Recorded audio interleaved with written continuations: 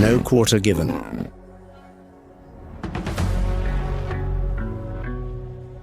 Fall, and you vanish.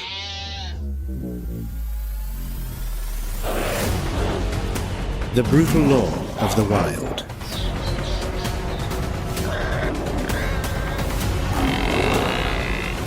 Every step paid for in blood.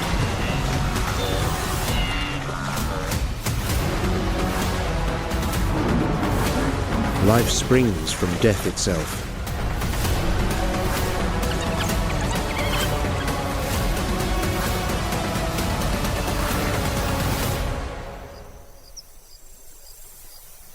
The heart of the Serengeti, one of the last pristine ecosystems on Earth, still lies buried beneath a cold grey veil of mist.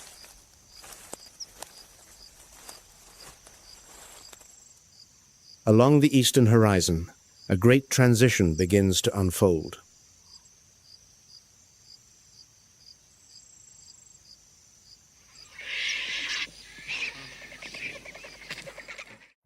The deep, violet bruises of night slowly surrender to a blaze of burnt orange, heralding a new day.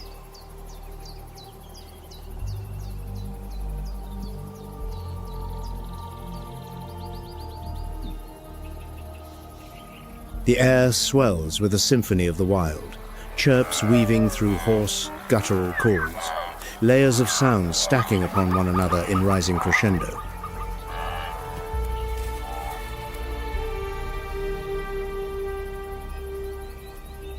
The first breath of dawn kisses the tips of dew-soaked grasses.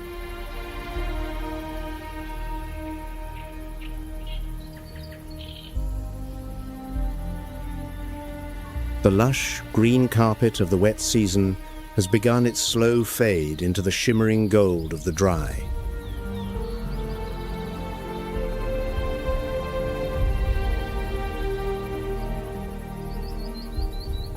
A gentle shift, yet a merciless one.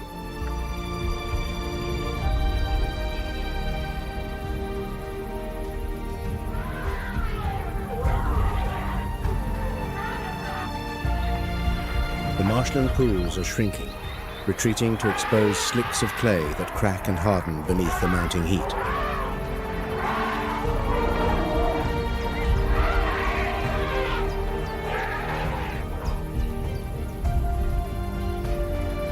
The seasonal winds no longer carry the sweet dampness of monsoon downpours.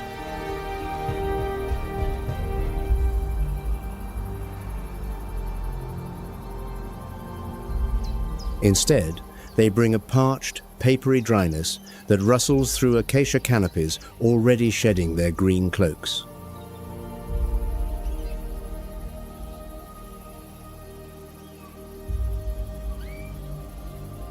The entire landscape seems to draw inward, tensing, hoarding every last drop of life, bracing itself for the long, punishing trial ahead.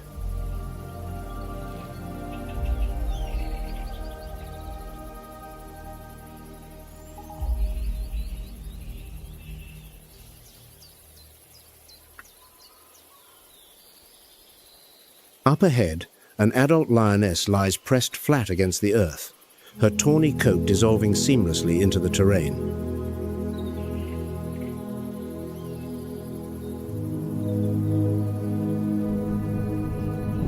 A fully grown female weighs up to 160 kilograms, built solid as an armored tank, with jaws that crush any bone on the plains at over 300 kilograms of bite force.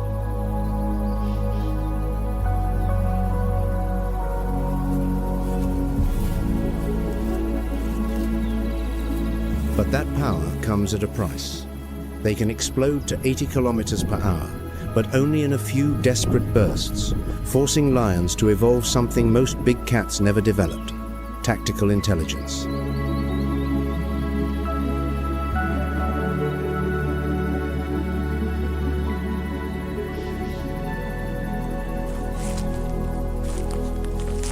Every hunt is a problem solved in advance, from wind direction, angle of approach, to the moment of detonation.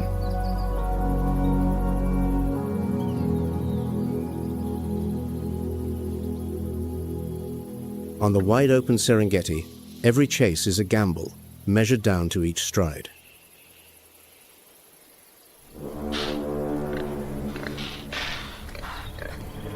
Not far away, a plump African warthog is ambling along, chewing contentedly on tender green shoots.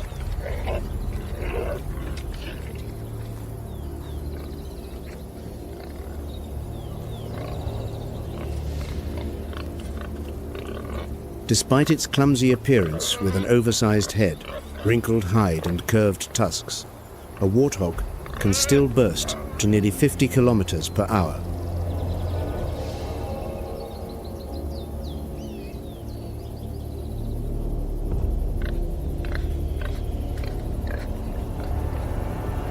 Yet right now, it has no idea it has just stepped into the role that nature assigned it millions of years ago. The role of prey.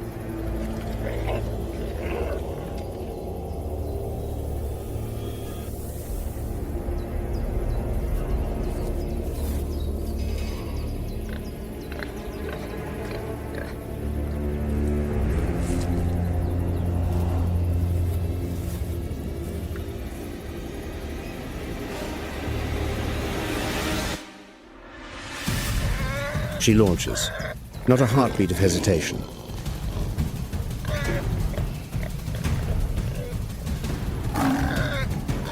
"40 meters collapse to 10 in just 3 strides.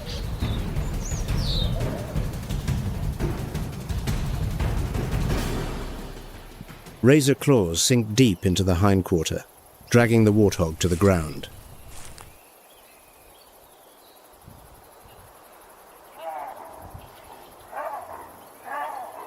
The savanna quickly reclaims its silence.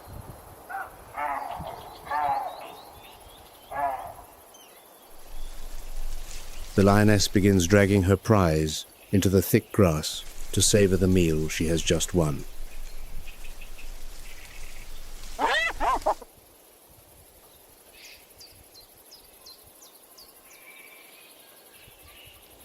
Once again, precise, calculated instinct has delivered victory in the ruthless race for survival.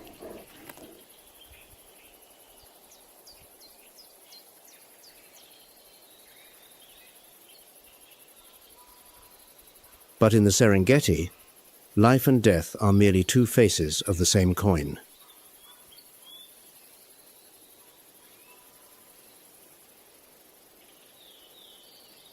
The deepest agony in one corner is, in truth, the most powerful engine of survival for every creature on the other side.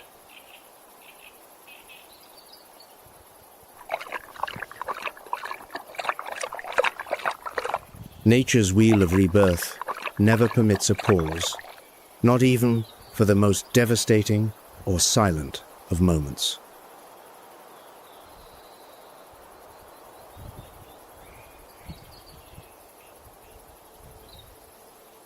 As one life closes beneath the fangs of a predator, not far away, a new chapter of the wild erupts into being.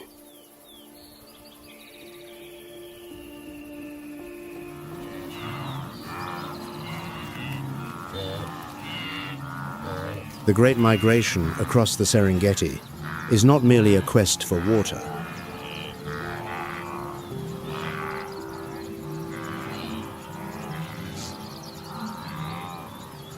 It is, in fact, the most colossal mass birthing event on the planet.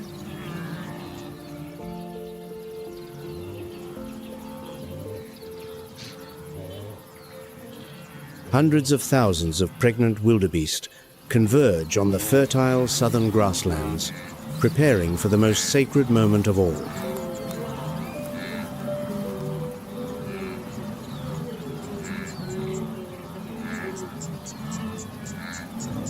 When the decisive hour arrives, a single cow quietly separates herself from the cramped shelter of the herd.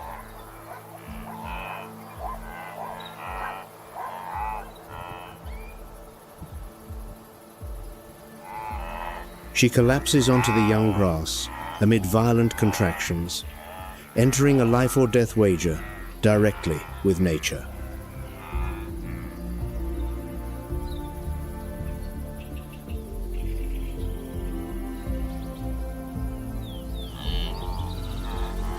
This is when the great beast is at her most vulnerable, every alert sense dulled by the searing physical pain.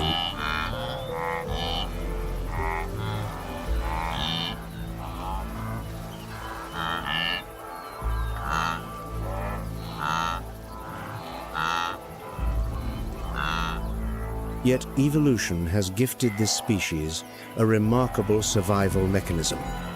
The entire labor must be completed in roughly 10 minutes.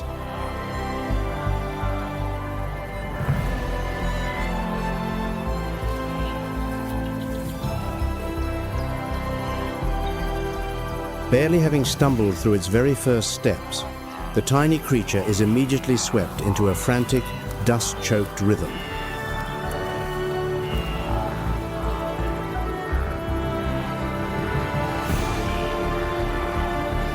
All around it surges a chaotic symphony of bellowing roars and the relentless thudding of hooves hammering the parched earth.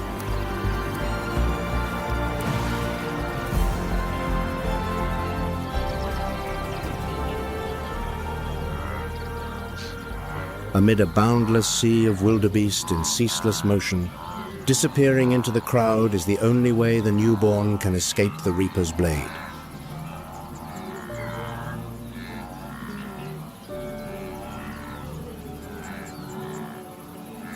From this moment on, a journey of countless miles fraught with peril officially begins, one where their legs are never permitted to stop.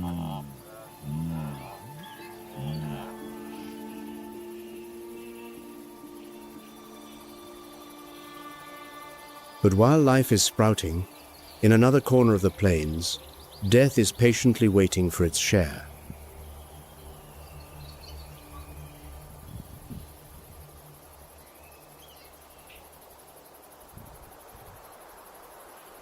On the far side, an 80-kilogram leopard lies motionless on a high branch, its rosette coat rendering it invisible among the foliage, ready to ambush.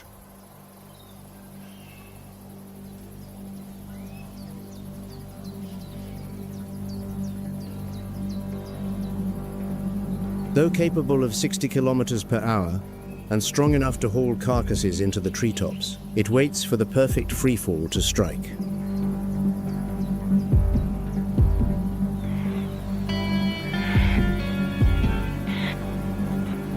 Below, an impala weighing under 60 kilograms grazes peacefully, completely unaware of the danger overhead.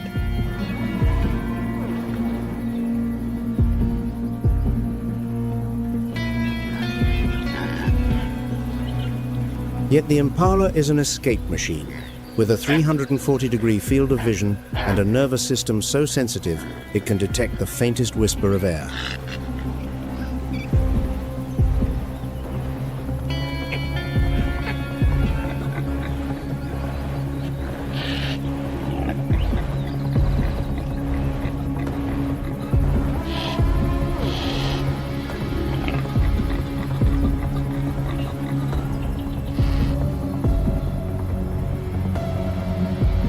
At the slightest sound, spring-loaded legs will catapult it 3 meters skyward to safety.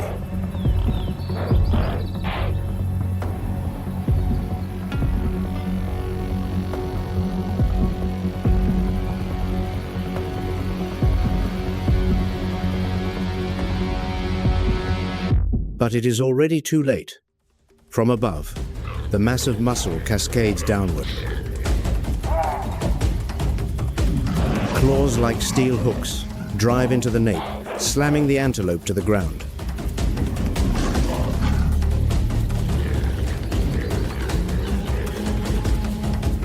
The leopard swiftly locks its fangs around the throat, extinguishing the life within.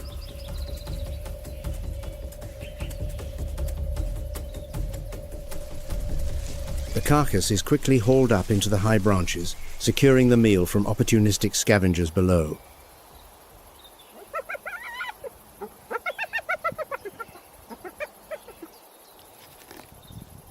Though the hunt ends in success, the wheel of life and death on the savannah keeps turning beneath the scorching equatorial sun.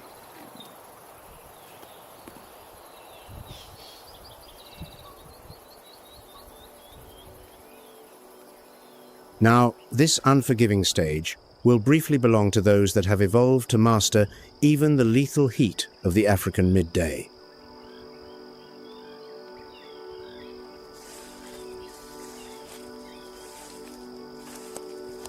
Creatures that refuse to yield to the brutal weather, ready to turn the extreme heat into that ultimate hunting weapon.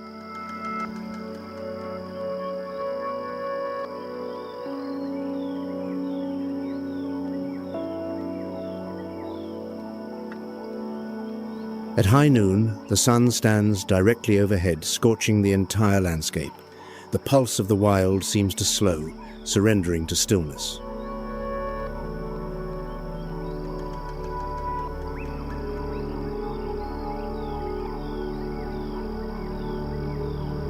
But in the very moment when most creatures must seek shelter, the master of speed officially takes the stage.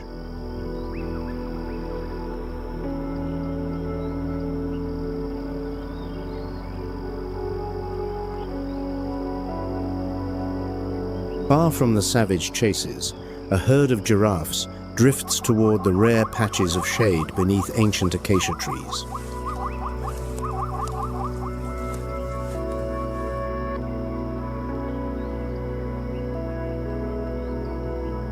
Their towering silhouettes cast long shadows across the baked earth, composing an unexpectedly tranquil tableau against the vast wilderness.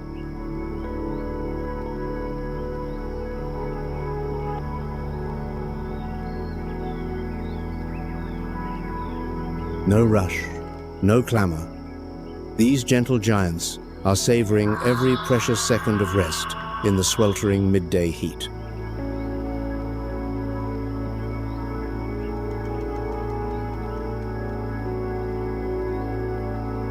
Every movement of a giraffe radiates an unhurried grace, a slow, floating dance drifting through the boundless space.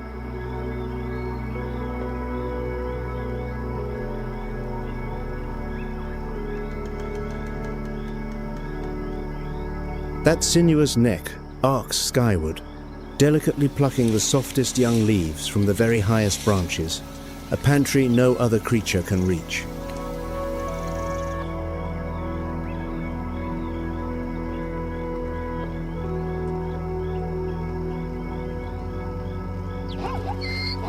They chew slowly, deliberately tasting the sap of life, their large round eyes half closed behind long lashes, a picture of serene reverie.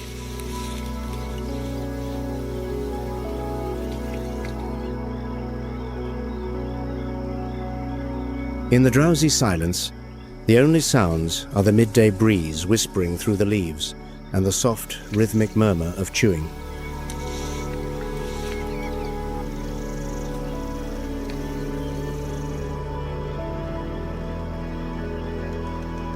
Small ears flick lazily, shooing away insects, while long tails tipped with black tufts swish in idle, languid arcs.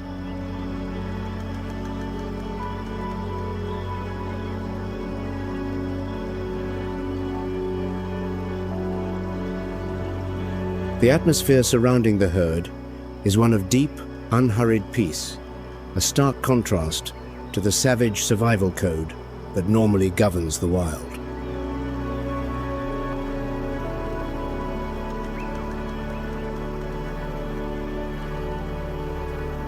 They stand close together, forming a living barricade, sharing what little shade exists and the quiet bond of kinship.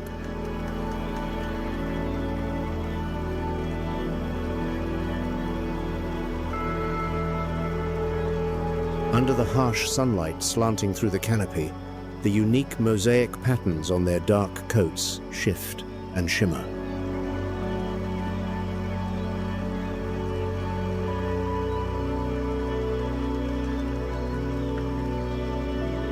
Blending into nature like a living masterpiece, sculpted by creation itself.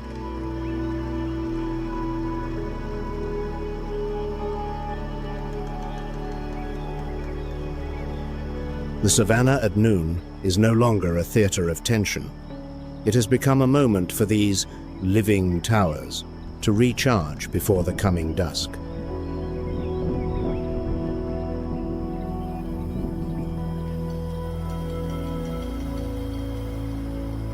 The serene beauty of giraffes, drifting at their own unhurried pace, is like a deep, soothing note, softening the harshness and lending a touch of poetry to the African landscape.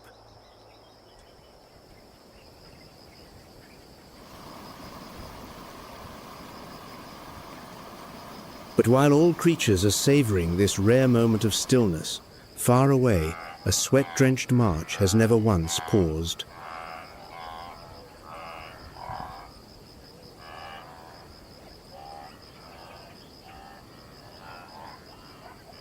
After hours of moving beneath the scorching sun, the wildebeest herd has arrived at the most brutal obstacle of their entire migration, the turbid, surging Mara River.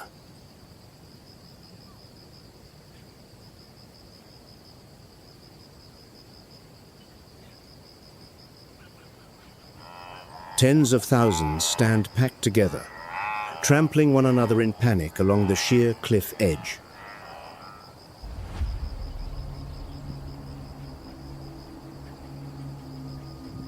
Just beneath the deceptively still surface, dozens of Nile crocodiles, armor-plated killing machines reaching 6 meters in length, drift in silence, waiting.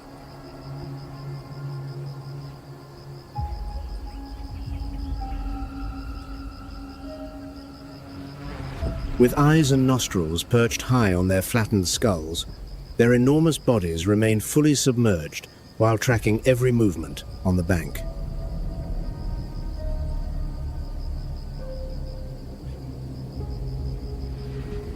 When pressure from behind sends the led wildebeest skidding over the edge, chaos erupts instantly.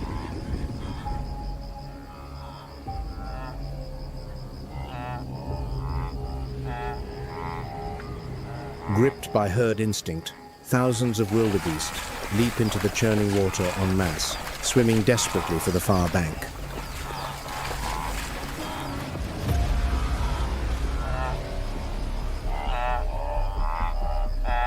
That is the moment the armored submarines launch their massacre.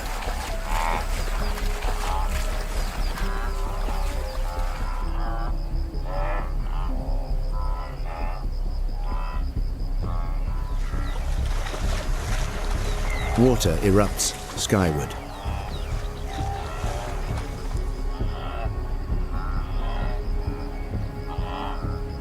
The prehistoric assassin surfaces. 70 conical teeth drive deep into flesh.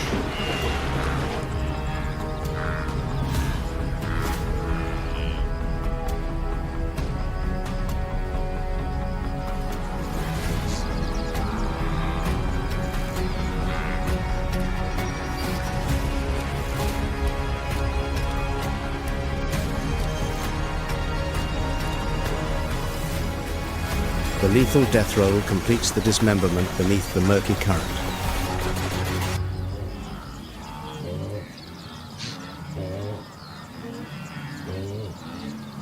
With a population of over 1 million, the odds of becoming a victim are barely 1%. The majority win by mathematics alone.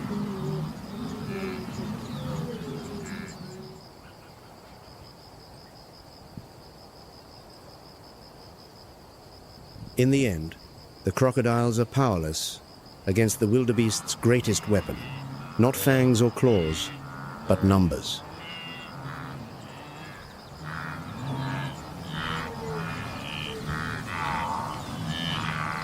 On this unforgiving land, the sacrifice of one individual is the mandatory price for the entire collective to continue writing its story of survival.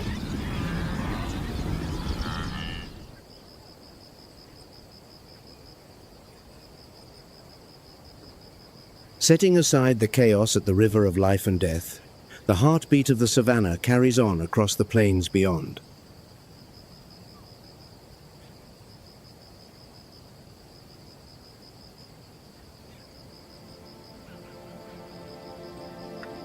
In the early afternoon, with the savage heat still radiating off the plains.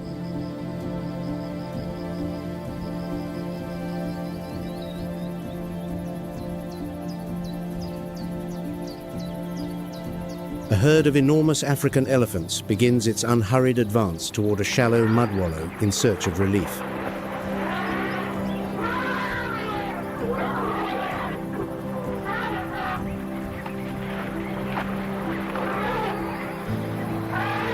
These magnificent creatures carry a colossal mass that can exceed 6 tons.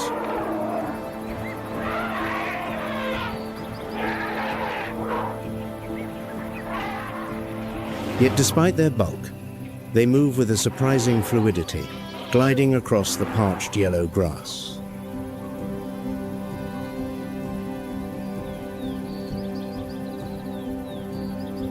That immense weight seems to vanish entirely, each footfall landing in near-perfect silence.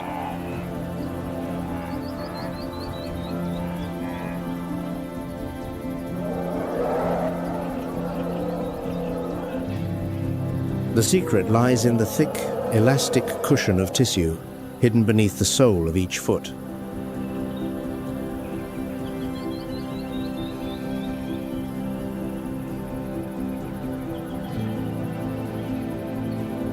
The herd travels at a pace that is utterly unhurried.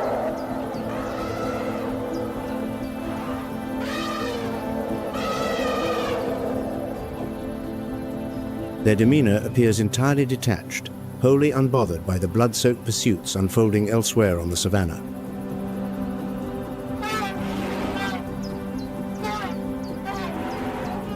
It is precisely this overwhelming advantage in sheer size that means a fully grown elephant faces virtually no natural predator.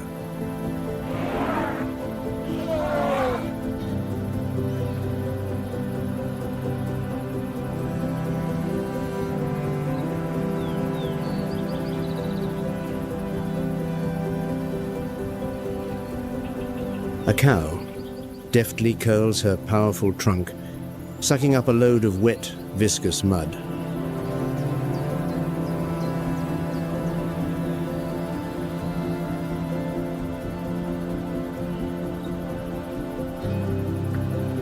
Then slowly sprays a long, glistening streak across the full expanse of her massive, rough-textured back.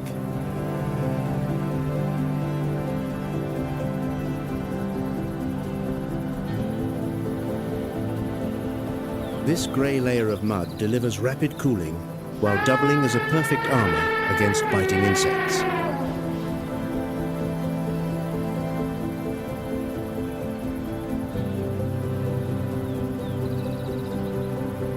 They stand there calmly, gently swaying their enormous ears, savouring the tranquil rhythm of the natural world.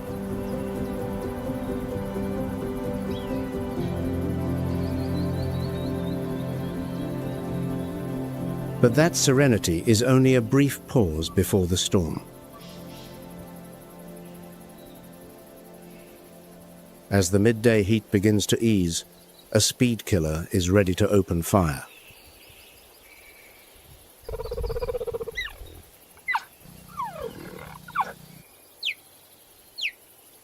The fastest land animal on Earth, the cheetah reaches a top speed of 112 kilometres per hour, thanks to its lean frame, long legs, and extraordinarily flexible spine.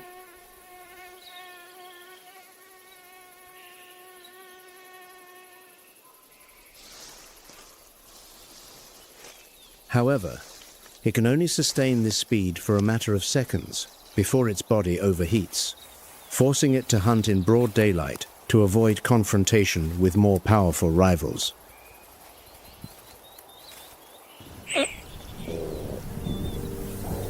On the opposite side, the Thompson's gazelle is the smallest and most abundant antelope on the Serengeti, with a population exceeding 500,000.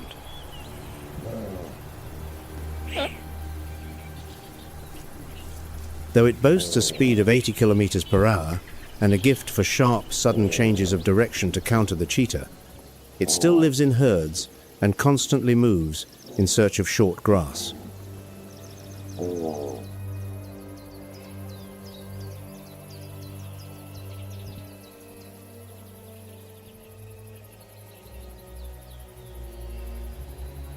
As the cheetah's preferred primary prey, the very existence of Thomson's gazelles plays a pivotal role in the food chain of the savanna.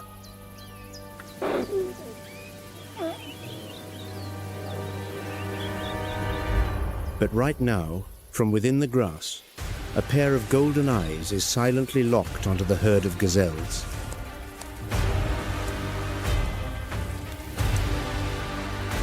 The savanna falls silent.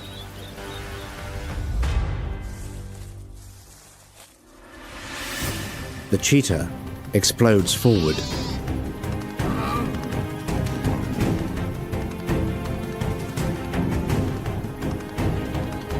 The Thomson's gazelle zigzags frantically, desperately trying to escape the jaws of death.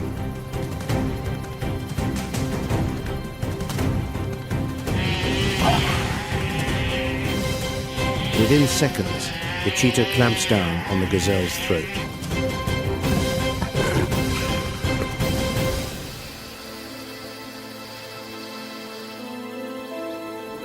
It drags the carcass into the shade, panting hard, eyes scanning the surroundings.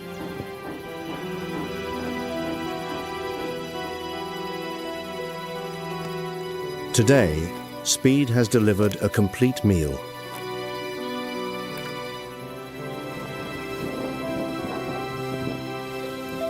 That feast also brings a temporary close to the savagery of the late afternoon, yielding to a brief hush before darkness descends.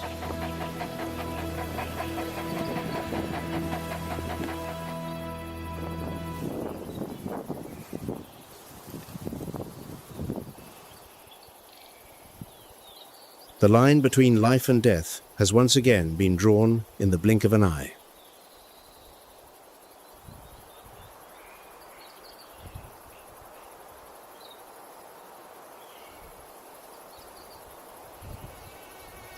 But on this wild land, peace has never lasted for long.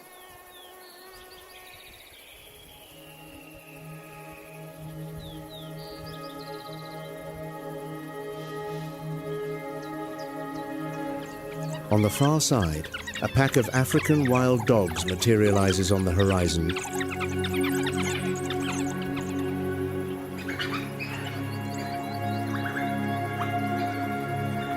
Their coats, a distinctive patchwork of black, white, and tawny brown.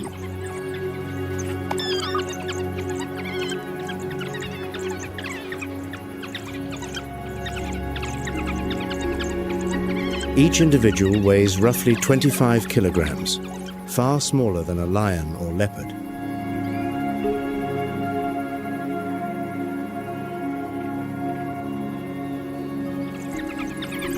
But their true power lies in numbers and coordination.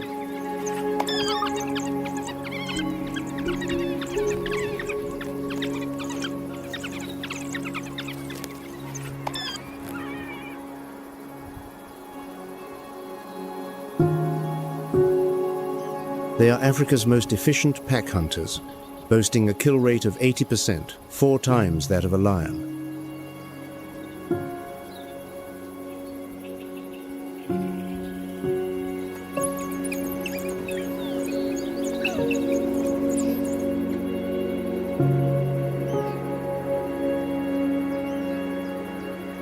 At a shallow, utterly still salt lake, tens of thousands of flamingos wade in leisurely procession, painting the entire surface of the water in vivid pink.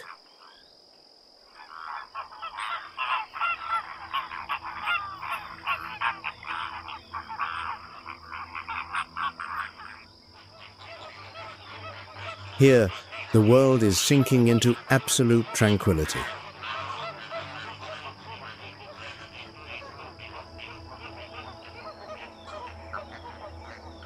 These extraordinary birds possess a beauty that is at once regal and serene, a living masterpiece amid the African wilderness.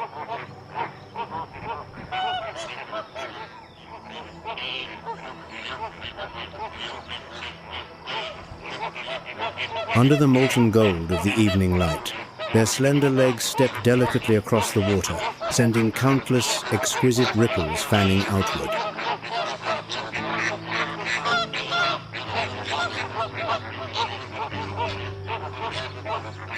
Thousands of murmuring calls rise and fall in unison, weaving together into a gentle symphony of nature.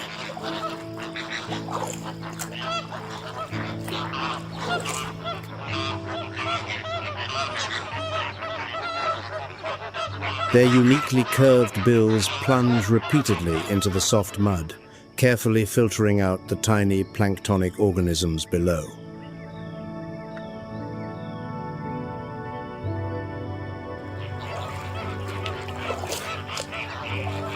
It is precisely this diet, extraordinarily rich in natural pigments, that bestows upon them their resplendent plumage of luminous pink.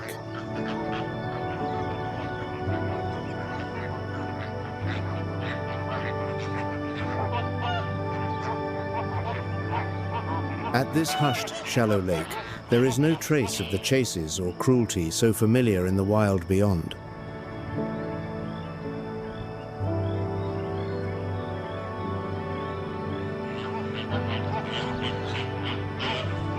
Instead, tens of thousands of flamingos stand shoulder to shoulder, moving in flawless synchrony like a single, enormous living organism.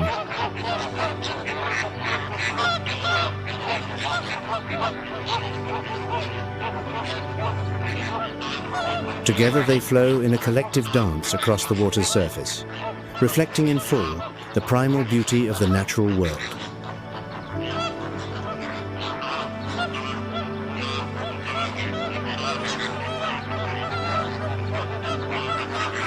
The glassy lake at this hour resembles a colossal mirror, casting the bird's reflection into a breathtaking tableau of perfect symmetry.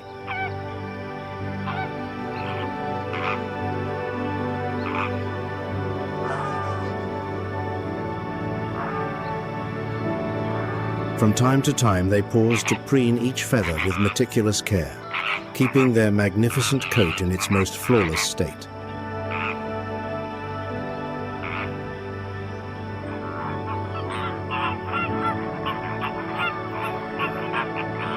As the oppressive daytime heat dissolves entirely, gentle breezes carrying the first chill of evening begin to caress their soft plumage.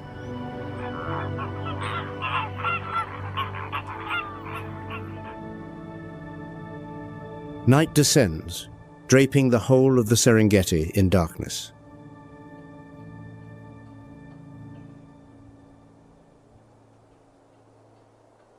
The searing sun yields to a canopy of 10,000 glittering stars and the pale silver wash of moonlight across the grass.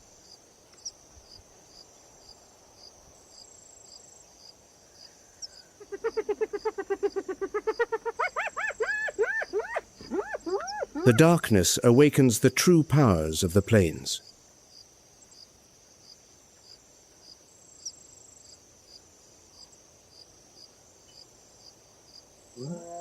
The deep, guttural roar of a male lion reverberates for miles.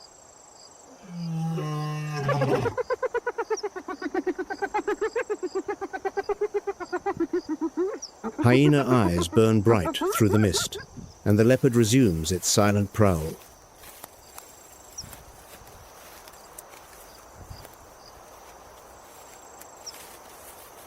Another cycle of nocturnal hunting begins, savage and without mercy.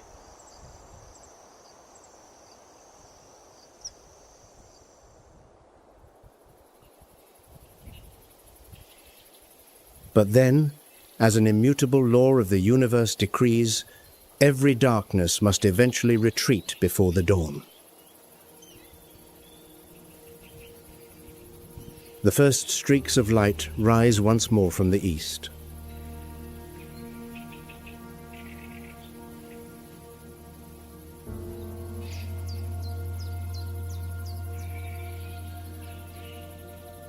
Rousing all life, formally closing one complete 24-hour cycle, glorious and drenched in blood.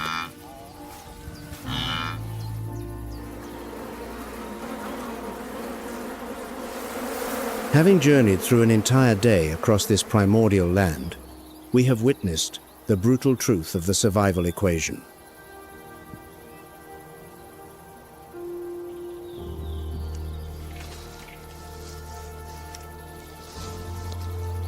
Whether predator or prey, not a single species is granted the luxury of ease by nature.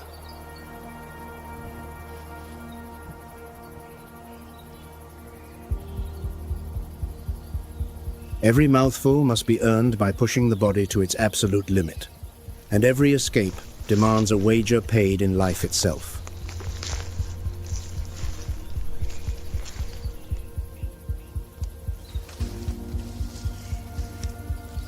We have seen the cheetah's terrifying velocity pushed to its final threshold just to subdue a Thompson's gazelle.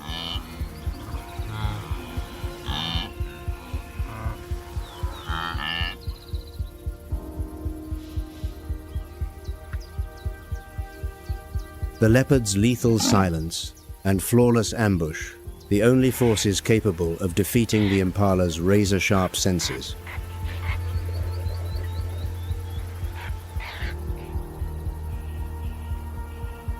And the bone-crushing jaws of the Nile crocodile, waiting with weeks of patient stillness just to seize a single wildebeest from among tens of thousands.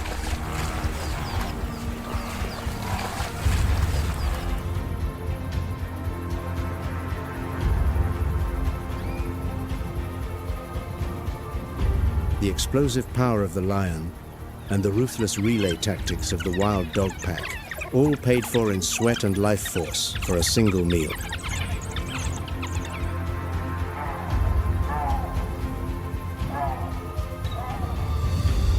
Every chase, every life that falls, is the clearest proof of a biological arms race with no finish line.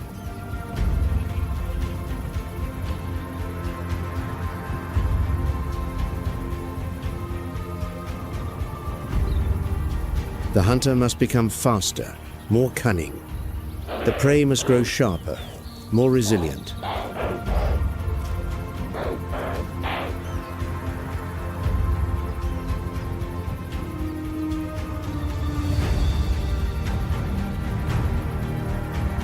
On the vast stage of Africa, the concepts of villain and hero simply do not exist.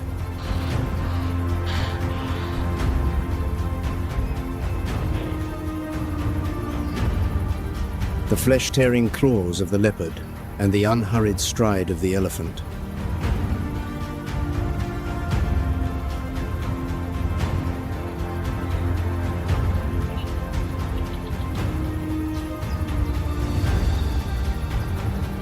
All are inseparable cogs in one great ecological machine.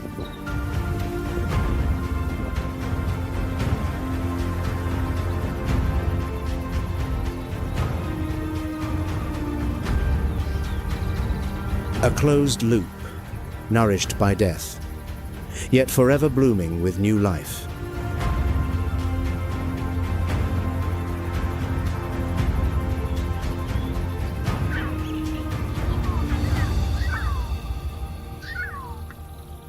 That is the magnificent, merciless, and profoundly sacred beauty of the wild.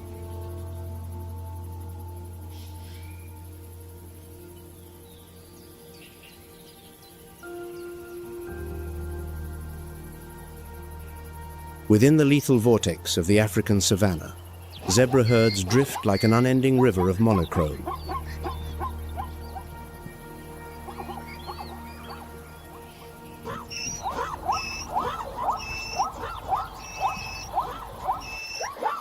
They possess neither talons nor venom, nor the raw power to strike fear into the hearts of predators.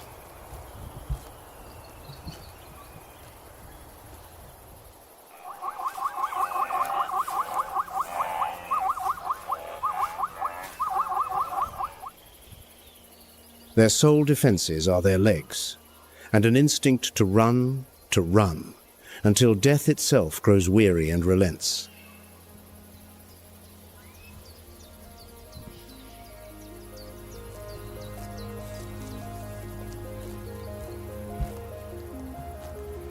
Their striped pelage is no accident. It is a masterpiece of concealment, perfected over millions of years.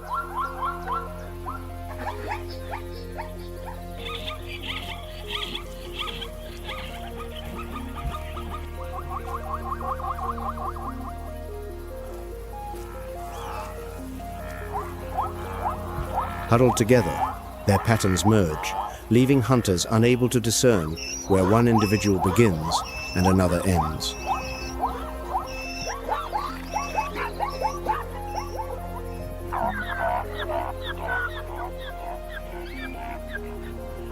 They transform into a chaotic visual landscape, a vast, moving, abstract painting across the rolling grasslands.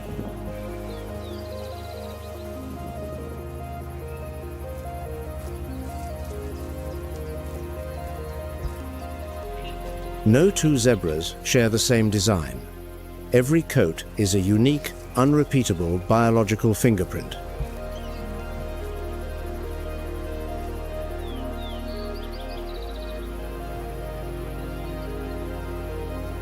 Within the herd, close companions stand shoulder to shoulder, nuzzling necks and grooming with a quiet, tender intimacy.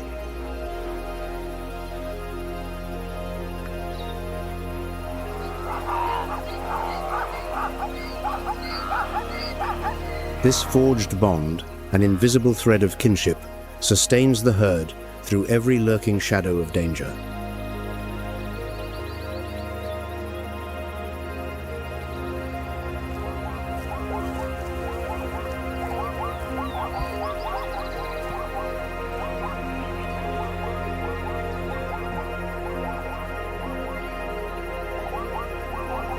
They drink from crocodile-infested waters, knowing each sip may be their last, yet thirst permits no hesitation.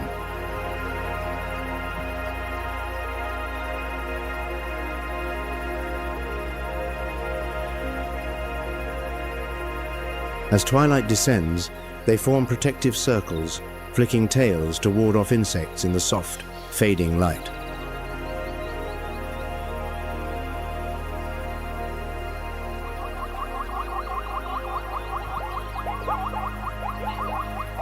When a member is injured, the herd remains, encircling their fallen kin to offer a shield of bodies.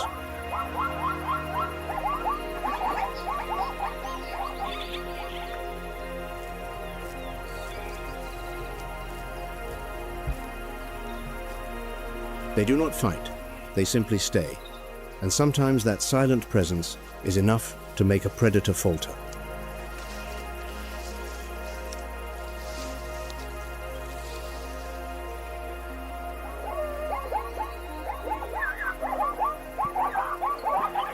Their existence is a journey without a destination, a life of relentless endurance and quiet, steady progression.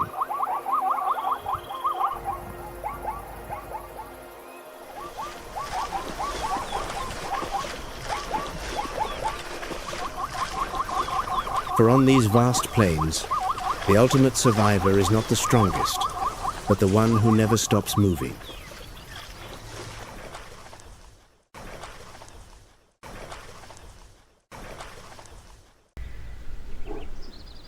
At the edge of a waterhole, a shape lies motionless in the tall grass. A pair of amber eyes, unblinking, locked onto a herd of zebras drifting toward the water's edge.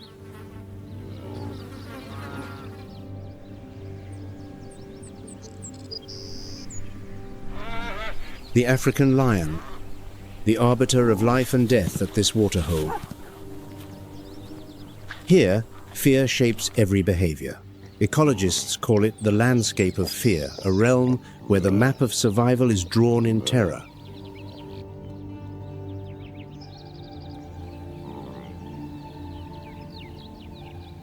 Every species knows which ground is safe and which is a killing field, and the waterhole is always a killing field.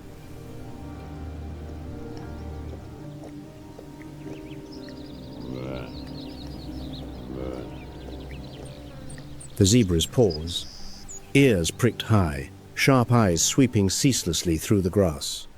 They can smell death on the air, but thirst is stronger than fear. One misplaced step, 1 second of hesitation too long, and the grass erupts.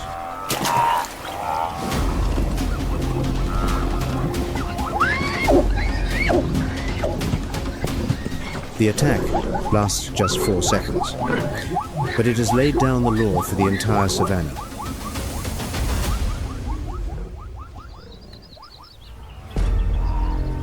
Whoever controls the water controls life itself. 80% of lion hunts take place under cover of darkness. What cameras capture in daylight is merely a fraction of the true story.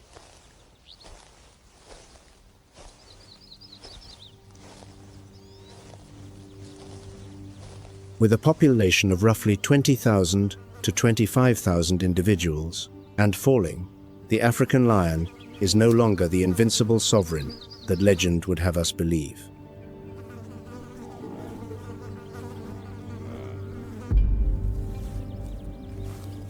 The average male holds power for just 2 to 3 years before being overthrown by younger, hungrier rivals, an entire reproductive career fewer than 1,000 days.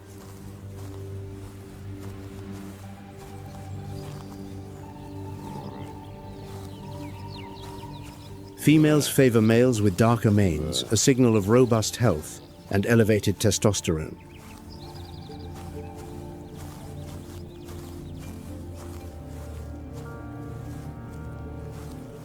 But here lies a cruel irony. Dark manes also absorb far more heat beneath the African sun, making the most attractive males the least tolerant of the very climate they inhabit.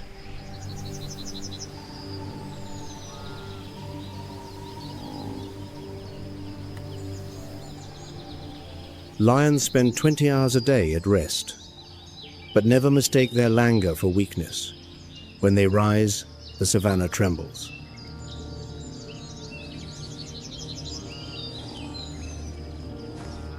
On the African plains, every conflict begins and ends at the water. This is an immutable law, written across millions of years.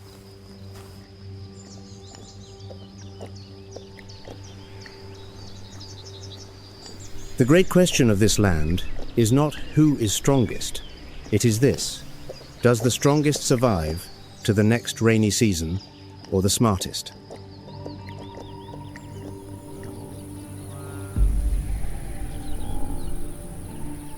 But this water is dwindling, and when it vanishes, the rules will change entirely.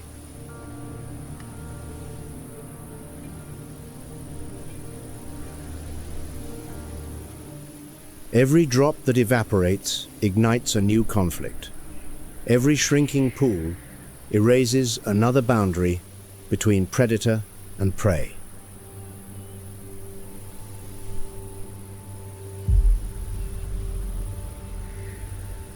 To understand this eternal war, one must first understand the two worlds that coexist upon the same savanna, the world of those who kill and the world of those who are killed.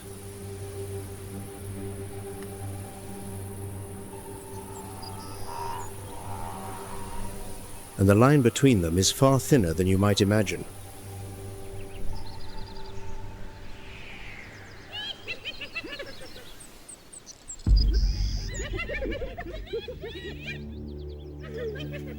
Even under the searing midday sun of the savanna, another power is always present. Not the lion, a force equally fearsome in broad daylight.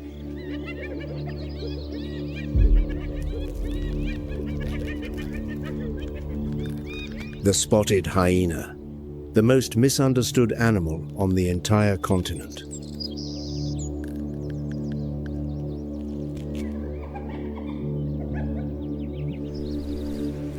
For decades, documentaries cast them as craven scavengers, skulking at the margins of lion kills, waiting to steal leftovers.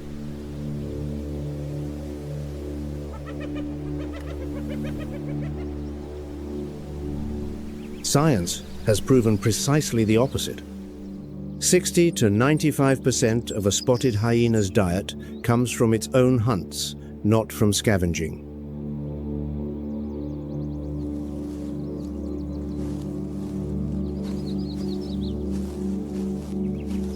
They hunt in packs with tactics of breathtaking sophistication, encircling, splitting and running relays until their quarry collapses from exhaustion. This is strategy, not crude instinct.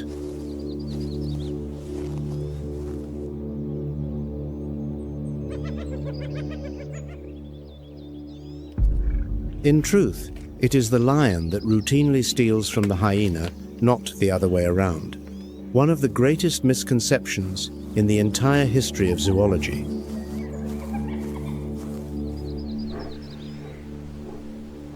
Spotted hyena society operates under a strict matriarchy. Females dominate, males submit.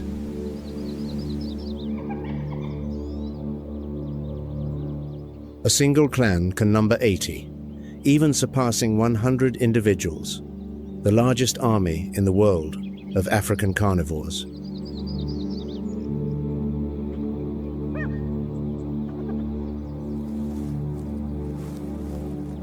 Females outweigh males by 10 to 14%, but their true power does not lie in mass alone.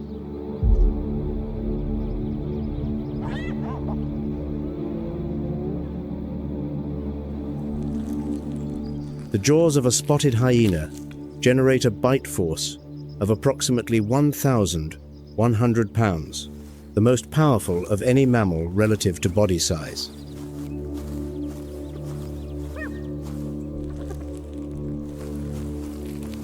That force is sufficient to crush the femur of a Cape buffalo. Nothing remains after a hyena's meal, not even bone.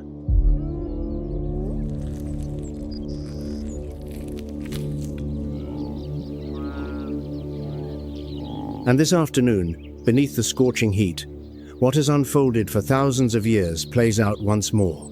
A clan of spotted hyenas advances toward the waterhole, where the carcass of an antelope lies at the feet of lions.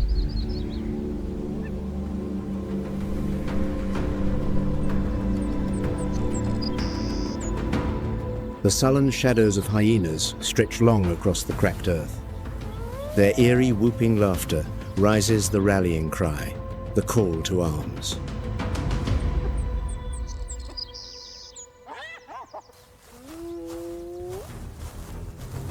The lions snarl, but they are outnumbered. The hyenas have the greater force. In the full light of day, numbers decide everything.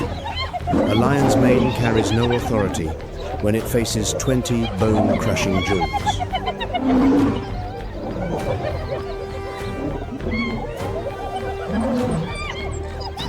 In the end, the lions retreat. Today, the waterhole belongs to the hyenas. Victory does not go to the strongest, but to the most numerous.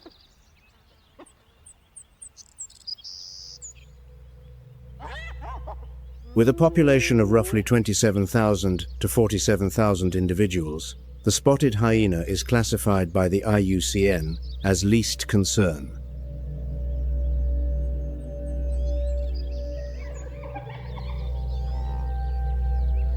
But few realize they are quietly vanishing from much of their former range. That is the world of the hunter.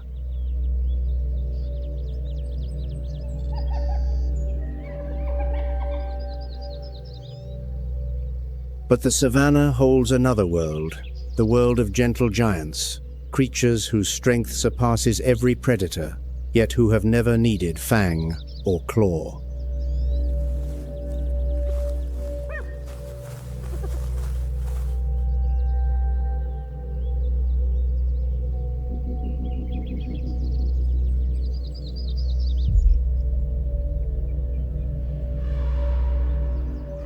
As the fierce midday sun begins to soften in the late afternoon, the colossal silhouettes appearing on the horizon belong neither to lion nor hyena.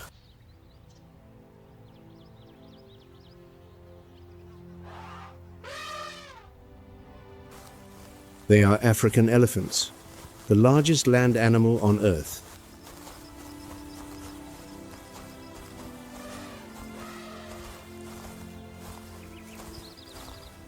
A fully grown bull weighs up to about 15,200 pounds, taller than any SUV you have ever seen.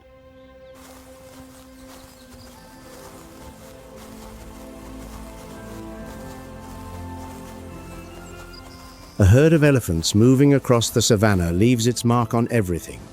Trees toppled, earth churned, trails carved into the land. They do not pass through a landscape, they reshape it.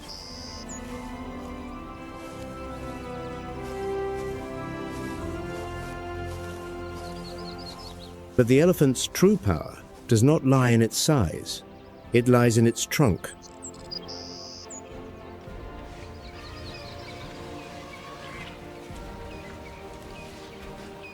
An elephant's trunk contains between 40,000 and 90,000 muscle bundles.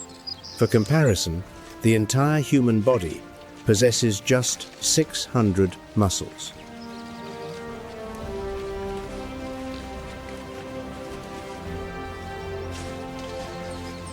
A single organ on the elephant's face holds more than 60 times the number of muscles in our entire body.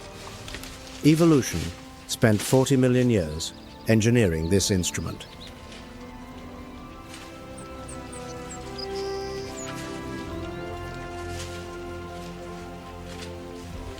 That trunk can uproot an acacia tree, hoist a log weighing 300 pounds, yet possesses the delicacy to pluck a single tiny seed from the ground.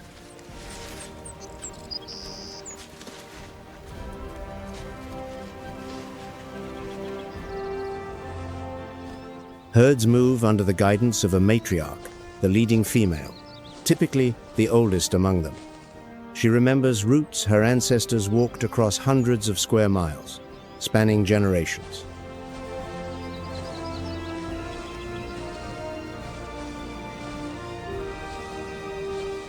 Seeds that pass through an elephant's digestive tract germinate in far-flung places, giving rise to new groves of trees.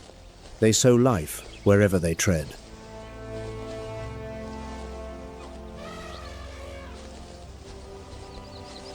No species on the savanna transforms the landscape as profoundly as the elephant.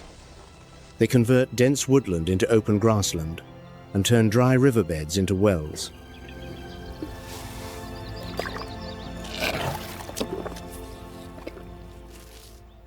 Scientists call them the architects of the ecosystem, and that title is no exaggeration whatsoever.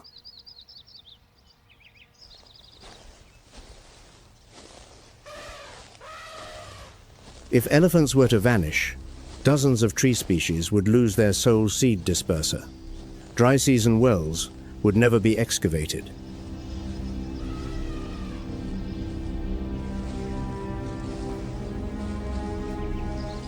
The savanna would be utterly transformed within a single generation.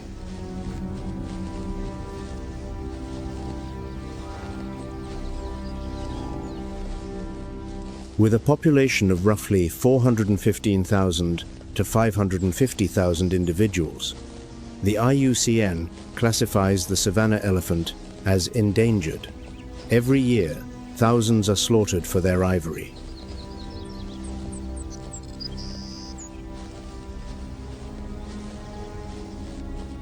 But when the water dries up, it will be the elephant that saves them all, predator and prey alike. That moment has not come, not yet.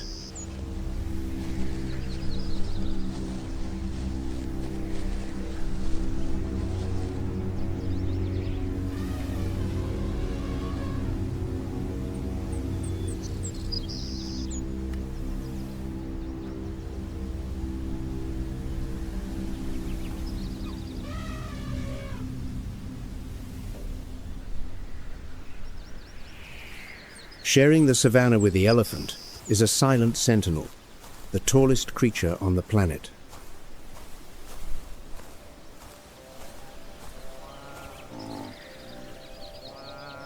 The giraffe. A full-grown male stands 18 to nearly 20 feet tall, the height of a two-story building.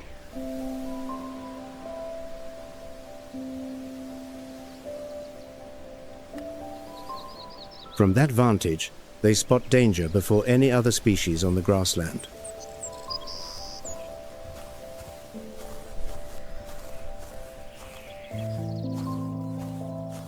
The giraffe is the early warning system of the entire savanna when they bolt. Every other creature knows that peril is approaching.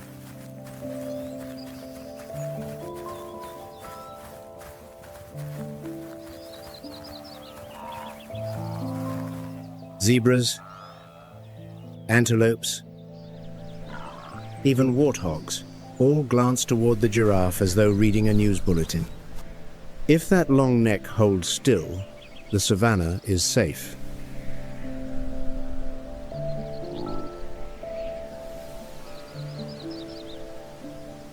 Their tongue, 18 to 20 inches long and as dexterous as a finger, is a striking blue-black.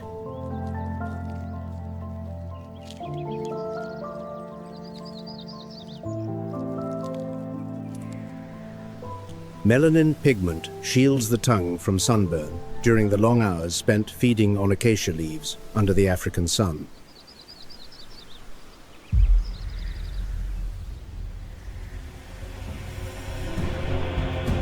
Males compete for females through necking, swinging their enormous necks into one another like two cranes colliding.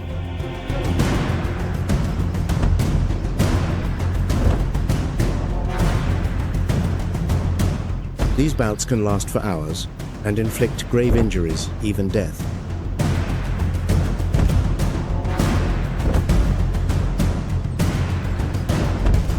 But the giraffe harbors one fatal vulnerability. To drink, it must splay its forelegs wide apart and lower that immense neck, the most awkward, the slowest, the most exposed posture imaginable.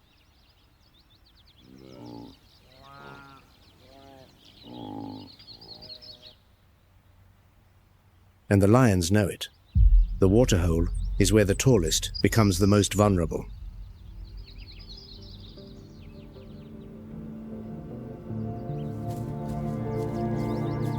Every time it bends to drink, a giraffe gambles with its life. 4 seconds to lower the neck, 4 seconds to raise it, 8 seconds that any lion could exploit with ease.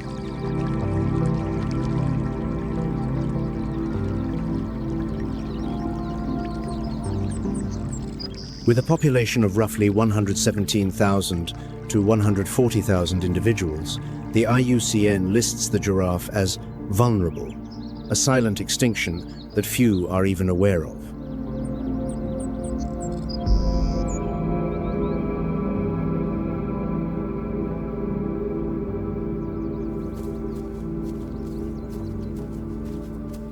Those two parallel worlds, predator and prey, are about to collide. As the dry season descends, no one has a choice any longer. All must come to the same place.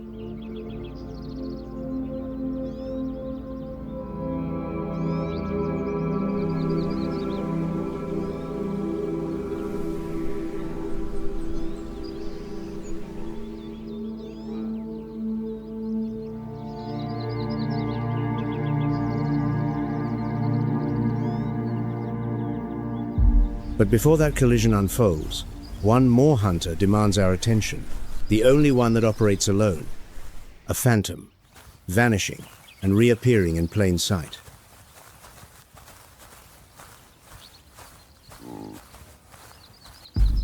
The leopard, the most solitary of Africa's great cats.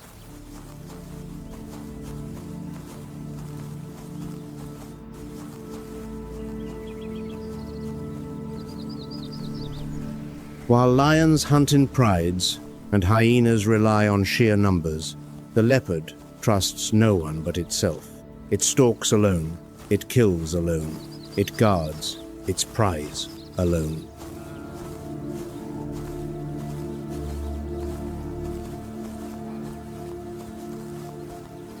Though renowned as a creature of the night, it remains a formidable ghost, even in broad daylight.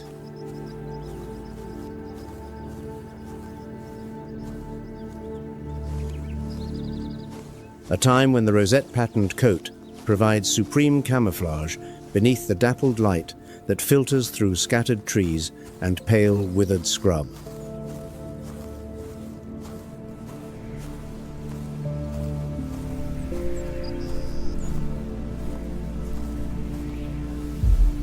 Its menu is astonishingly diverse. over 90 species, from field mice to large antelopes. Anything that moves may become dinner.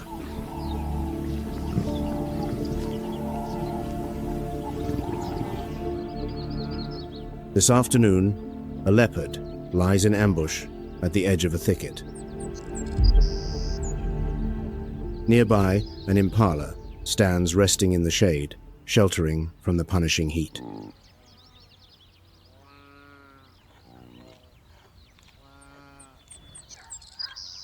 But the impala is no easy meal. Its ears are perpetually pricked, its eyes in constant motion, a vigilance honed by its ancestors across millions of years.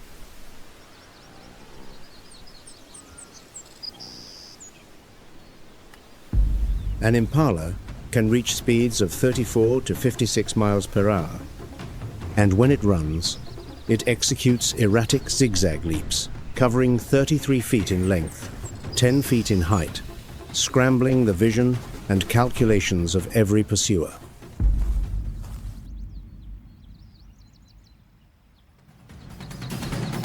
The leopard explodes from the bush. The impala launches itself skyward in the same instant, twisting and changing direction in a heartbeat. The hunter's pounce falls short, and it must abandon the attempt.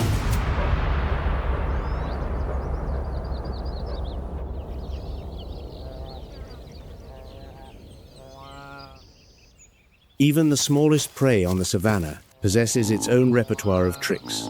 Nothing surrenders without a fight.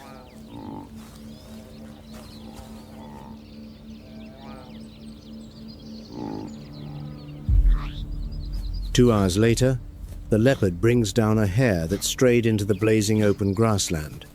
Not a large meal, but enough.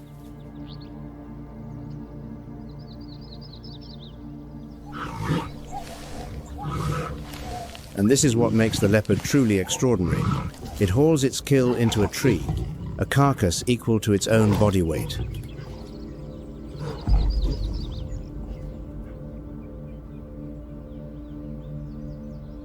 High among the branches, no lion, no hyena can reach it. This is the only VIP restaurant on the savannah, a dining table in the sky. The leopard eats slowly, eyes gazing downward. Below, two hyenas pass through, catching the scent of blood drifting on the sweltering air, yet unable to trace its source.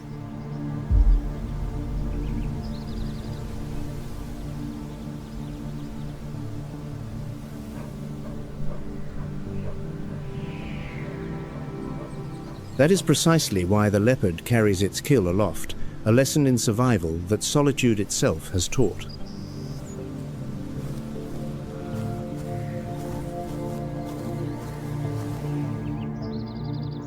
With numbers declining across the continent, the IUCN classifies the leopard as vulnerable. Even the most masterful ghost is slowly fading from the forests it once called home.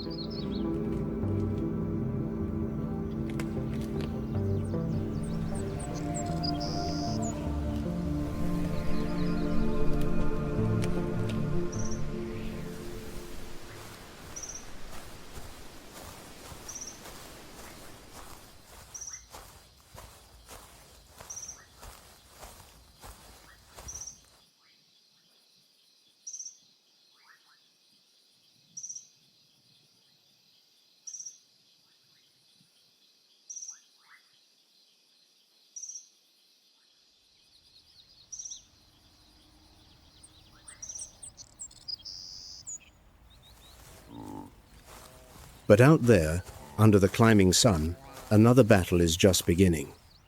The battle of speed.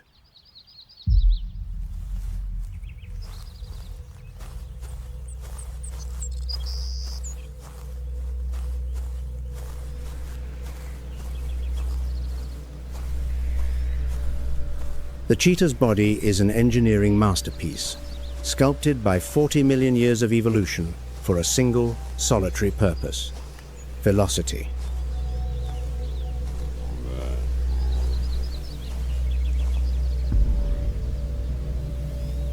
"70 miles per hour. 112 kilometers per hour, the fastest creature on land.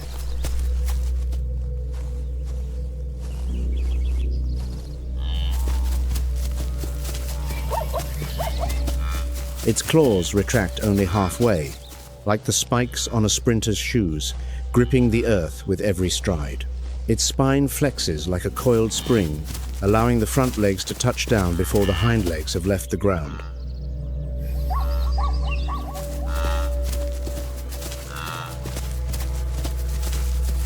At full stretch, all 4 feet leave the earth at once. In that fleeting instant, the cheetah flies.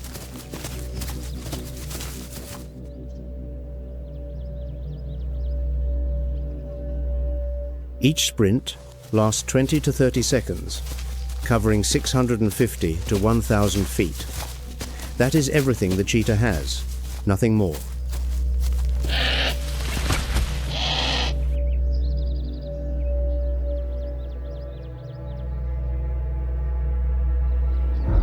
But speed exacts a price. For years it was believed that cheetahs had to stop because they overheated.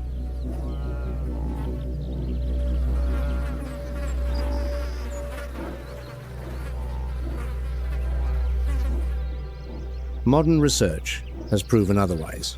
It is not heat, but pure muscular exhaustion and physiological stress.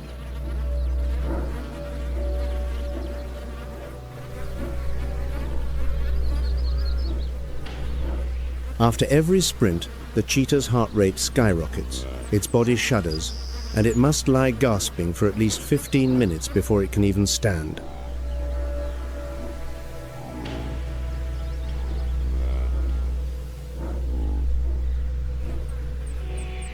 That is the moment when the fastest becomes the most vulnerable.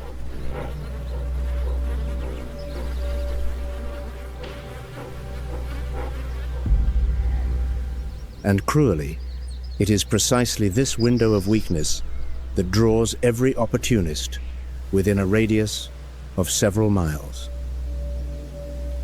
Hyenas, vultures, even lions.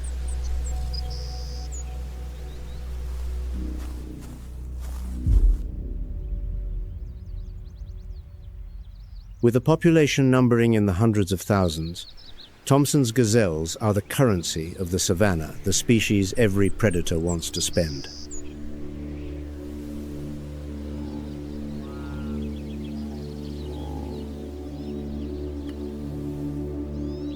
But large numbers do not mean safety. Large numbers simply mean there are enough to die and still endure as a species.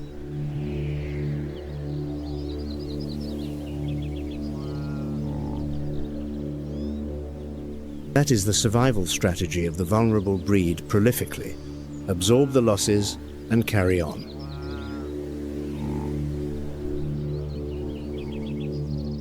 The cheetah creeps forward. 100 feet, 65 feet. Beneath the spotted hide, muscles quiver like coiled wire. Then it launches.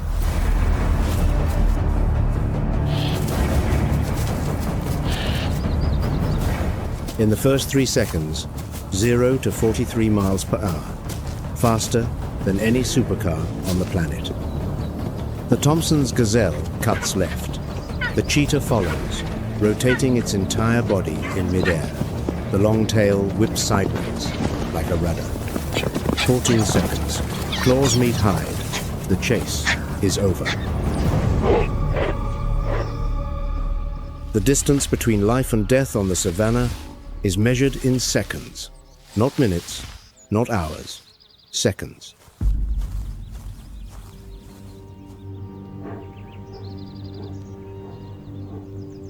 The cheetah lies, gasping beside its kill, too spent to eat.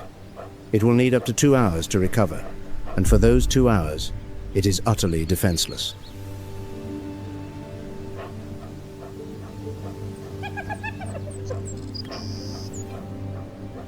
A cackling whoop rises from the east. Spotted hyenas ever watchful over every hunt on the plains.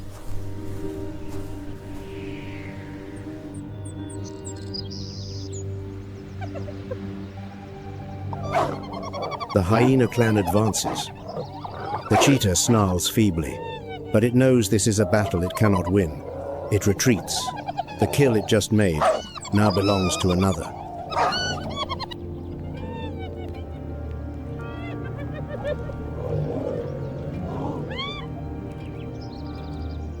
Males form coalitions with their brothers' pairs or trios to defend territory and improve their chances of keeping a kill. Females live solitary lives, encountering males only to mate.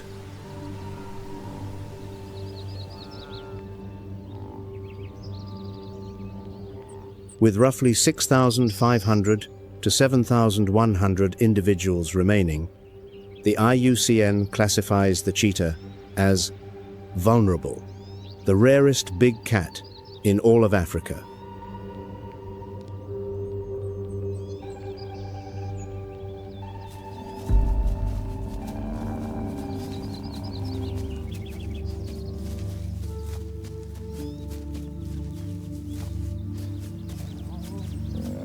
But if the cheetah is the symbol of speed rendered powerless, then the African Cape buffalo is the symbol of collective might when prey decides to fight back.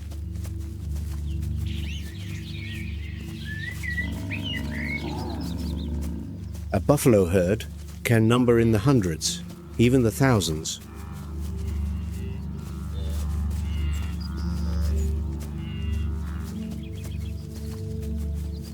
Their defensive formation is as disciplined as any army. Adults form a ring facing outward, horns bristling, calves hidden at the center.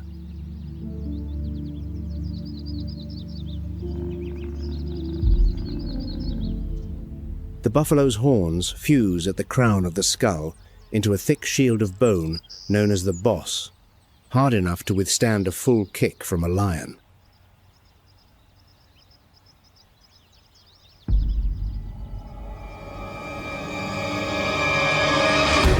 Today, the lion pride attacks.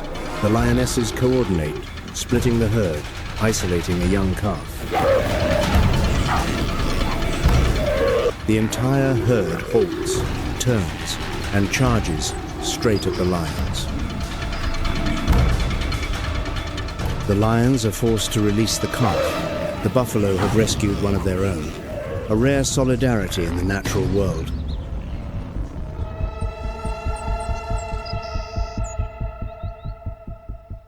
With a population of roughly 400,000 to 900,000 individuals, the IUCN classifies the Cape buffalo as near threatened, not endangered, but far from safe.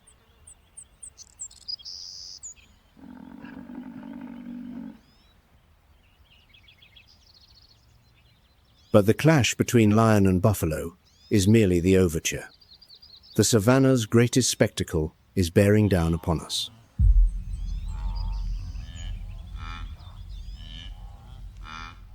Millions of footfalls from the south.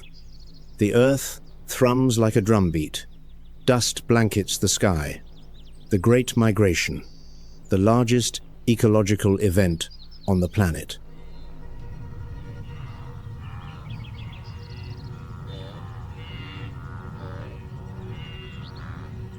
$1.5 million to 2 million wildebeest, alongside hundreds of thousands of zebras, pour across the Serengeti Mara plains in an annual odyssey spanning roughly 930 to 1,860 miles.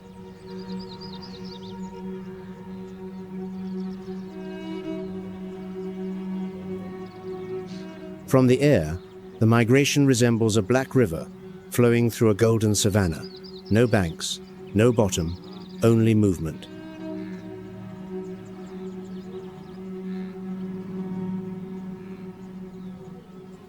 The ground trembles beneath millions of hooves. Calls echo across the plains, a chorus of life on the march.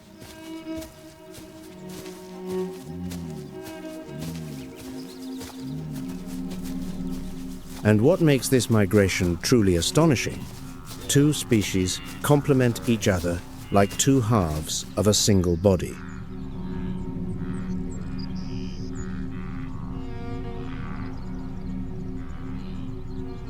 Zebras lead the way. Their sharp eyesight and spatial memory chart the route. They consume the tall, coarse grasses, the portion wildebeest cannot digest.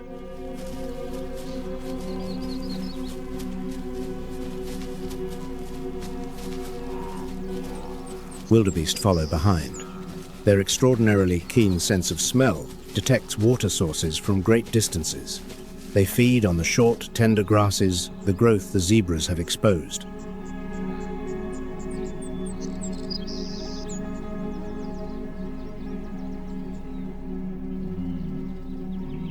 The two species need each other to survive. Not symbiosis in the strict scientific sense, but a complementary partnership, each strong precisely where the other is weak.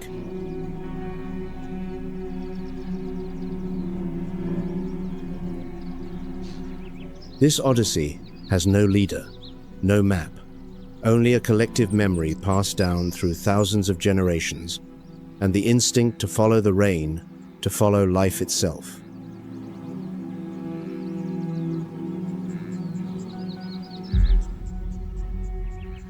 Every day on the march, thousands of calves are born right on the migration trail. They must stand and run alongside their mothers within 10 minutes of birth, no exceptions.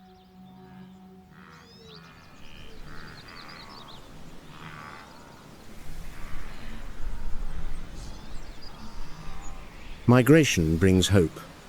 Fresh grass for herbivores exhausted by the dry season. New water from the northern rains.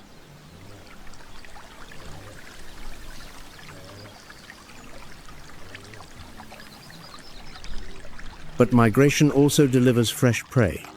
Lions, hyenas, leopards all shadow the migrating herds. The predators need not give chase. They simply stand still and wait for the feast to walk to them.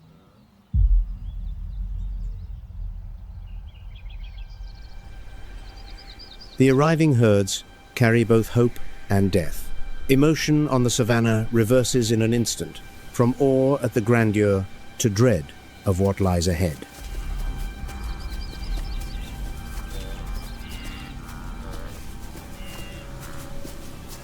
In this eternal war, who will prevail, the grazers or the hunters? Share your thoughts with WildVerse in the comments below.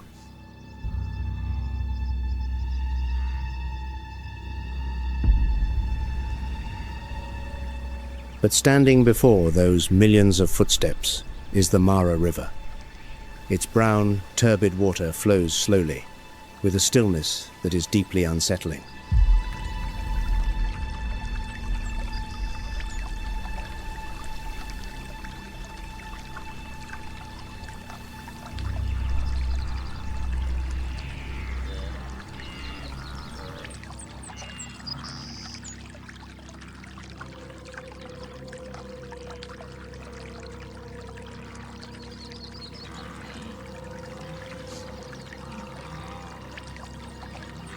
And beneath that tranquil surface, something has been waiting for weeks, motionless, patient, perfect.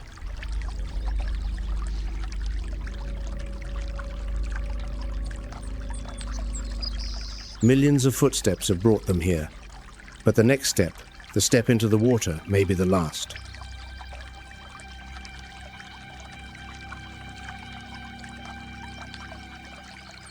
The Mara River spans barely 165 feet, but those 165 feet are the distance between life and death.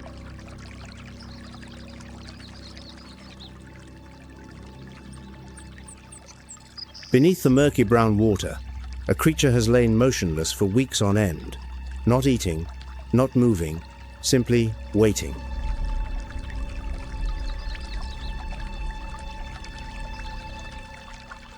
The Nile crocodile, a reptile that has endured virtually unchanged for 80 million years, since the age when dinosaurs still reigned.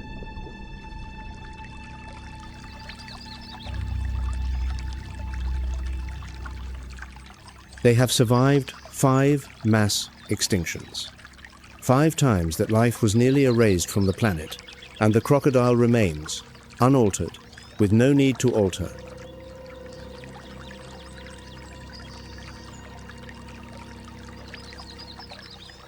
A mature male measures roughly 11.5 to 16.5 feet. Exceptional individuals may exceed 16 feet, but these are outliers, not the standard.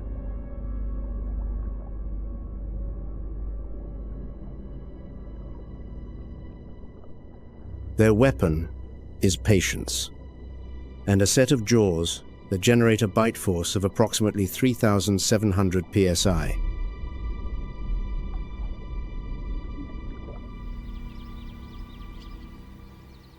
The most powerful of any living animal on Earth, confirmed by research published in 2012.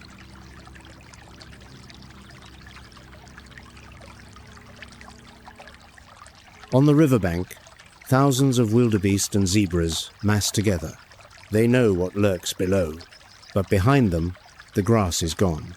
Ahead, fresh pasture awaits. Then one plunges in. As if by signal, the entire herd follows. The muddy water erupts. Thousands of hooves thrash wildly. Desperate cries echo through the river valley.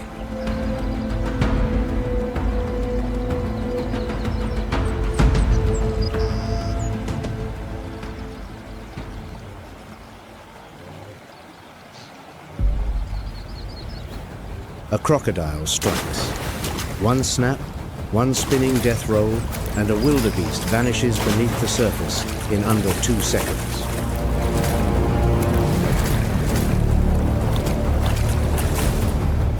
The water runs red. But the migration does not stop. It cannot stop.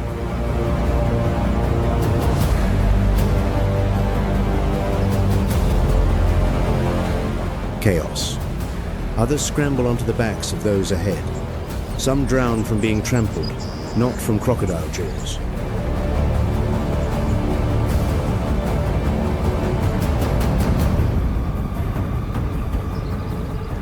But the majority make it through. Primal instinct drives them forward through the water, through the fear, through death itself.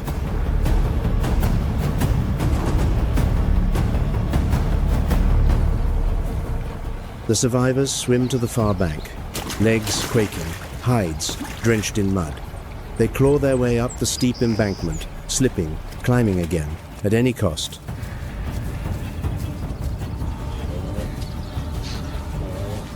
And the moment they set foot on dry ground, another surprise awaits. A pride of lions, lying in ambush on the opposite bank for days.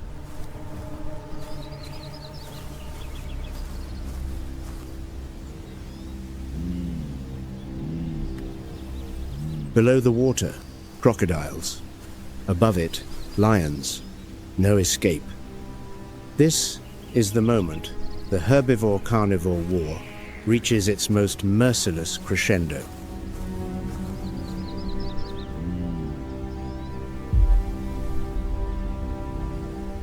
But amid this slaughterhouse, nature conceals a moment of tenderness beyond all expectation. With the very same jaws that exert 3,700 psi, enough to crush a buffalo's femur, a mother crocodile gently picks up each egg as it is about to hatch.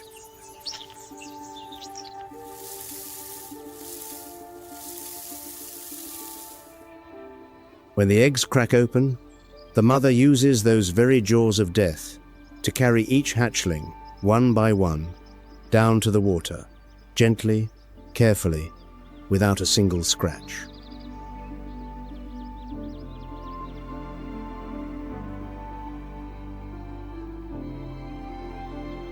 Even the most brutal creature on the river has its gentlest moment. Nature is never as simple as we imagine.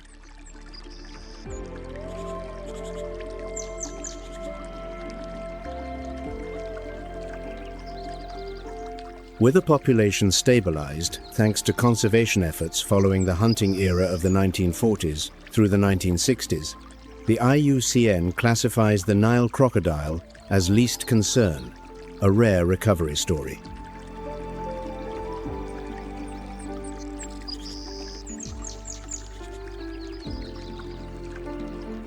But the Mara River does not belong to the crocodile alone. Another creature dwells here, one that even the crocodile treats with deference.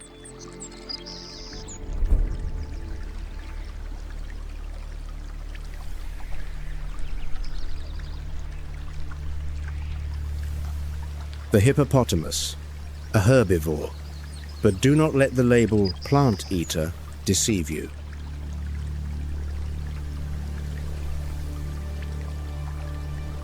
Weighing up to about 7,000 pounds, capable of reaching 19 miles per hour on land, faster than any human sprinter alive.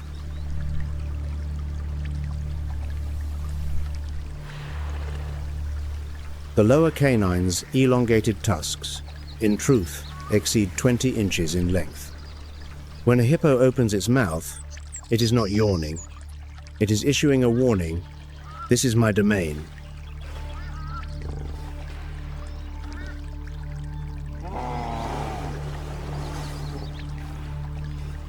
Roughly 500 people are killed by hippos every year, more than by lions, crocodiles, and sharks combined.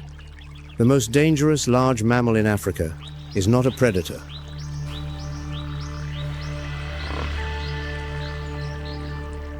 In the water, the hippopotamus reigns supreme. Its aquatic territory is inviolable. The Nile crocodile, despite possessing the most powerful jaws on the planet, will swim a wide detour to avoid a hippo's domain.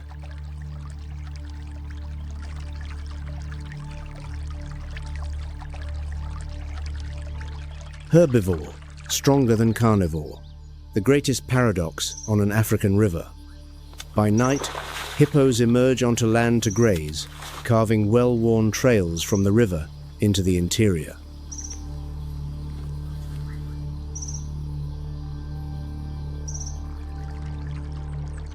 Those trails become drainage channels during heavy rains, oxygenating the river and sustaining the entire aquatic ecosystem.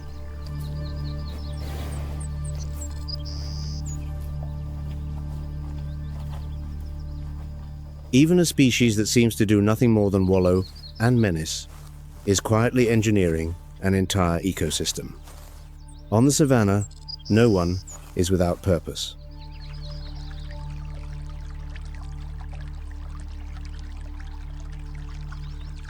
With a population of roughly 115,000 to 130,000 individuals, the IUCN classifies the hippopotamus as vulnerable. Even a creature that seems invincible is gradually disappearing.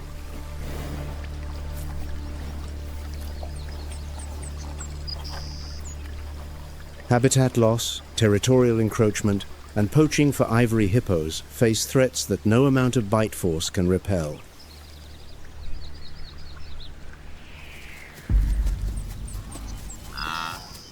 But on land, the dry season still tightens its grip. The waterholes shrink with every passing day. The grasslands shift from gold to brown, then from brown to grey.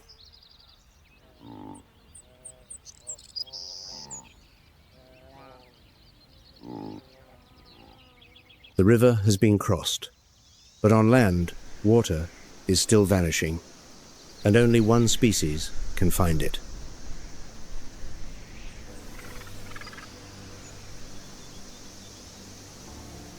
The elephant matriarch leads her herd in silence. She has lived for more than 50 years. She remembers dry seasons worse than this one, and she remembers the way.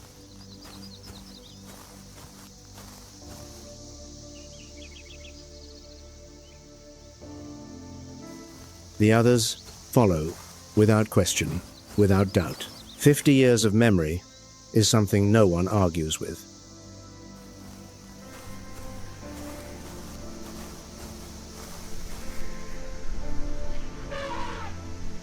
At a dry riverbed, she stops.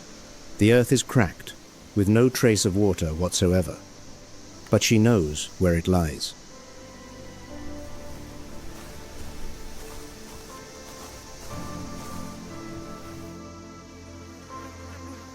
The entire herd begins to dig, Trunks sweep sand aside, front feet press and compact, opening a deepening well.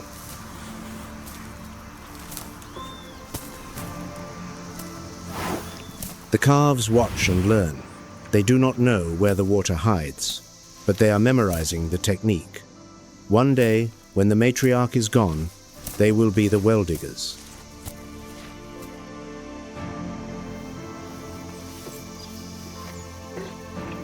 "20 minutes, 30 minutes, then water. It seeps up from the earth, filling the well the elephants have carved.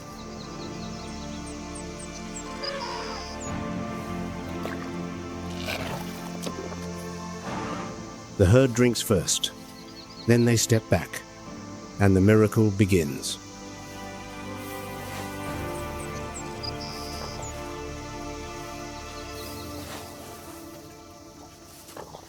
From every direction, creatures converge. Zebras, impalas, warthogs with tails held high, sparrows, insects. More than 20 species line up at the well the elephants have made.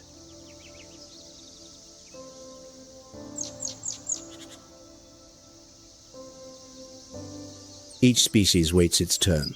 No one cuts ahead. No one drives another away. The elephant's well has its own law, the law of thirst.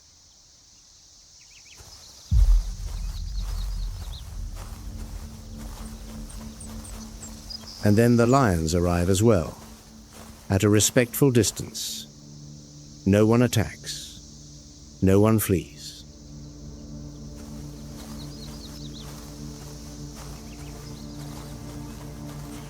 A moment of peace at the waterhole predator and prey, sharing the most precious thing on the savannah, water.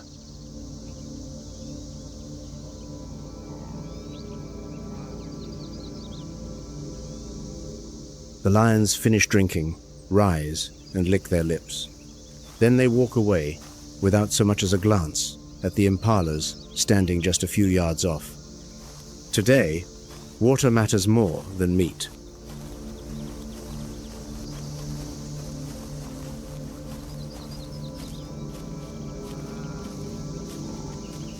The promise made at the beginning of this story has come true.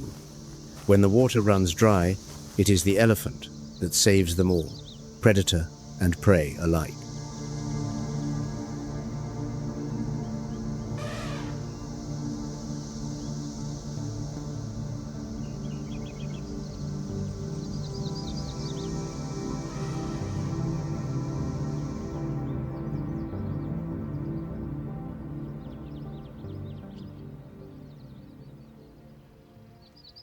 And yet, this moment of peace is achingly fragile.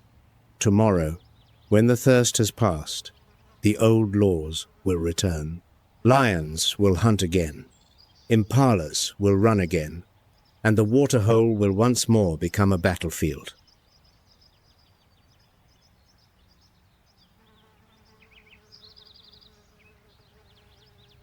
Behind this cycle of life and death, every living soul out here teeters on the edge of an abyss.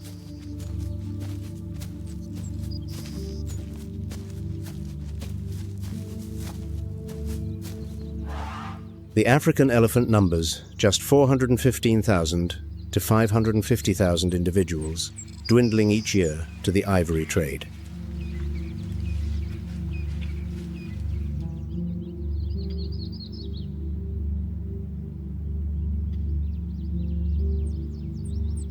The fastest creature on land, the cheetah is desperately racing against its own extinction, clinging on at 6,500 to 7,100 individuals to become the continent's rarest great cat.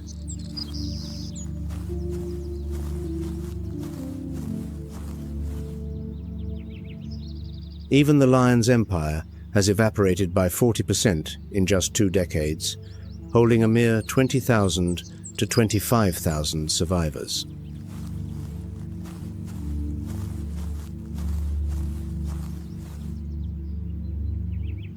Meanwhile, with 117,000 to 140,000 individuals left, the giraffe is falling in a silent extinction the world has barely begun to notice.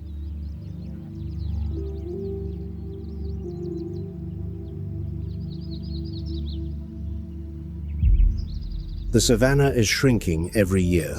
Farmland encroaches, fences divide, migration routes are severed, water sources are diverted.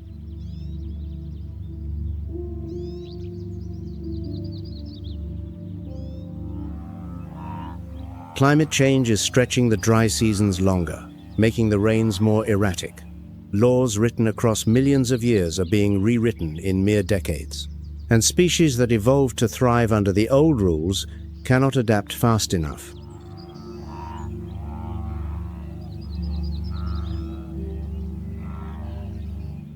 Remove a single link from this chain, and the entire system collapses.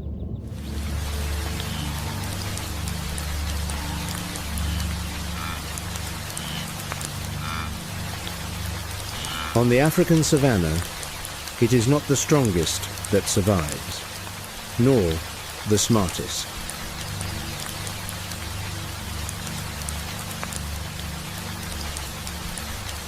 The survivor is the one bound to the ecosystem because out here, no one endures alone.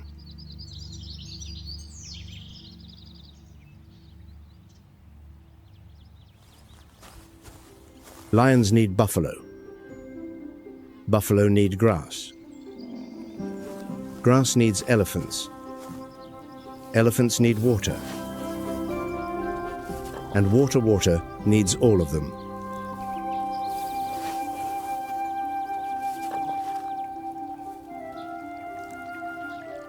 A lion rests on the bank. Antelopes graze in the distance. A herd of zebras passes by, their reflections rippling across the amber water.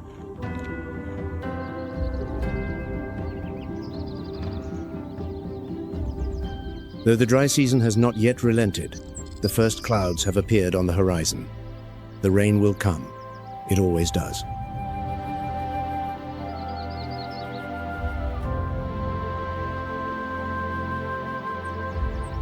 The savanna turns. The dry season will pass. The rains will return. The migration will begin anew. And the eternal war between predator and prey, a war that has raged far longer than any civilization will carry on.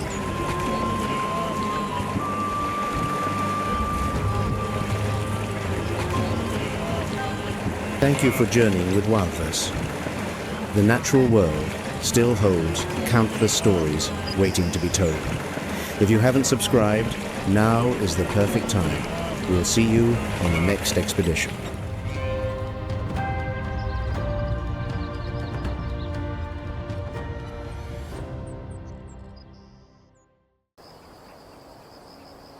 Ground temperatures soar beyond 122 degrees Fahrenheit.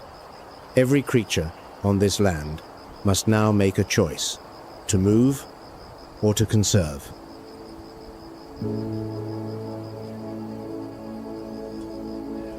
Beneath the sparse canopy of acacia trees, a pride of lions lies motionless, their breathing slow and measured, eyes half closed in the meager shade.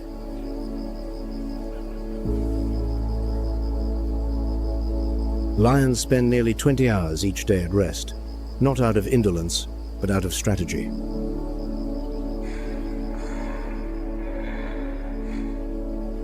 Energy on the savanna is so precious that every muscle should only be called upon when truly needed.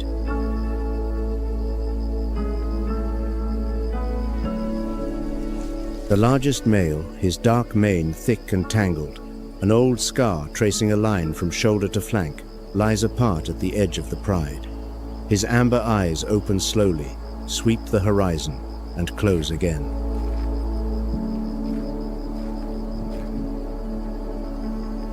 But as the afternoon heat begins to relent, the mood within the pride shifts. The females lift their heads, ears swiveling, nostrils testing the air. A hunting instinct, refined over millions of years, is stirring.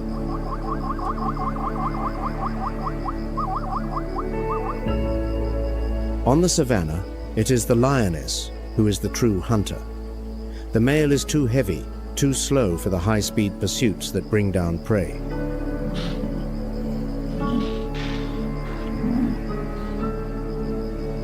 His role is to defend the territory and to claim the spoils.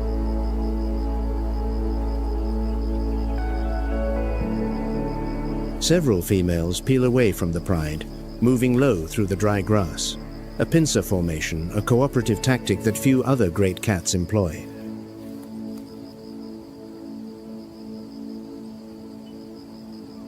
Ahead, a herd of zebra grazes near a shallow waterhole.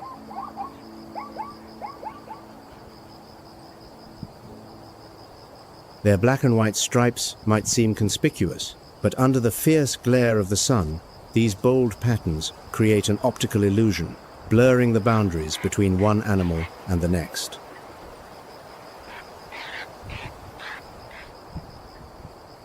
The air is almost perfectly still.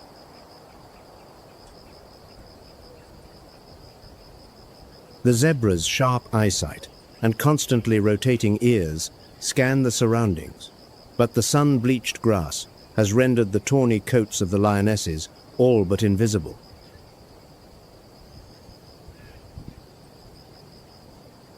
The distance closes, 100 feet, 65.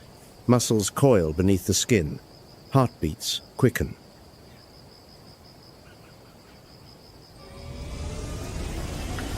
The lead lioness explodes from the tall grass. The zebra scatter in blind panic.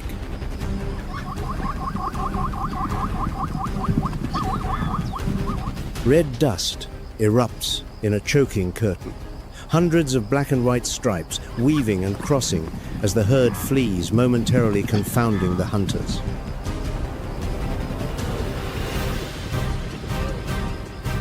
The two remaining females cut in from either side. The pincer snaps shut.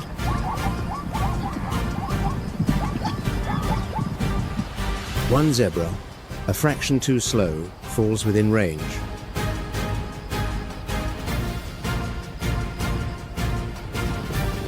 Hunting zebra is always a deadly wager.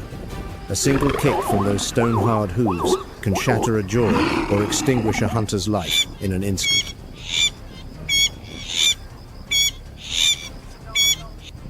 The lioness deftly evades the kick, hurls her full weight onto the quarry's hip, and brings it crashing to the ground with a single, decisive strike.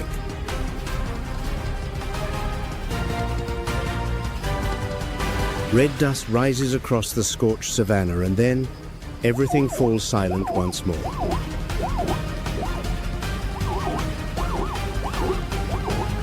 The dark-maned male emerges from behind.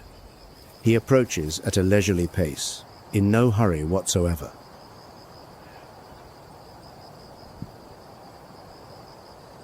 The females who completed the kill withdraw, yielding their place. On the savanna, the strongest eats first, even if he is not the most skilled hunter.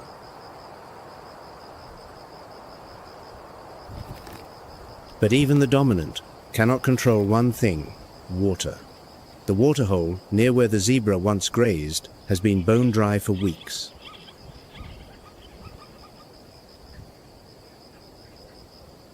To drink, the entire pride must travel more than 9 miles each day.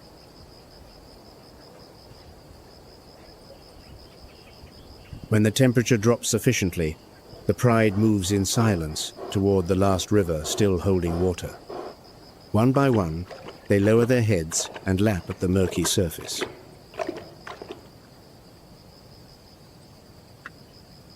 The cubs press between their mother's legs, drinking while glancing nervously in every direction.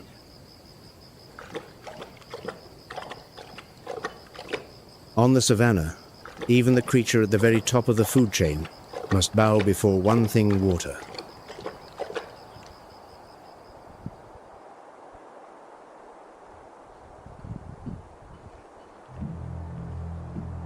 On these plains, no species truly owns this land forever. But there is one thing that decides who lives and who dies, and it is not tooth or claw.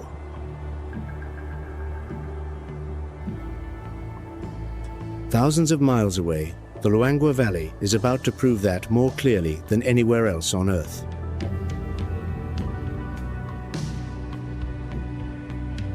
At the heart of Africa, The Luangwa Valley awaits the first rain after months of absolute silence.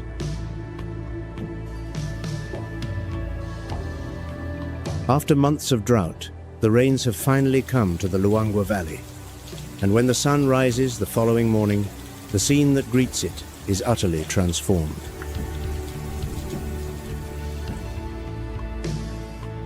The ground is still saturated. Water pools fill every crack, every small depression turning the parched floodplain into a mirror reflecting the sky above. More than 20 hours of unbroken rainfall have soaked deep into the fractured earth. Now, under the morning sun, the ground gleams with standing water, and the air carries that distinctive scent of damp soil, a fragrance this valley has not known in a very long time. The valley has changed beyond recognition. Hollows that were dusty and bare are now brimming with water. Green shoots begin to push up through the cracks in the earth.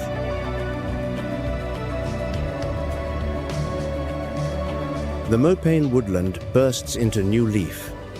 Seeds that have lain dormant in the soil for months now germinate in unison.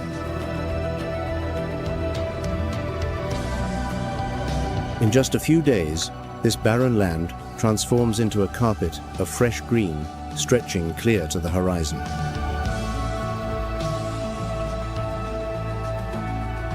One day of rain, just one day, and it is enough to resurrect an entire valley.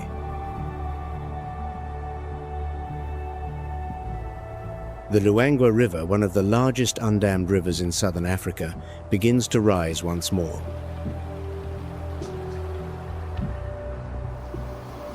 Along its 478 miles, the current carries silt and life into every corner of the ecosystem.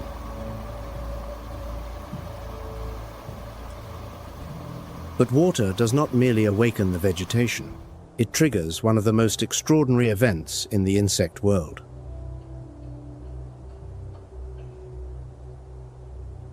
Within hours of that first downpour, thousands of winged termites erupt from the earth. They spiral through the air, enveloped in pheromones, chemical signals that guide the search for a mate.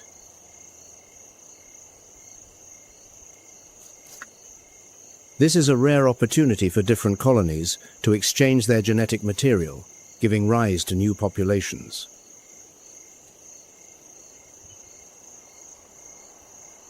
But for the vast majority of these winged termites, this nuptial flight will also be their last.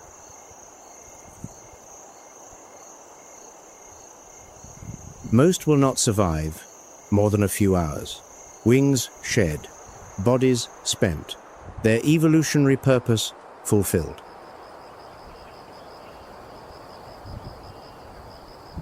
Termite carcasses blanket the surface of the newly formed pools. A vast protein banquet, laid out across the center of a valley, just waking from its slumber.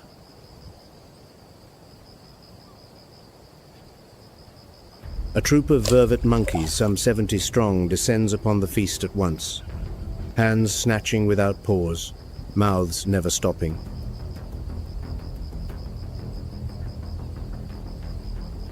One young mother eats faster than all the rest. This is the most abundant meal she has had in months.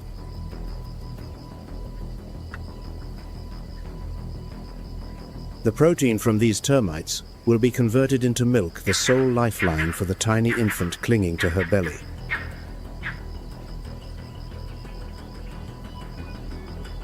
A newborn vervet scarcely leaves its mother's body during the first month of life. It grips with all 4 limbs, its face pressed into the fur of her chest, while she moves through the branches and across the ground to forage.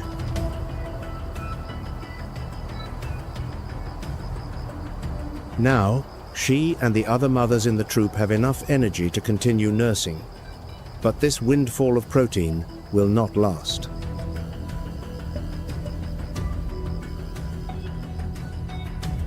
That milk will dwindle as the dry season descends and El Niño is on its way.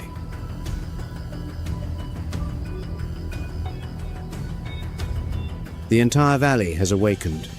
Mopane trees unfurl new leaves. Seeds sprout everywhere. Herbivores return in ever-growing herds.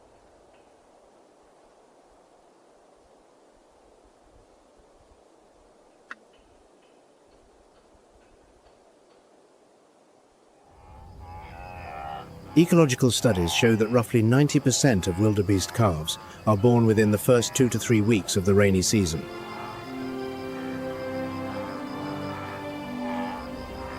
Synchronized, birthing an evolutionary strategy designed to overwhelm predators through sheer numbers. The newborns must stand almost immediately.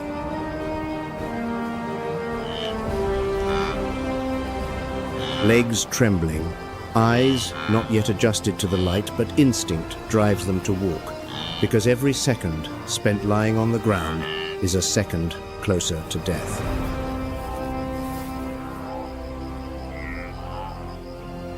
Life returns to the valley, but with it, so do the predators.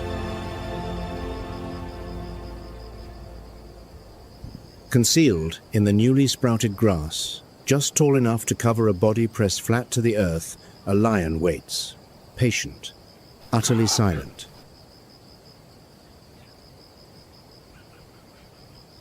It does not target the adults too fast, too alert.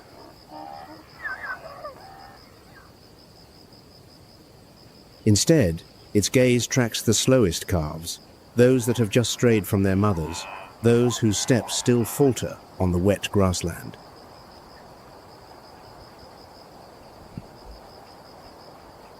A newborn calf falls behind. Its small hooves stumble through the waterlogged grass. A few seconds of silence.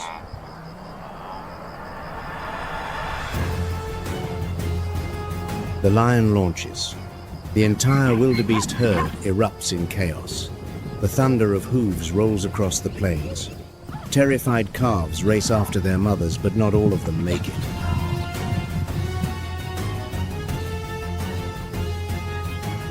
The strike is swift, played out on a stage of green grass barely recovered from the dry season.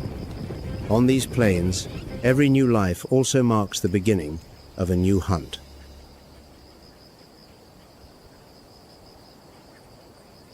Every form of life begins to shift with the turning season.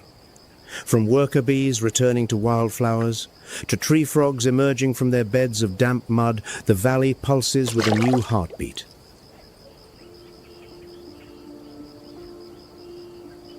The valley enters a new cycle.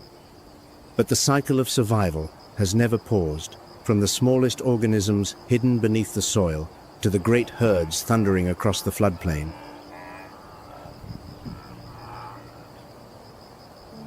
Yet on this land, no season lasts forever.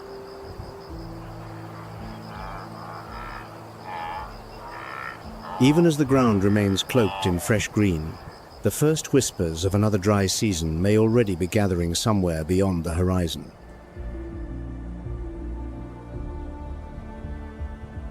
The Luangwa Valley stretches across eastern Zambia, part of the Great East African Rift System. South Luangwa National Park alone covers more than 3,400 square miles.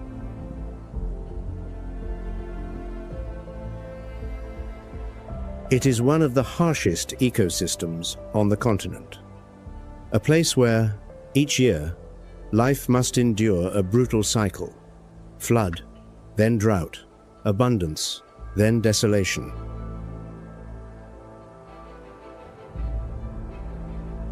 Ordinarily, the rains here begin in late October or November. But this year, El Niño has shattered every pattern.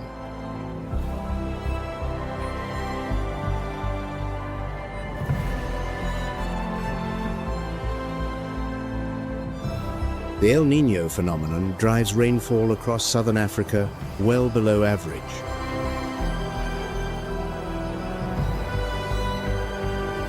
Zambia declares a national disaster. the Luangwa River drops to its lowest level in 2 decades.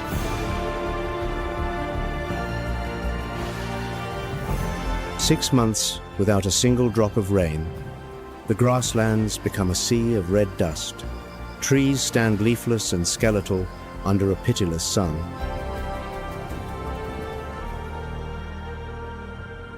The last waterholes vanish from the floodplain, leaving behind cracked mud and the withered remains of vegetation scattered across the parched ground. This is the cruelest chapter of the year. With each passing day, more individuals simply cannot endure any longer. Elephant calves born into the drought must grow up in a state of perpetual hunger and thirst.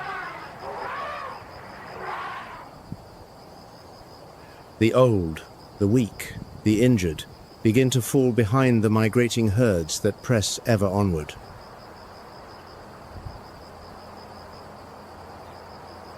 Before long, the hot wind and red dust will erase every trace of them from the sun-scorched plains.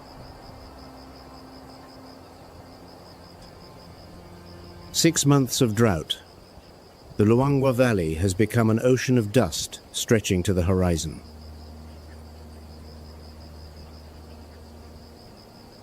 The grasslands burn under the sun. The last patches of vegetation begin to collapse. The water table has all but disappeared.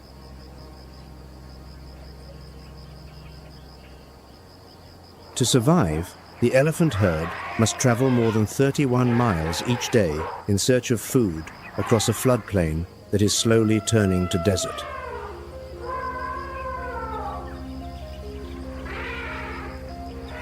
At the front, leading the way, is the oldest female, the matriarch. Her body weighs more than 13,200 pounds, but each of her footfalls on the cracked earth carries the weight of something far heavier: responsibility.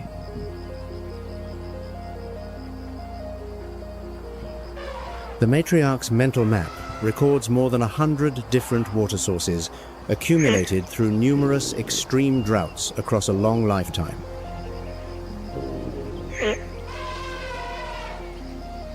Every life behind her depends upon that memory.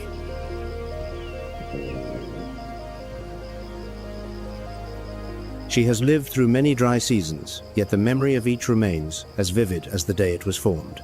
Elephants possess extraordinary recall.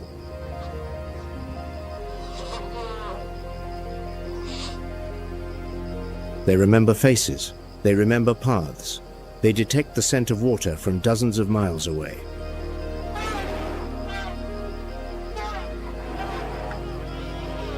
Elephants walk on their toes, a structure known as digitigrade locomotion.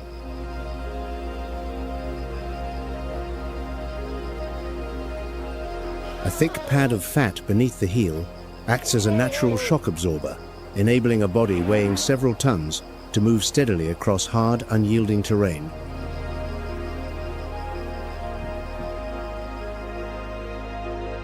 But that fat pad serves an even more remarkable purpose. Embedded within it are Pacinian corpuscles, microscopic vibration sensors capable of detecting signals transmitted through the ground.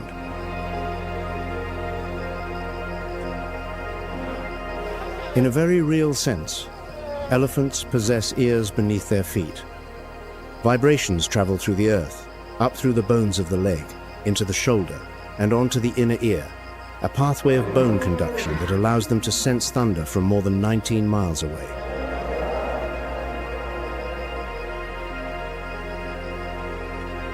No matter how far they must travel, the matriarch always leads her family back to the last river, still holding water in this desiccated valley, the Luangwa.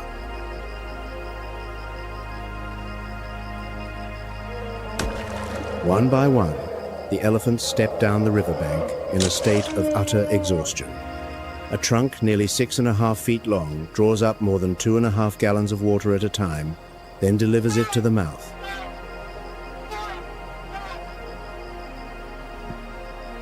Elephants do not drink through their trunks. The trunk is merely a tool for suction and pumping, powered by more than 40,000 muscle fibers working in concert.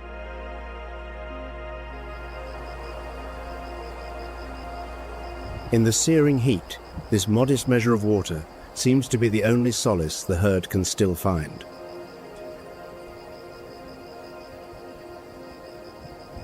The Luangwa's flow has now dwindled to a feeble trickle between wide banks of sand. Each day, the water level drops by another inch or so, just enough to feel the desperation spreading quietly through the valley.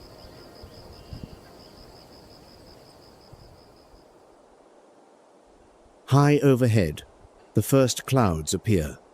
The air grows heavier, as though the rains are near.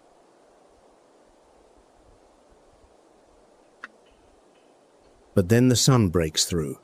A hot wind sweeps those pale grey shapes away from the valley. Hope dissolves with the clouds.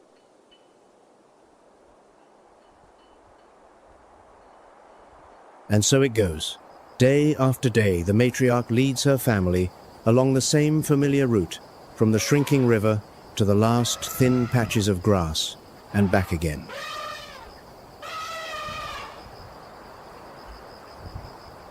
A loop of survival she has traced through many dry seasons, but never one as merciless as this.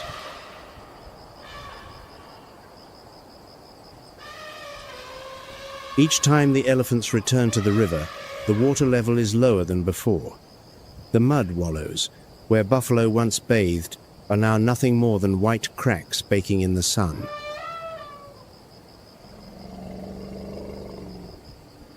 For the youngest calves, water cannot be delayed any longer.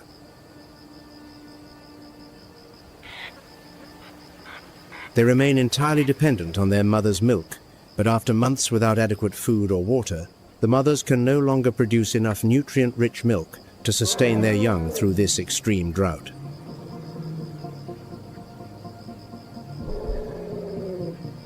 Small feet begin to falter. The calf's eyes reflect utter exhaustion. But still, it follows the shadow of its mother, the largest, the safest presence it has ever known.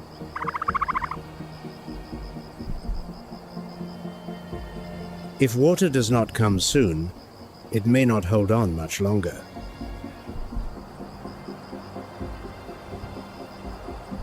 When the temperature reaches its zenith, the herd performs a familiar ritual.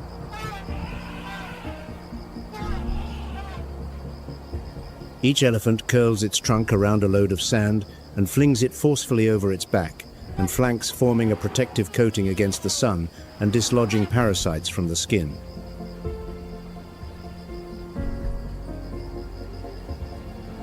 Amid the dust-choked savanna, the sight of elephants bathing in sand resembles great grey phantoms drifting slowly through mist, except this is not mist, it is red dust.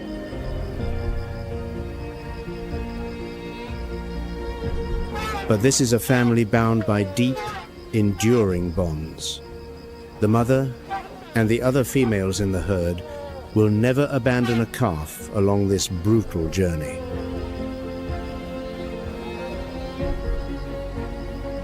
They slow their pace, they wait, they reach out with their trunks to touch the young one gently.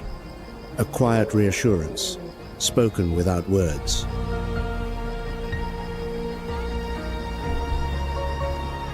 And somehow, the entire herd seems to understand that only water can save this valley now.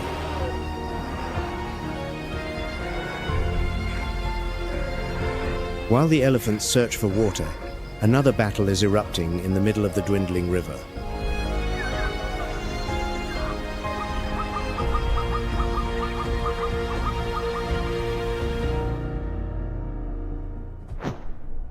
Hippopotami, weighing between 4,000 and 8,000 pounds and capable of running at nearly 19 miles per hour on land, they are colossal engines of muscle. But this year's drought has been especially savage for them.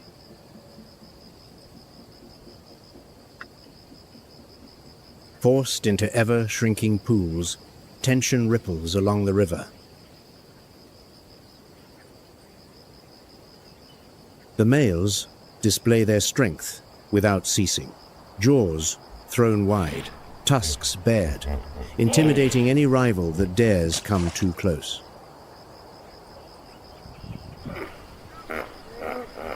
The prolonged dry season has turned the riverbank into a simmering battleground. The dwindling water has become the most valuable resource of all, and any male wishing to hold his position must be prepared to fight.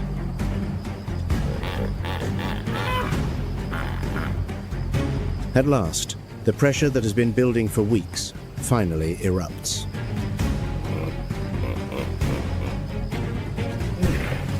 Two enormous males charge at one another in the murky water. Every collision sends mud spraying across the surface of the river.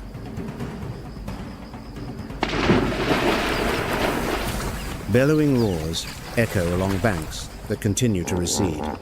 Jaws gape open, revealing tusks that can crush bone.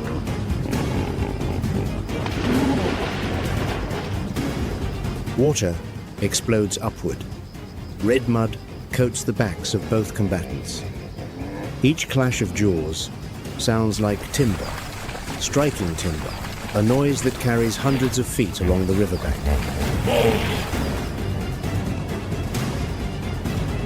Around them, the other hippos stand perfectly still, eyes wide, but they do not intervene.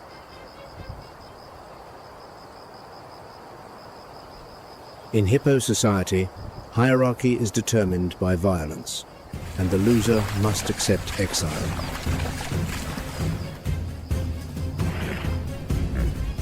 The battle leaves devastating consequences.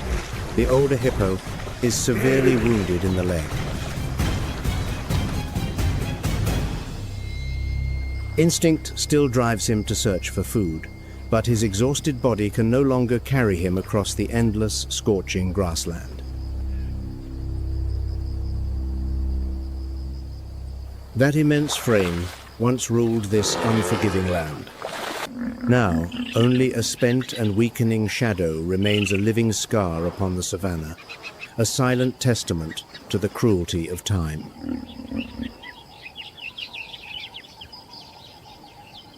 Red-billed oxpeckers begin to settle on the wound. The relationship between these birds and the hippo is more complex than it appears. They feed on ticks and parasites, which is beneficial. But at the same time, they also keep the wound open, feeding on blood and damaged tissue, compounding the pain under the punishing sun.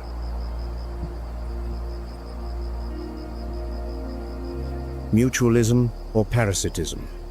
The line between the two is so thin that even science has yet to settle the debate.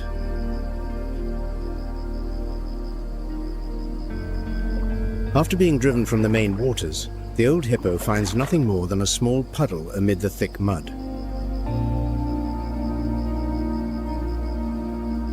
The water reaches only halfway up his belly, just enough to keep his skin moist in the sun. His eyes close, nostrils huffing labored breaths across the surface of the mud. It is an image that anyone who witnesses it understands at once the ending has already been written.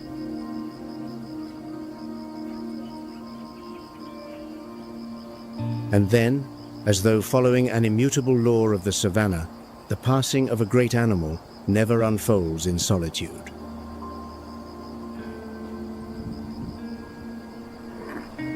The disappearance of the old hippo shifts the atmosphere along the dry riverbank. In the midst of drought, any source of sustenance that appears immediately draws attention.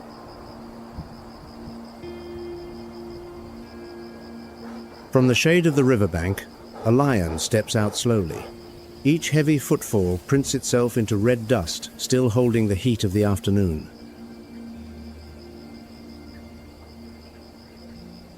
No chase, no ambush. In the depths of this merciless dry season, opportunity seldom presents itself so easily.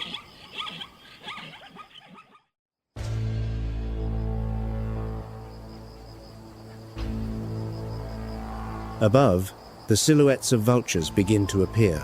They wheel in wide, unhurried circles over the dry mud before descending gradually along the riverbank. For the scavengers, The dry season is always the busiest time of year.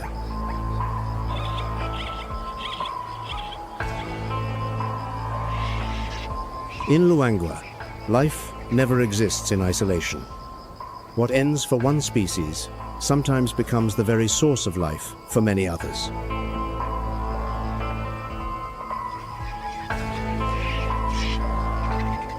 It is precisely this brutal cycle that has kept this ecosystem running for thousands of years.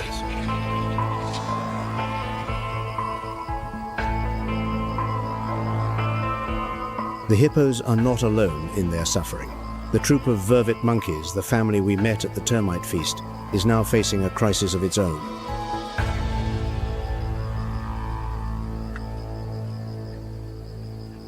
The dry season has stretched far beyond its normal span.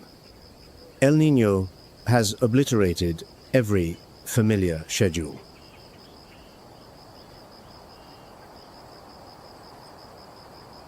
Ordinarily, vervets synchronize their breeding season so that infants arrive when food is at its most plentiful. But this year, the meager supplies are vanishing faster with each passing day.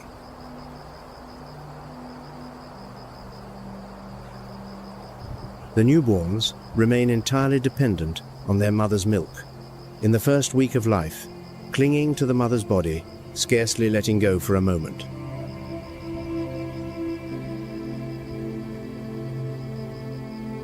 Mother's milk is the sole source of nutrition for the first several months. But to produce it, a mother needs protein. The termite banquet is long gone. Protein has all but disappeared.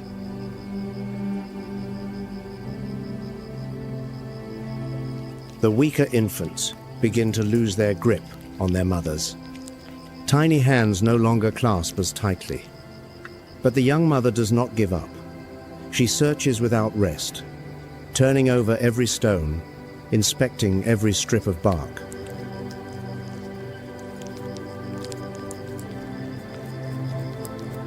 The entire troop, under the leadership of a dominant male, forages everywhere it can.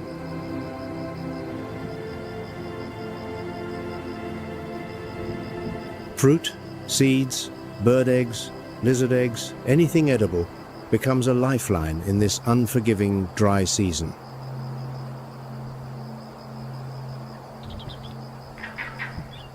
Vervet monkeys possess 4 entirely distinct alarm calls for 4 different predators: eagles, snakes, leopards, and baboons.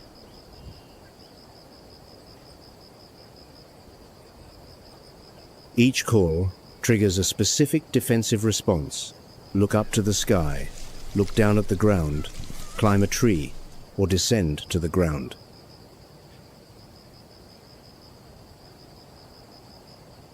When an eagle appears, the entire troop looks skyward and ducks beneath the canopy. When a snake passes through, they leap upward and shriek the alarm.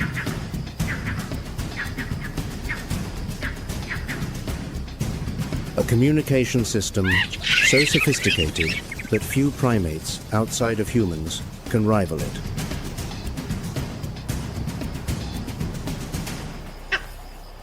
Females remain with the group for life. Males depart upon reaching maturity, joining other troops. This structure preserves genetic diversity across the population.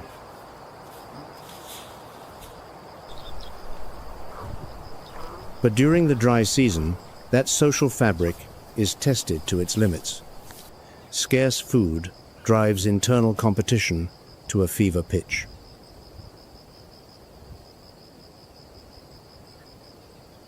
The most vulnerable, always the infants and the nursing mothers, bear the heaviest burden.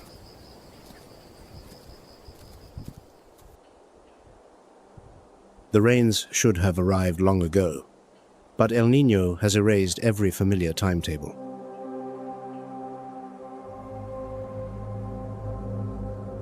If you too have been drawn into this struggle for survival on the African plains, share your thoughts in the comments below.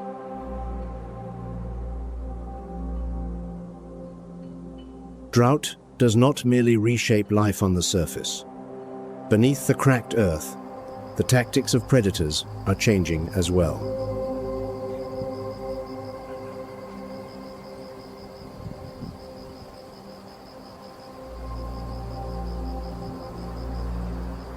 Every stream has run dry.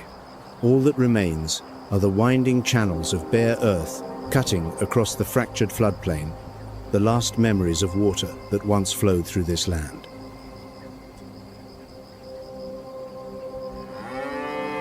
Herds of Cape buffalo converge on the Luangwa River, red dust coating their hides and curved horns.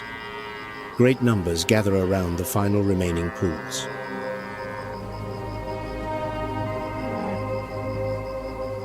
The Luangwa's water level is now a mere fraction of what it holds during the rains. Stretches of river that once ran 10 feet deep now reach only to a buffalo's knee.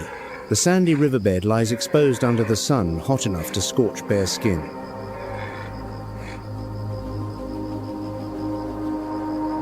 Crocodiles find themselves stranded in temporary pools, miles from the main river. When the water drains away entirely, they are forced to leave trekking slowly on their bellies across the cracked floodplain in search of a path back to the main channel.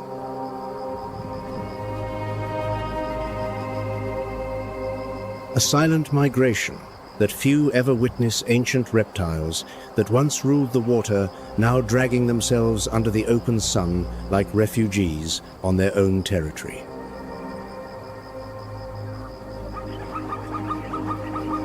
All life is being drawn toward one river, and those who arrive first will be waiting.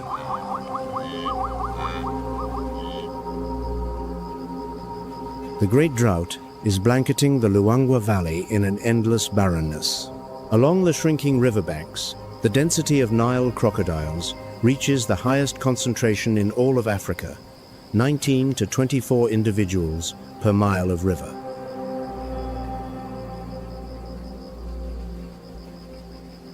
But crocodiles are not the only ones profiting from the drought. On land, another predator is turning this desolation into an advantage.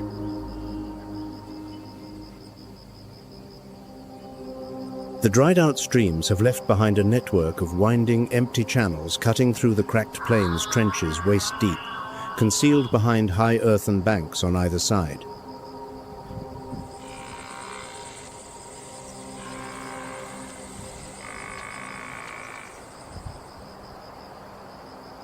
For most creatures, these are nothing more than relics of the wet season. But for one experienced leopard kamut, they are the perfect hunting corridors.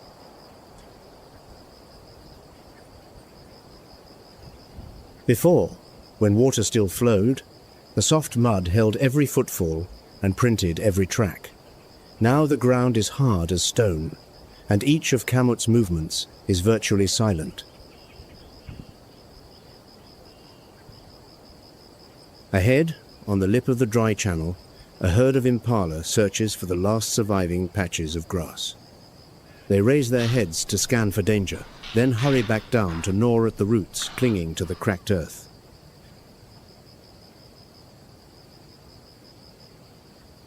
In the relentless heat, even vigilance slows with each exhausted breath.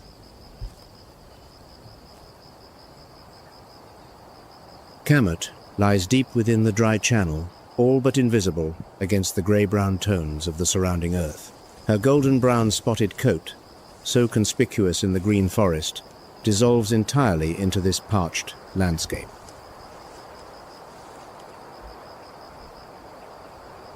Experience has taught kamut one thing above all. On dry ground, patience is worth more than speed. Every inch gained is paid for with absolute restraint.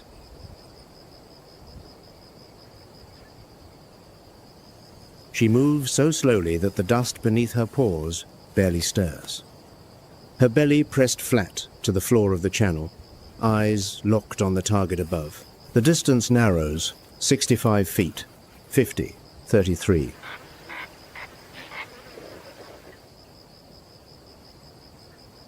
And then, in a single, explosive instant, kamut erupts from the floor of the dry channel.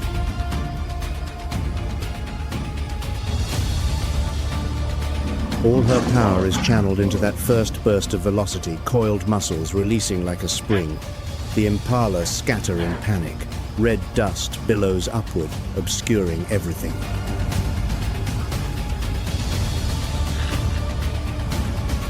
A few powerful bounds. The final distance closes. In a flash, Kamut brings down her quarry, while red dust still hangs suspended in the air.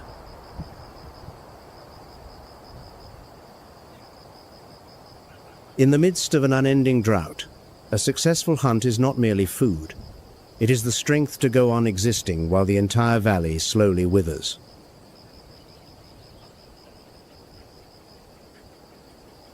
Kamut drags the carcass up into a low tree, the instinct of every leopard. On the ground, lions and hyenas can steal a kill, but in the branches, no one can touch her meal.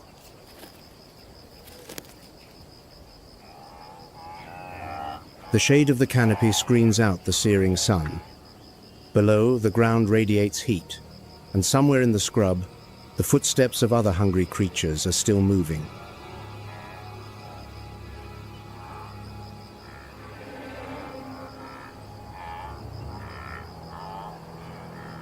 When the drought reaches its peak, the Luangwa River becomes a colossal magnet.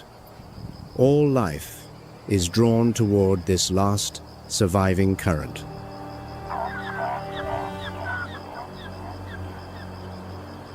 Along every mile of river, Nile crocodiles hold their positions. The total population is estimated at 15,000 individuals across the entire waterway.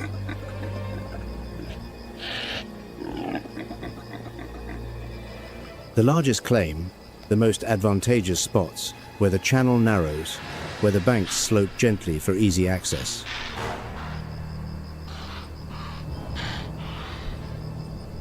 They tolerate the presence of others, because sooner or later, every thirsty creature must come here.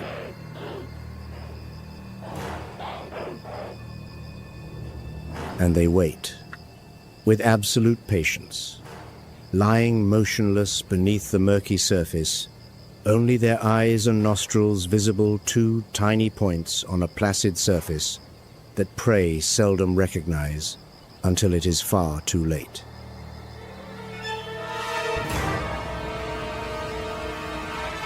Nile crocodiles can fast for months, but when opportunity arrives, their reaction is among the fastest in the reptilian world.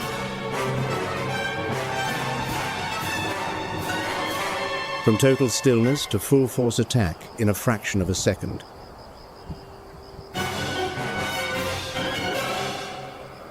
By November, another phenomenon draws millions more lives toward the river.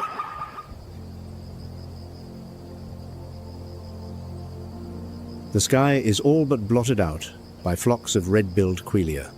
Each bird weighs less than an ounce, lighter than a single chicken egg.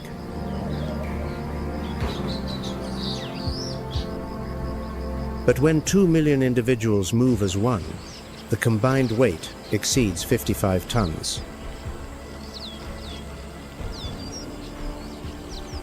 The quelea is the most numerous bird on the planet, its total population estimated at 1.5 billion. When they pass overhead, the sky darkens as if storm clouds have rolled in. The flocks descend upon the riverbank to drink, forming dense grey-white ribbons along the water's edge.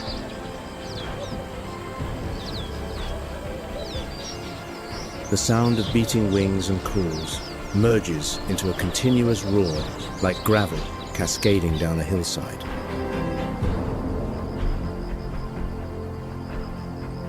In the depths of the dry season, a food source this vast is almost impossible to ignore.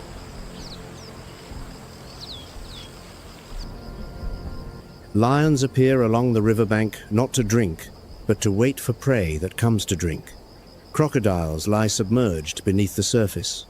A leopard watches from the branches above.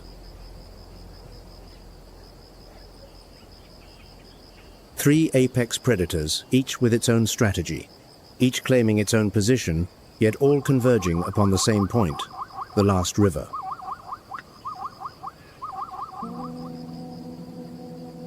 The river has become the focal point of the entire food chain. Water, the one thing every living creature needs, has transformed the Luangwa into an open-air arena of nature.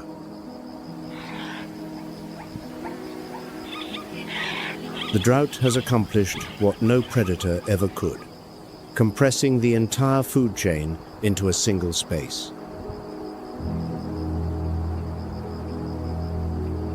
The herbivores must come for water, the predators come for the herbivores, and the scavengers come for all of them.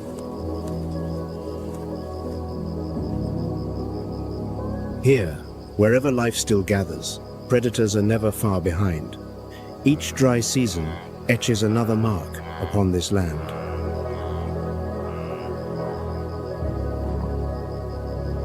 There are herds that must now travel far greater distances than any generation before them to find water.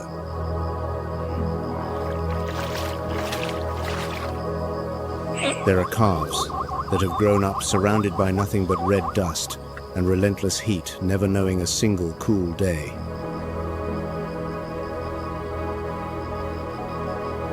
There are predators that survive only by knowing exactly when nature will shift.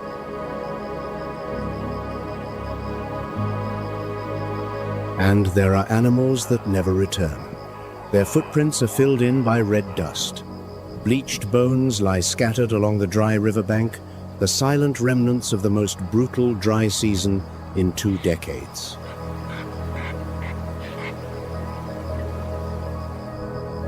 But the drought also creates something no one anticipated, a forced intimacy.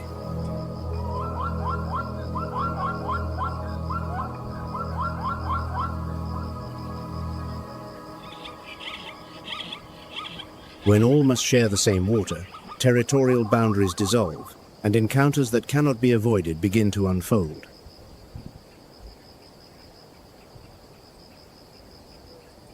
But the memory of drought is not only carved into the earth, it is inscribed in the brain of the matriarch, the oldest female elephant, still leading her herd across the northern floodplain.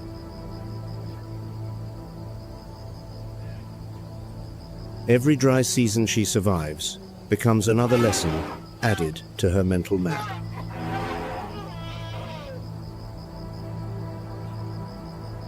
Which water source dries up first? Which route is safer? Which stretch of land still holds edible roots beneath the parched soil?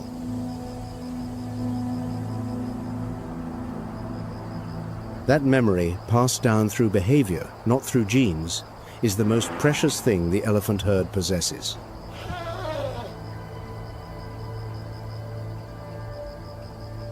But even memory has its limits when a drought stretches beyond all precedent.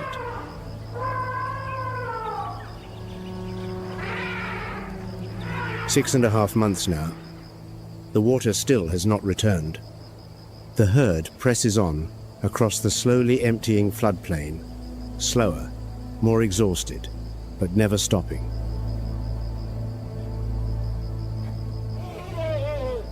The young calf walks alongside its mother. Its small footprints still press into the red dust, fading with the wind, but not yet gone.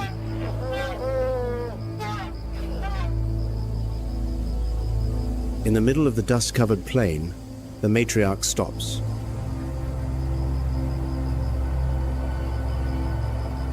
There is no warning sign, no change in the sky. She simply stands motionless, her enormous ears spreading slowly outward, on either side, like 2 grey sails in a sea of dust.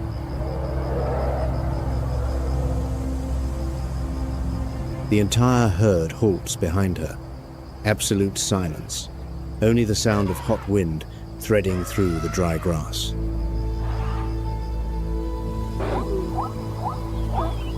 Her trunk rises, testing the air slowly. Not searching for water this time, it is something else. Something traveling through the ground beneath her feet.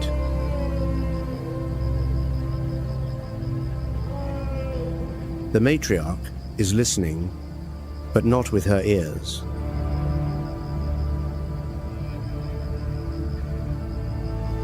Her great feet press firmly against the hard, dry earth. Within the thick, fat pad beneath each heel, where thousands of Pacinian corpuscles reside, a signal is arriving.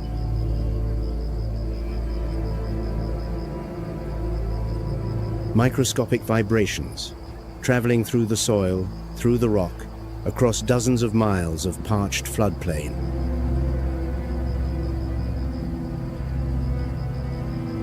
From somewhere far beyond the horizon, beyond what the naked eye can see, the first thunder of the coming rains is transmitting through the earth.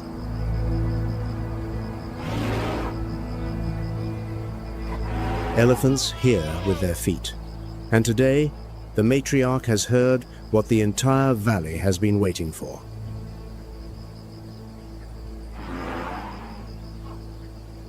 She turns her head, then begins to walk not toward the river, but toward the horizon from which the signal came.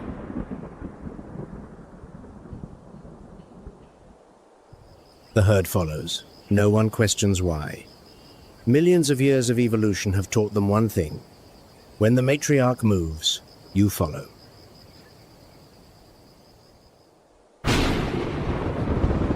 And then, the rains return. The Luangwa Valley awakens to an utterly different morning. The ground is soaked through.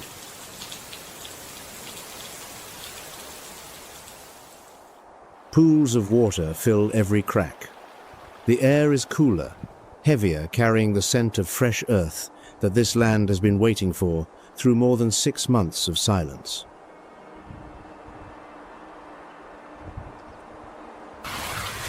Along the riverbank, soft mud still holds the fresh tracks of dozens of species that came to drink at first light.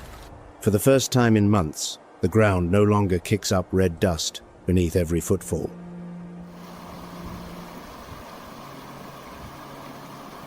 The Luangwa River begins to rise. Silt-laden water spills into the dry channels, filling every mud wallow, every hollow in the earth. Within hours, stretches of river that had been reduced to bare sand are flowing swiftly once more.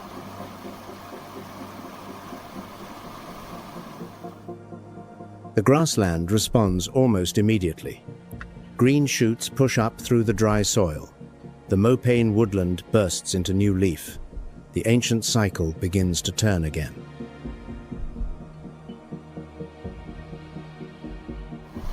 Life returns. The river flows once more. The valley is reborn again.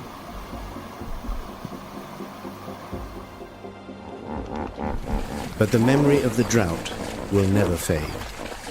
It is etched into every slab of dried mud not yet dissolved, in every lost footprint along the parched riverbank, and in every creature that fought to its last breath to endure the longest dry season in living memory.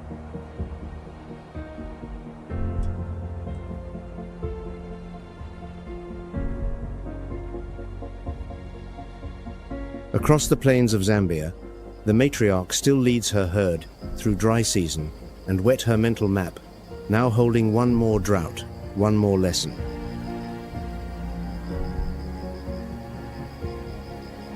On this savanna, no species truly owns this land forever, and perhaps none ever will.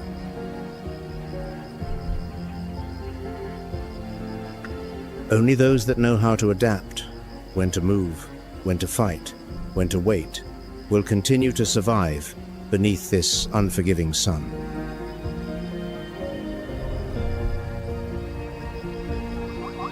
That is the law the savanna has taught even the lion. The creature at the very top of the food chain must still bow before water, the one thing that tooth and claw can never conquer.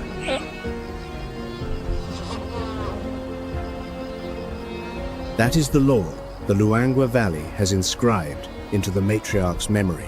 The water will recede, the water will return, and her duty is to keep the herd alive until it does.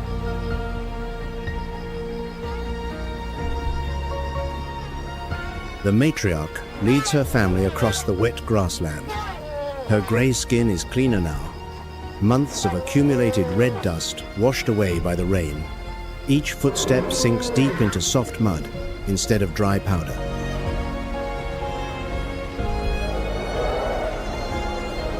The young calf walks more steadily beside its mother. Its small footprints press into the wet earth clear, sharp, distinct, no longer swept away by the wind.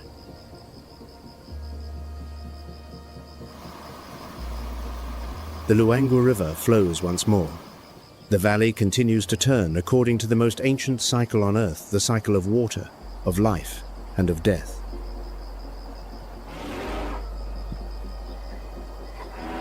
And somewhere beyond the horizon, the next dry season has already quietly begun.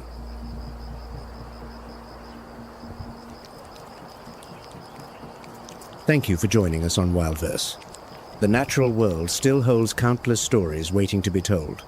We will see you on the next adventure.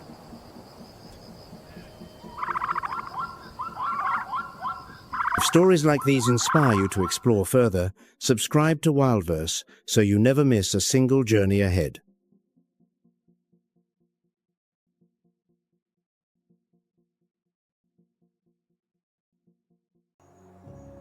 Through golden grass, standing shoulder high, 5 silhouettes drift forward, silent, disciplined, each footfall placed with surgical precision.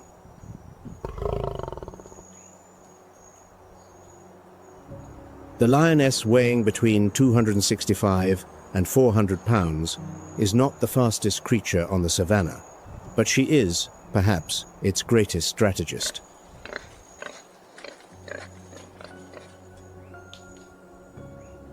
Each lioness holds the same position in every hunt for her entire life.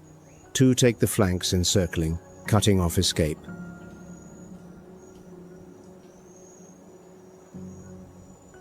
Those in the center lie flat, waiting for prey to be funneled into the killing zone.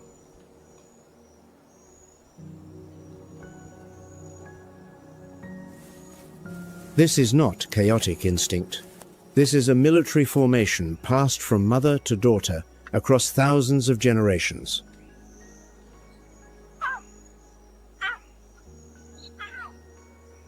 A lion pride is a matriarchal society, a bonded sisterhood of related females who remain together for life.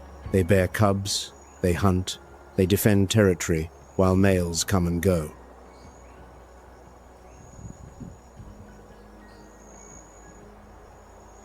A coalition of males may hold a pride for a few years before being overthrown by younger, stronger rivals. The victors sometimes kill the cubs so that the females come into season sooner.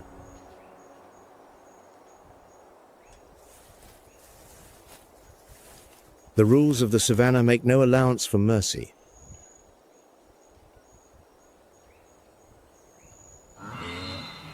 Ahead of them, a herd of wildebeest, thousands strong, each animal weighing between 365 and 640 pounds, moves like a living river across the plain.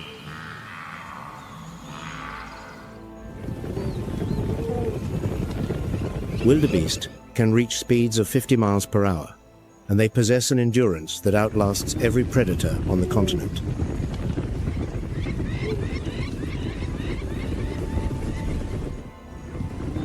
In the greatest overland migration on Earth, nearly 2 million individuals follow the rains and the green grass between Tanzania and Kenya.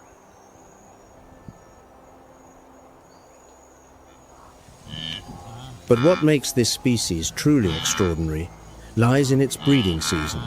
Approximately 500,000 calves are born within a window of just 2 to 3 weeks.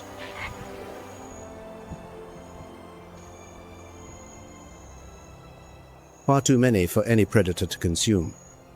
This is no accident, it is strategy.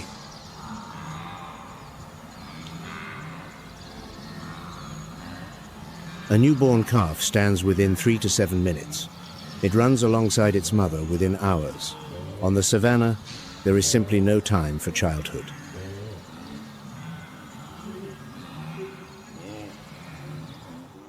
The lioness launches 35 to 45 miles per hour, but she can sustain that burst for only 330 to 660 feet. After that, her body surrenders.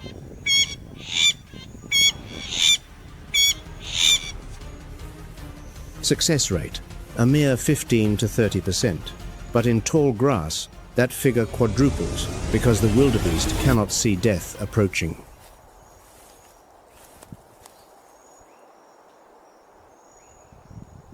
The hunt ends. But victory does not belong to any individual. It belongs to the pride.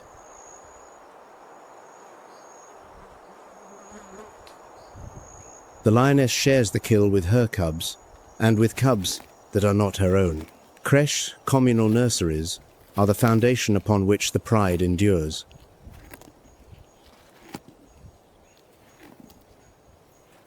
A lioness will suckle any cub in the pride. The boundary between birth mother and foster mother is erased because the survival of the group matters more than any single life.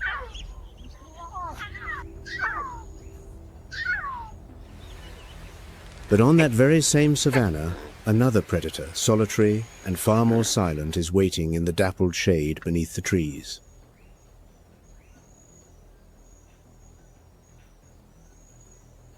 The leopard, weighing between 66 and 200 pounds, is the supreme master of stealth.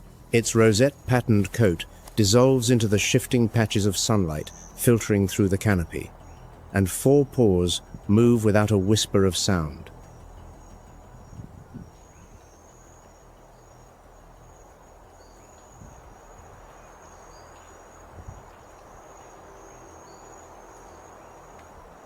It does not chase. It ambushes, closing to within 10 to 33 feet before delivering a lethal strike, with short burst speeds reaching 37 miles per hour.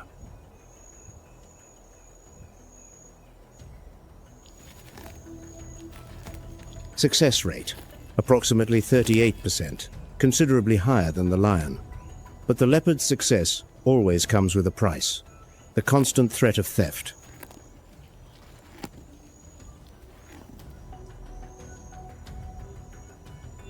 Lions steal. Hyenas steal. Any creature with superior strength can arrive and claim the meal that the leopard earned in blood.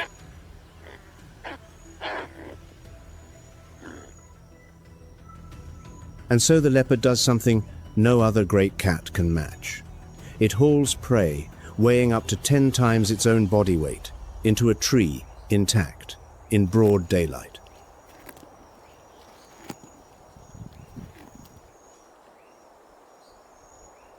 Tree caching, the behavior of hoisting kills into the branches, is no redundant instinct. It is the solitary hunter's answer to a world full of thieves.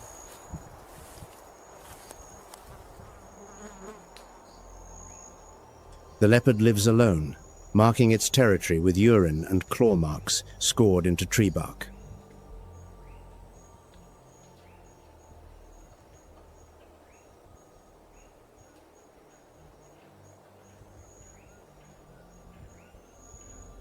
Males command vast ranges that overlap the territories of several females, yet they almost never encounter one another, except during the brief intensity of mating season.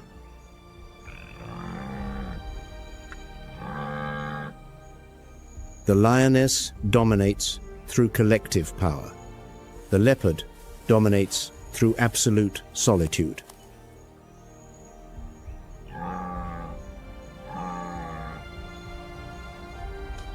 The same ecosystem, but strategies in complete opposition: the pack against the phantom, brute force against cunning.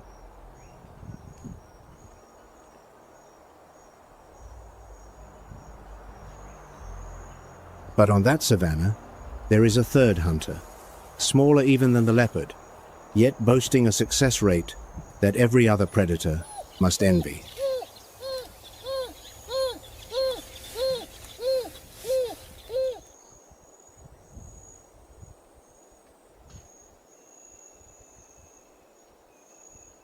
The African wild dog, weighing a modest 44 to 66 pounds, diminutive among giants, achieves a hunting success rate of 60 to 90%, the highest in all of Africa.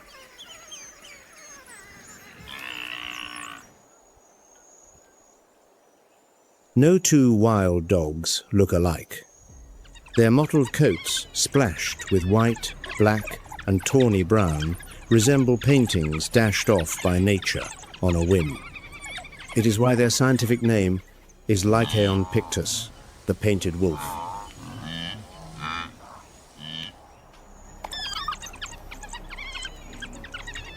The pack operates as a family. The alpha pair breeds, and the entire pack from 6 to 20 individuals raises the pups together.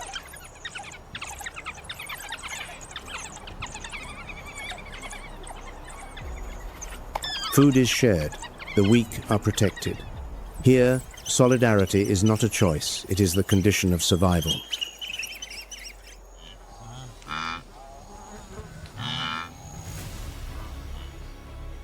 Their strategy: no ambush, no stealth, but pure, relentless endurance.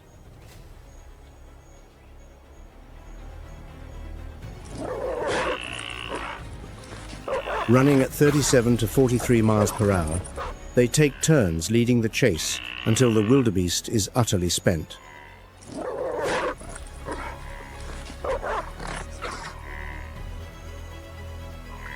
Three hunters, one prey. The lion, collective ambush, 15 to 30%.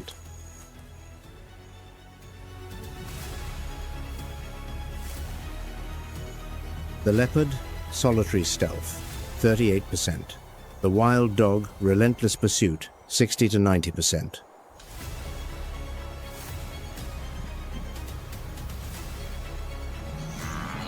But success on the savannah is not measured by the hunt alone.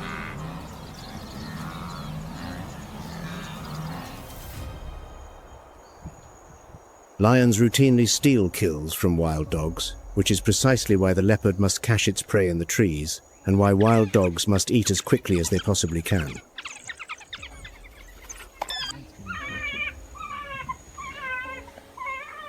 And before every hunt, the wild dog pack performs a ritual that science has only recently decoded. They vote by sneezing.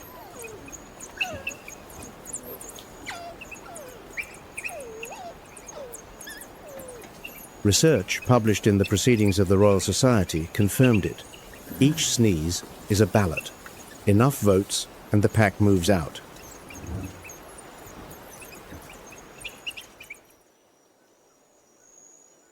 The alpha's vote carries greater weight, requiring fewer sneezes to launch the hunt.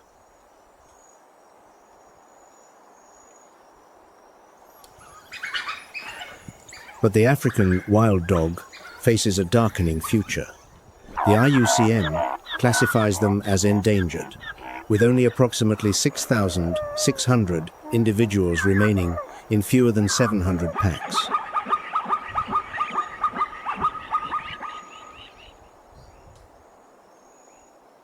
Yet the grand theatre of predator and prey does not end on the African grasslands.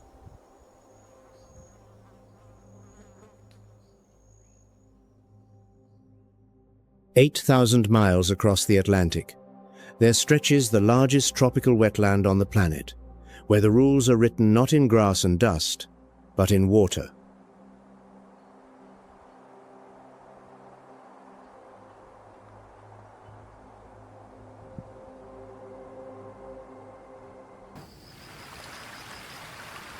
The haze recedes, giving way to a green carpet, yet one rife with peril.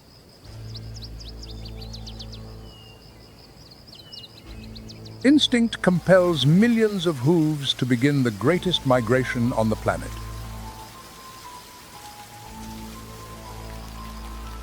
In the rain, the line between hunter and hunted becomes perilously thin. A new chapter of survival begins, where life is paid for in blood. A young male lion walks alone across the grasslands, bearing the air of one just exiled from his pride. He is now a solitary nomad, a king without a kingdom, searching for a chance to survive in the vast savannah. The downpours have drenched his mane, adding weight to a body already weakened by long days of hunger. Yet, beneath the bruised, thundering sky, a momentous change is unfolding on the sodden earth. The horizon itself seems to shift, vibrating with the arrival of tens of thousands of migrating wildebeest and zebra. These vast herds have journeyed hundreds of miles, drawn by the call of thunderstorms to these green and mineral-rich lands.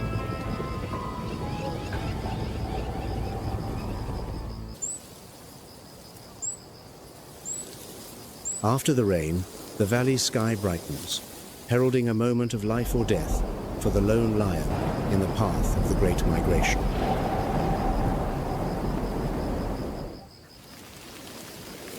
This is more than a spectacle of nature. It is his final hope for survival.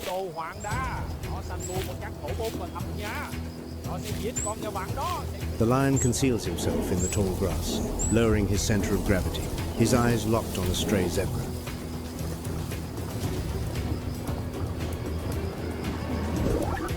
He explodes from cover like an arrow, but the pounce misses by a whisker as his prey reacts in time. The zebra herd vanishes in a cloud of dust, leaving the exhausted hunter standing alone in the immense field. Failure has drained his last reserves of strength, but it cannot extinguish the will of a deposed king. He rises wearily, moving on with patience to await another chance that fate may grant him.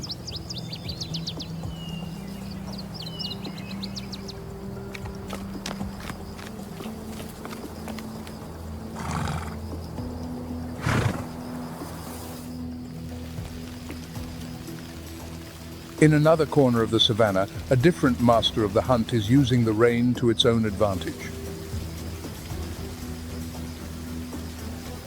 The cheetah, the fastest creature on land, is crouched low amidst tall, emerald grasses. Unlike the lion, it does not rely on brute force, but wagers everything on precision and staggering speed. Its target is a gazelle, absorbed in grazing on the tender new shoots, entirely unaware of the death that stalks it. Each paw is placed with infinite care, disturbing not a single drop of water on the blades of grass. A golden blur erupts from the stillness, the cheetah reaching its top speed in mere seconds to close in on the unsuspecting gazelle. The gazelle jinks desperately across the wet ground, but the precision of the planet's fastest hunter is absolute. A perfectly timed swipe at the hind legs sends the prey tumbling, and the chase ends abruptly in a spray of mud and rainwater. The cheetah pauses, its chest heaving violently, desperately replenishing the oxygen spent in its phenomenal effort. On the rainy savannah, speed may secure a meal, but the price is utter exhaustion. It must consume its prize quickly, before the scent of blood attracts larger, more powerful claimants. In the cheetah's world, every moment is a race against time and the very limits of its own body.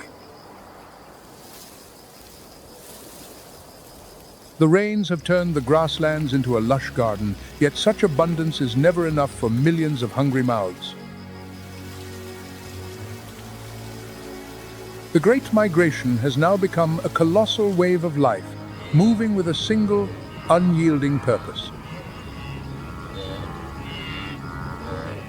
Tens of thousands of wildebeest and zebra converge into a thundering mass of muscle stretching to the very horizon. Their ceaseless calls create a strange wall of sound, a primal chorus of anxiety and determination.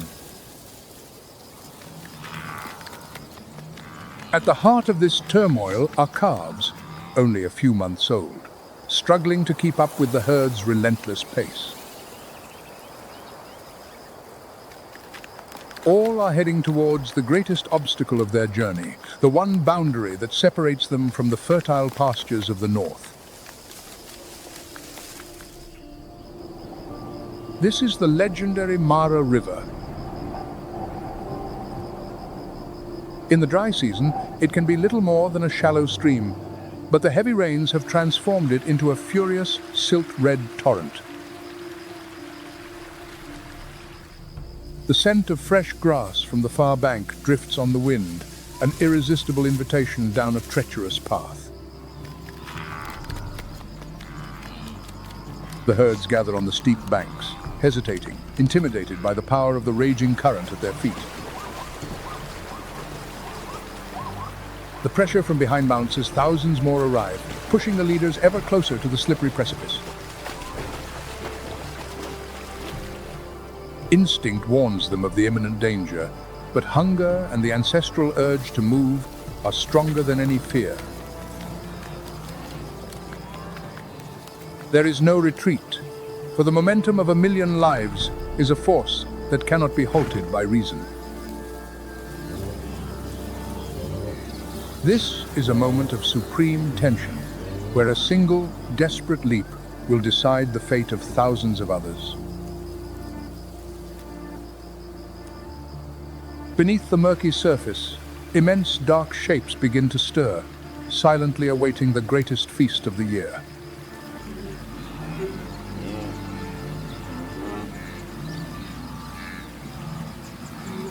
Finally, the pent-up tension on the Mara's bank exceeds the herd's endurance, as an old wildebeest, forced by the pressure from thousands behind, makes the fateful leap into the torrent. Instantly, a living waterfall follows, turning the already violent river into a maelstrom of chaos and spray. Beneath the turbid water, giant Nile crocodiles, creatures that have survived since the time of the dinosaurs, begin their patient hunt. They have no need for speed. The current and the crush of bodies deliver their prey directly into the path of their armored jaws.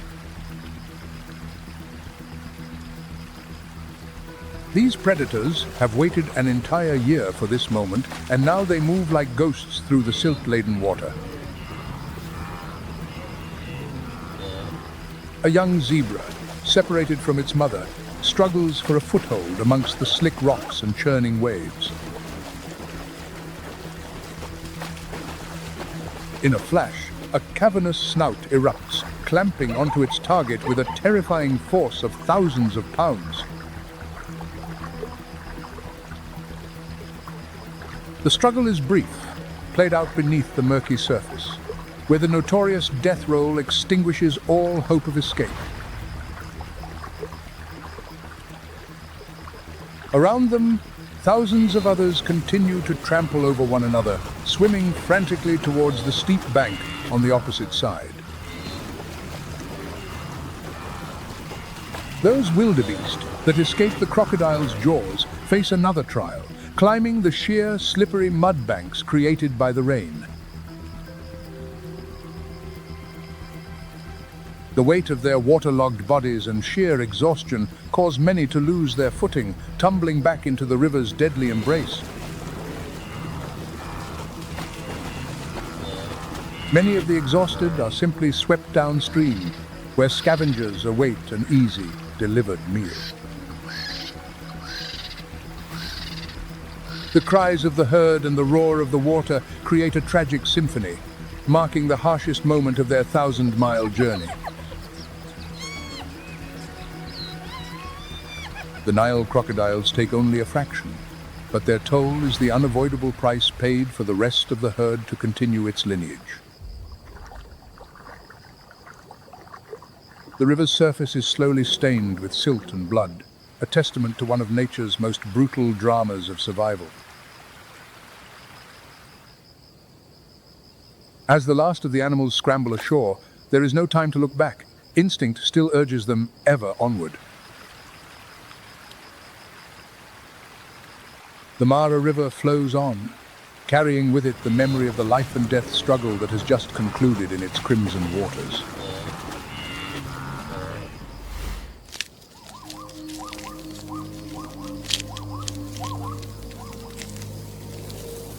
The survivors can now enjoy the rewards of their journey-rich pastures that will begin a new cycle of recovery and growth.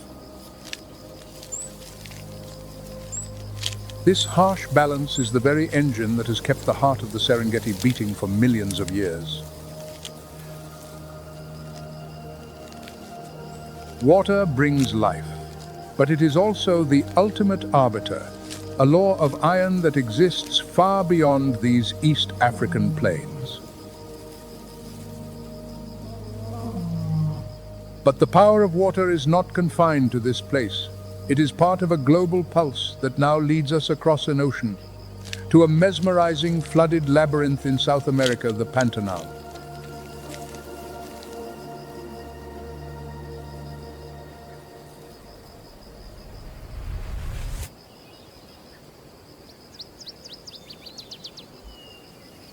"10 million caimans, 68,000 square miles of wetland, and one rule above all others: adapt or vanish."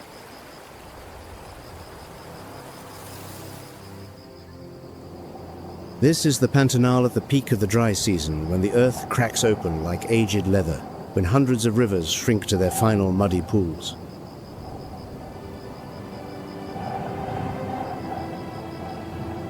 Yacaré caimans lie stacked upon one another, hundreds crammed into a single shrinking pond.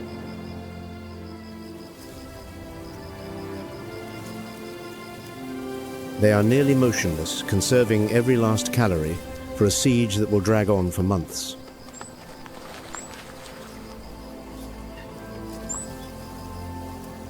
Some will bury themselves in the mud, slipping into a state of torpor that can last weeks on end.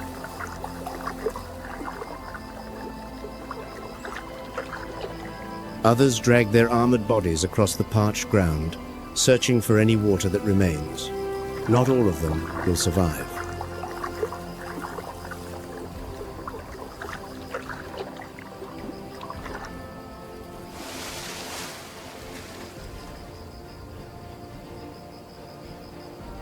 But the Pantanal is far more than a story of caimans. The largest freshwater wetland on Earth spans 3 nations: Brazil, Bolivia, and Paraguay.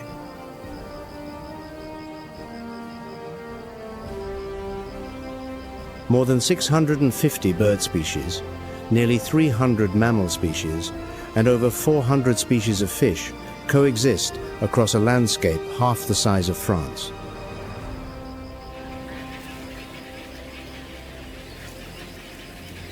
Here, every creature holds a link in the vast machinery that nature has assembled over millions of years.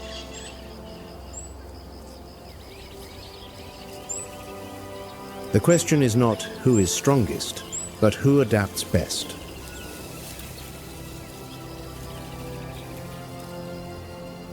Welcome to WildVerse, where we explore the most extraordinary stories the natural world has to offer.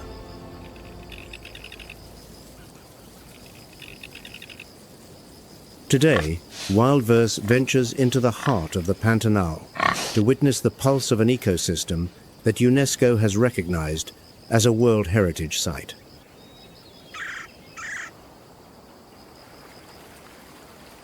But when the waters retreat, who truly holds power here?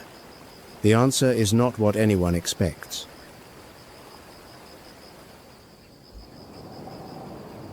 As the sun scorches the floodplain and rivers contract like veins running dry, one species still walks calmly through the parched grassland.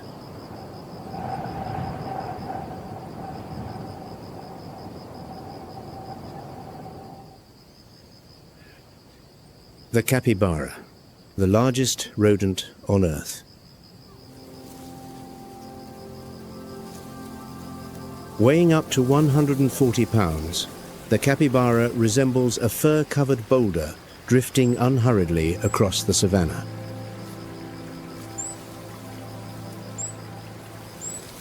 Its short legs are surprisingly quick.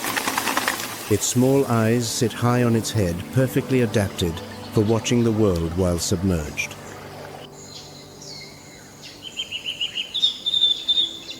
They live in large groups, 20, 30, sometimes more, always clustered together, like a family gathering that never ends.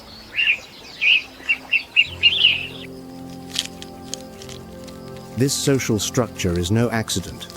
In a land where predators lurk at every turn, collective vigilance is the only shield they possess.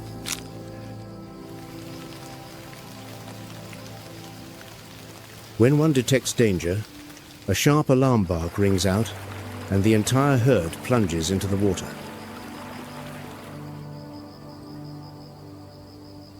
Webbed feet transform capybaras into remarkably capable swimmers.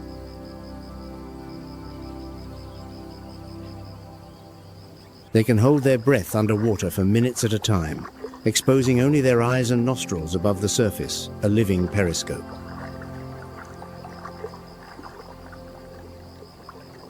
Each day, a capybara consumes 6 to 8 pounds of grasses and aquatic plants.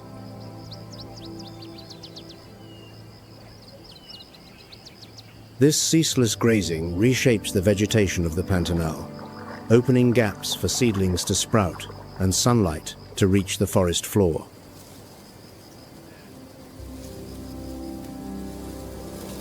At dawn and dusk, they leave the water's edge to feed.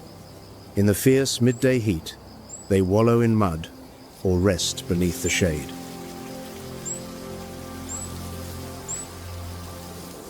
This rhythm is as reliable as clockwork, and every predator in the Pantanal knows the schedule by heart.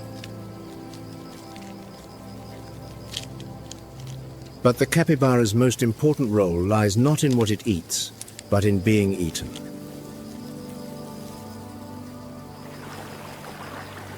It is the cornerstone prey for nearly every large predator in the Pantanal. And the most formidable of them all is watching the herd from the opposite riverbank.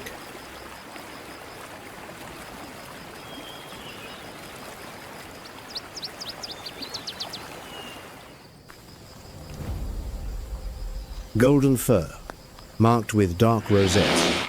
This is the jaguar, the largest cat in the Americas and the undisputed ruler of the Pantanal.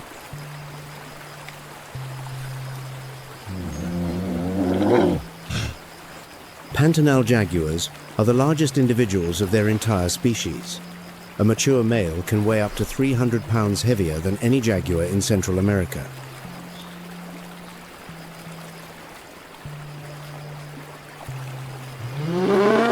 Unlike its relatives, the lion or the Asian tiger, the jaguar has a stockier build, a broader skull, and shorter jaws.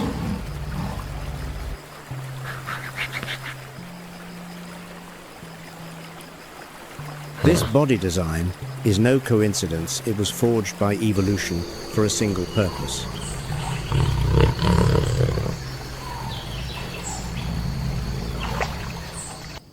A bite force of 1500 psi, the most powerful of any cat relative to body size.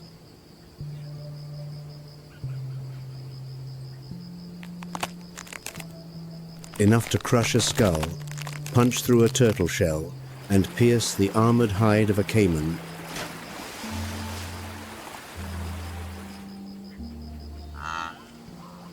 Where a lion strangles its prey, the jaguar chooses a more devastating method. A single bite to the skull.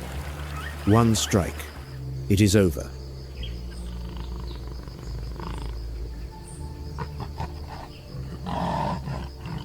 The Pantanal holds the highest jaguar density on Earth, roughly 6 to 7 individuals per 40 square miles.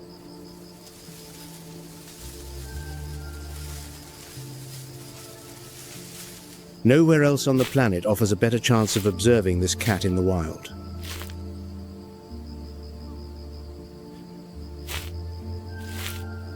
That rosette pattern is more than beautiful. It is a flawless camouflage map.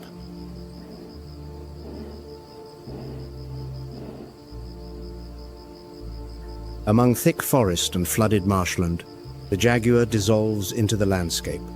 Prey recognize its presence only when it is already too late.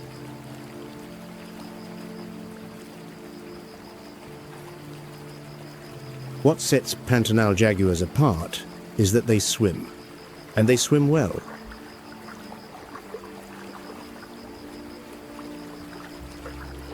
No other big cat on the planet is as comfortable in water as the jaguar.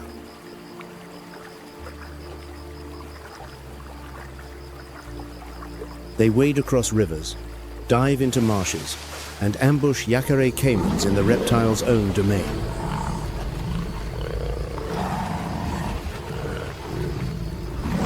A lightning strike canine is driven into the base of the skull, and a 6-foot caiman is hauled ashore in under 10 seconds.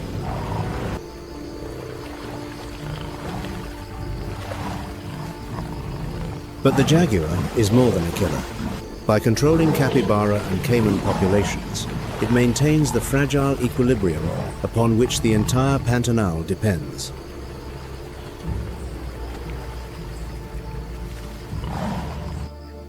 Without the jaguar, capybaras multiply unchecked. Grasslands are stripped bare, soil erodes, and the flood cycle, the very heartbeat of the Pantanal, breaks down.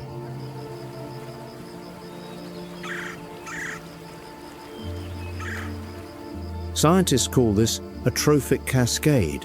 When an apex species vanishes, every layer beneath it collapses in turn.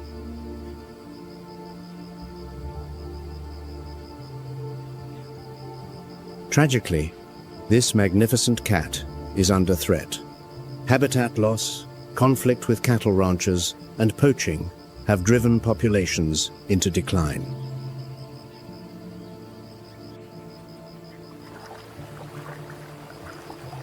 The IUCN lists the jaguar as near threatened. Across Latin America, its historical range has contracted by more than 50%.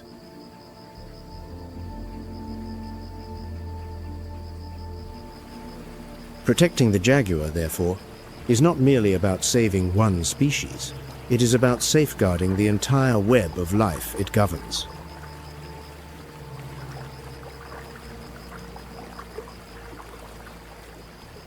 But power in the Pantanal does not belong to the land alone. Along the flowing waterways, where the jaguar sometimes still prowls, another predator reigns supreme.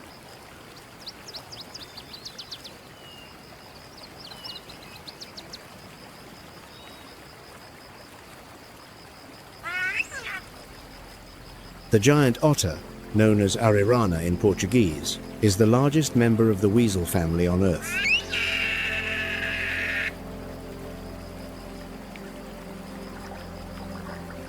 Stretching nearly 6 feet from nose to tail, its muscular body clad in short, dark brown fur, the arirana is built for speed beneath the surface.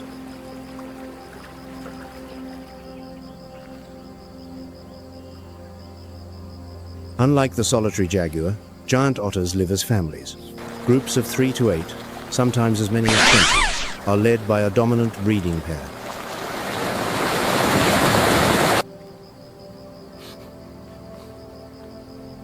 They are born cooperative hunters.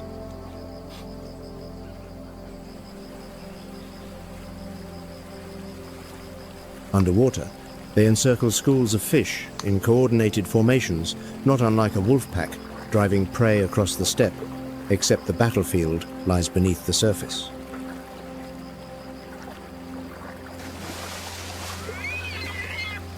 Few communication systems in the animal kingdom rival that of the giant otter, more than 22 distinct vocalizations.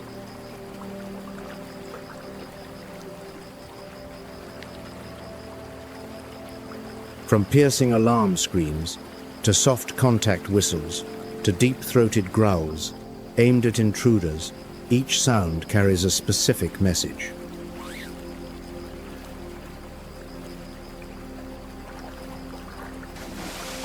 Fish make up most of their diet, but giant otters will not hesitate to confront young caimans.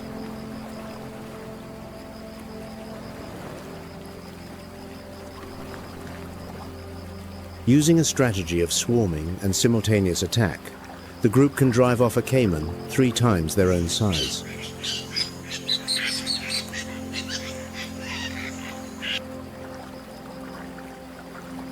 A broad, flattened tail serves as a rudder, allowing the otter to change direction in an instant while chasing piranha along the riverbed.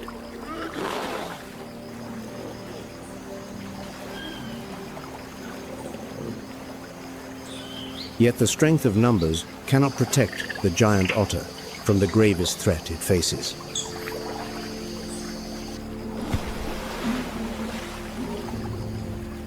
The IUCN classifies this species as endangered. Fewer than 5,000 individuals remain in the wild.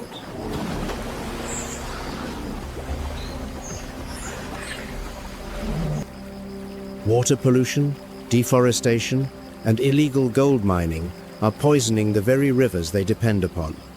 Mercury from mining operations accumulates in fish and then in the otters themselves.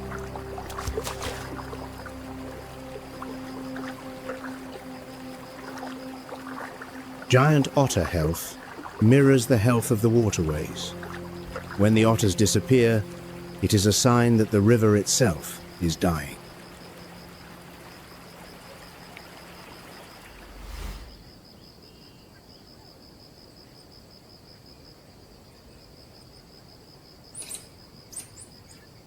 But danger in the Pantanal does not come only from the water.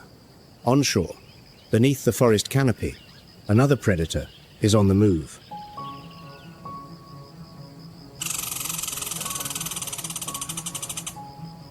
Silent enough that not even the dry leaves betray its step.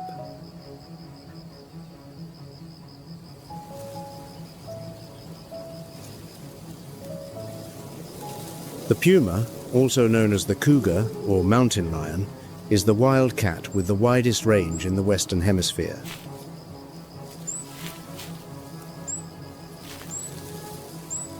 From the snow-capped peaks of Canada to the wind-swept tip of Patagonia, no cat has conquered more habitats than the puma.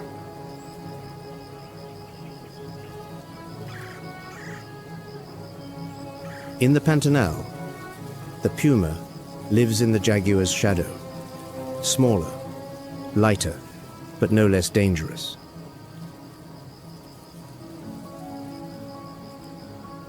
A uniform coat, ranging from tawny beige to ashen grey, allows the puma to blend into any landscape.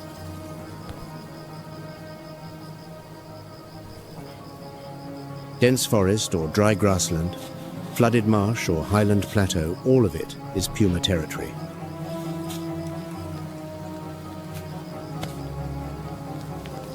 A solitary hunter, the puma relies on ambush and explosive speed over short distances.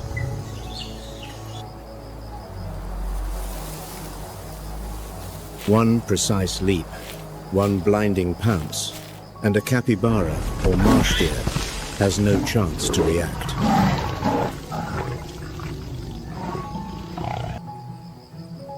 A single puma's territory can span dozens of square miles. It patrols ceaselessly, traversing its boundaries each night.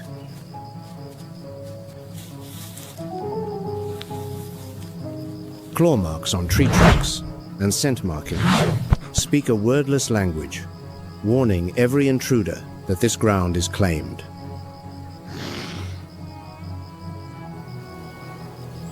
Puma and jaguar coexisting in the Pantanal is remarkably rare proof that this ecosystem is rich enough to sustain two apex cats at once.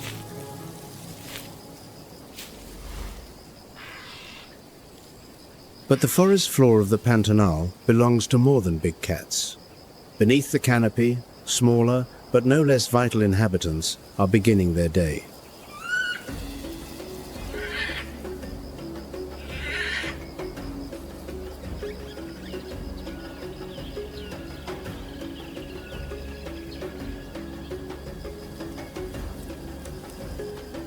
The coati, a relative of the North American raccoon, emerges in bands of 4 to 30, its long, flexible snout forever probing the soil.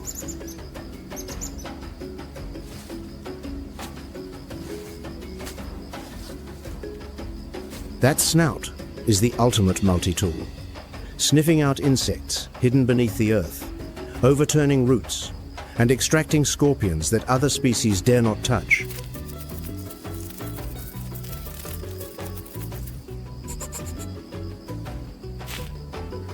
Coatis are also exceptional climbers.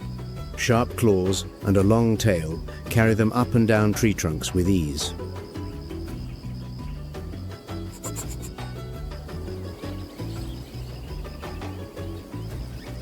That tail serves as a balancing pole on slender branches, much like the staff of a tightrope walker.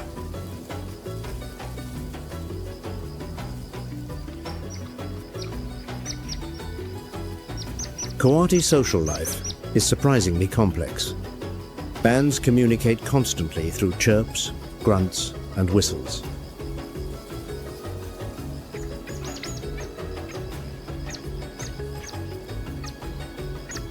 When threatened, they unleash piercing screams, and the entire group may band together to drive off an attacker, even a snake.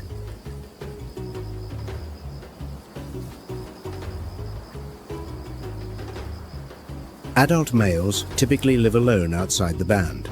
They return only during the mating season, then depart once more, wandering the forest in solitude.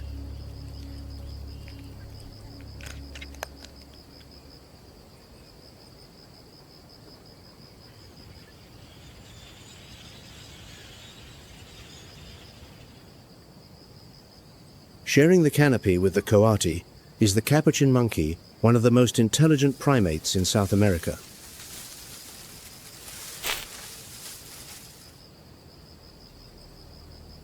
The capuchin uses dexterous hands and a prehensile tail that grips like a coil of rope to move through the treetops.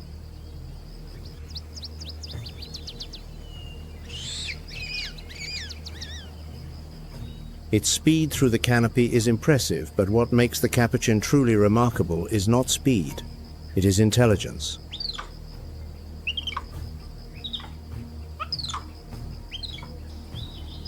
They have been documented using stones to crack open hard nuts, and palm fruits, one of the very few primates outside the great apes capable of tool use.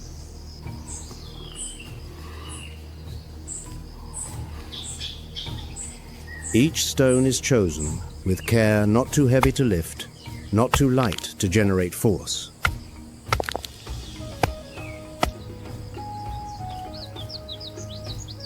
Each strike is a small calculation in physics that many scientists believe has been passed down through generations by observation and imitation.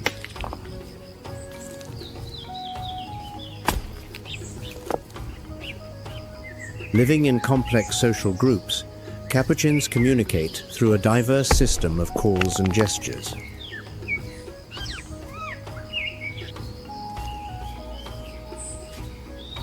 They share the location of food, warn of danger, and groom one another within the troop, a miniature society suspended in the treetops.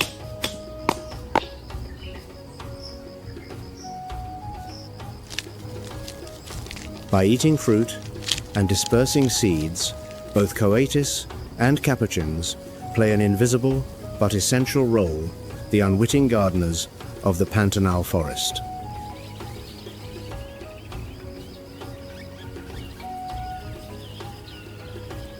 If you find the intelligence of the wild as captivating as we do, share your thoughts in the comments below.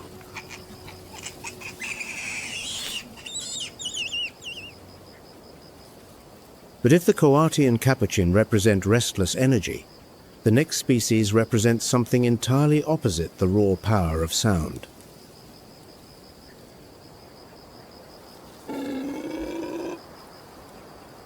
Before the sun clears the treetops, a deep, resonant boom rolls through the forest low, reverberating like a war drum from a distant land.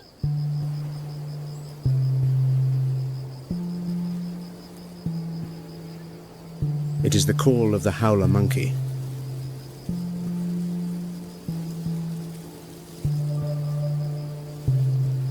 That sound pierces through the canopy and carries up to 3 miles, one of the loudest calls of any land animal on Earth.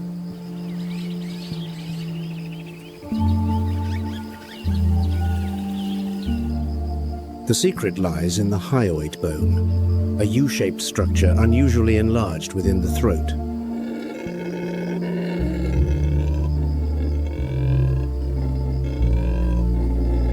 It functions as a natural resonance chamber, amplifying the call many times beyond what the animal's size would suggest.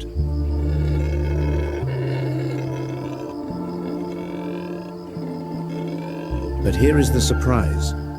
That earth-shaking roar is not an act of aggression. It is a weapon of peace.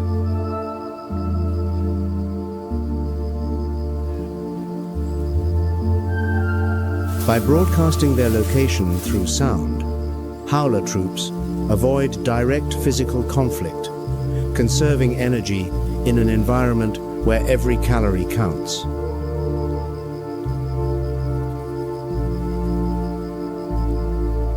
A curious study revealed that howler species with larger hyoid bones tend to have smaller testes, and vice versa. Evolution forced a choice: invest in the voice or invest in reproduction.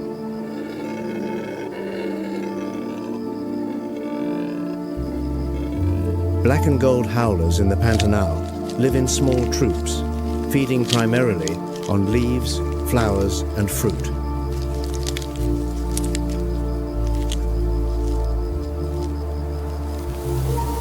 They move less than capuchins, spending most of their time on the highest branches, where safety is greatest.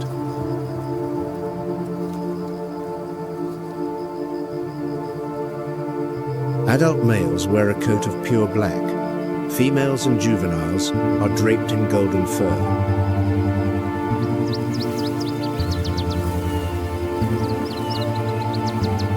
This striking contrast gives the species its name, the black and gold howler, as though one animal wears two entirely different costumes.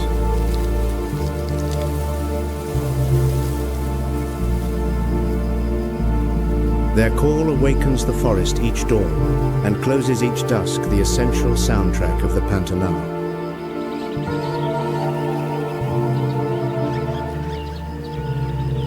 It connects the forest floor to the canopy, silence to sound, reminding every creature that this forest is still breathing.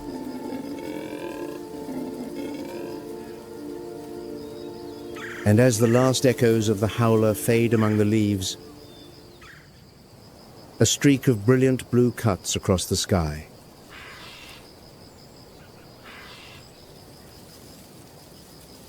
Vivid enough that the entire forest seems to look up.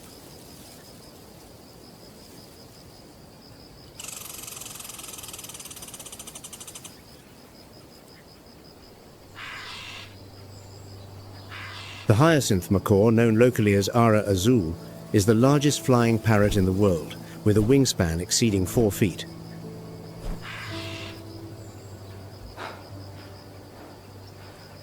Plumage of deep cobalt blue, a ring of bright yellow around each eye, and the base of its beak, the hyacinth macaw is a masterpiece that nature spent millions of years perfecting.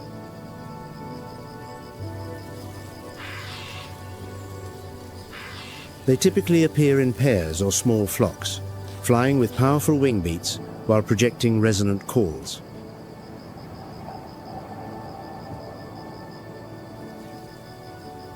Those calls slice through the stillness of the Pantanal's dawn, and dusk, a sound at once wild and ceremonial.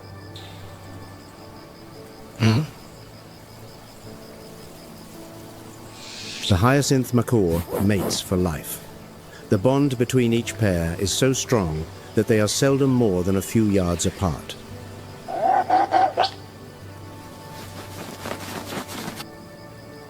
Even while foraging, they fly wing to wing, two parallel streaks of blue gliding across the sky.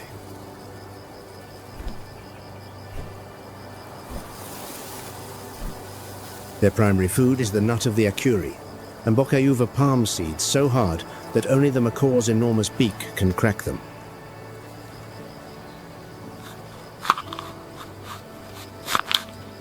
That crushing force can split nuts. A hammer would need several blows to open. Every meal is an exercise in raw power.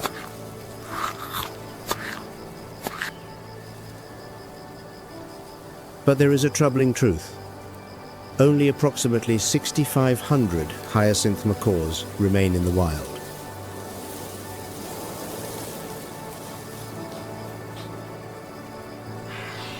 The IUCN lists them as vulnerable.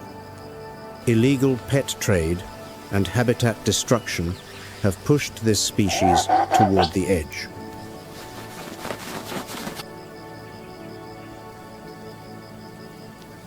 The Pantanal is their last stronghold, home to roughly 76% of the entire global hyacinth macaw population.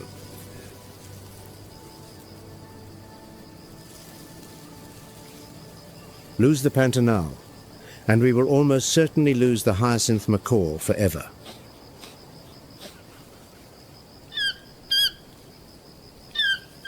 Sharing the canopy with the macaw, another bird commands attention with a beak unlike any other, the toucan.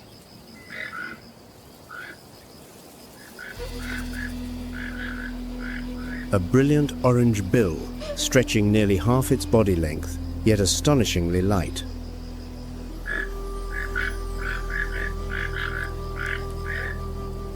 Its hollow interior resembles a honeycomb, both structurally sound and virtually weightless, an engineering masterwork of evolution.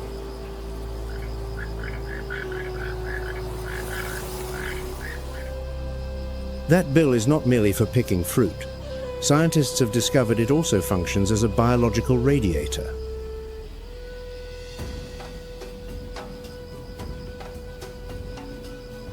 Blood flowing through a network of capillaries across the bill's surface allows the toucan to shed excess body heat at night, a natural cooling fan.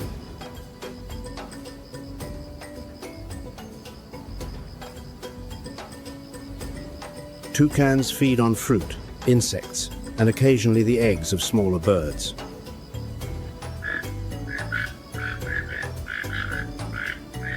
When eating, they toss fruit into the air and snatch it mid-flight, like a juggler in a circus. Undigested seeds are deposited far from the feeding site, spreading new growth throughout the forest.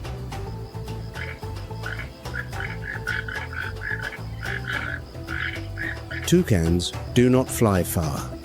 They hop from branch to branch with short bursts of flight, flashing their glossy black plumage and multicolored bill.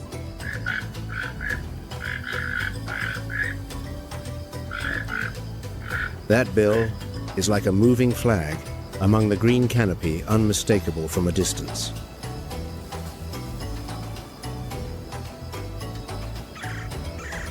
Lower down, in the denser reaches of the forest, a chorus of chatter rises, but it is not human.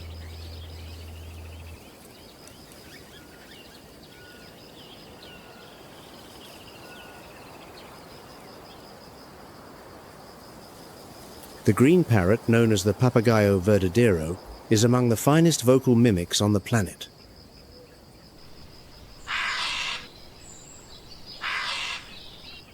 Vivid green plumage accented with blue at the wings, the green parrot lives in lively flocks.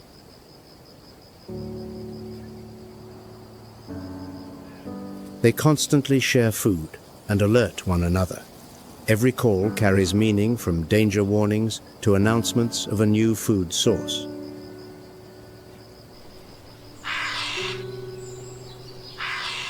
A strong, curved beak serves as a specialized tool, cracking open tough seed casings that other birds cannot manage.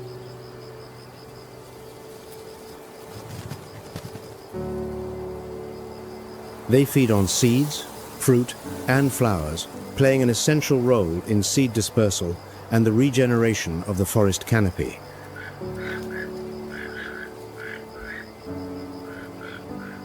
These three birds, the hyacinth macaw, the toucan, and the green parrot, do more than bring color to the Pantanal.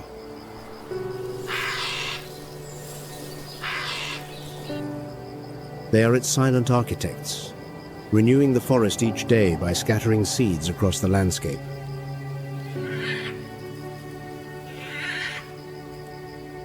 But that brilliant blue is fading. And it is not only the birds. The entire ecosystem faces a threat this story will soon reveal.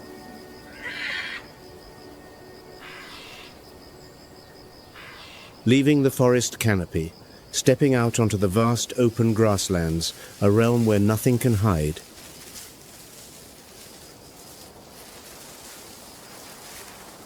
Speed is the only currency of value here.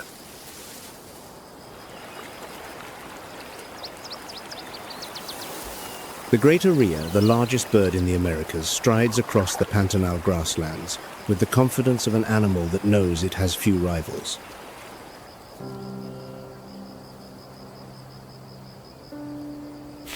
This is a flightless bird, but it compensates with a running speed of up to 37 miles per hour.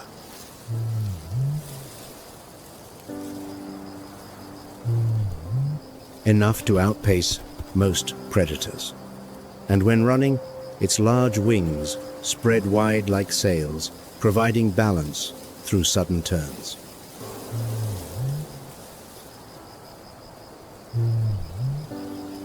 In the rhea, the rules of gender are completely reversed.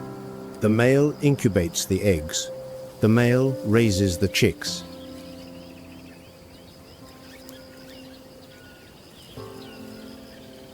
The female lays her clutch and moves on sometimes to the territory of another male to lay again.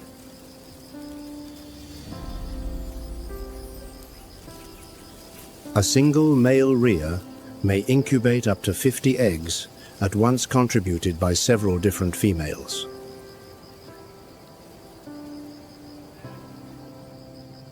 Each egg weighs roughly 1.5 pounds. He sits motionless on the nest for 6 weeks, rarely leaving even to eat.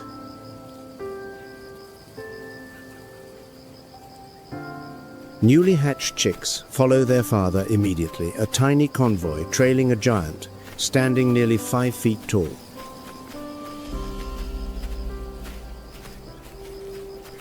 It resembles a peculiar parade crossing the endless grassland.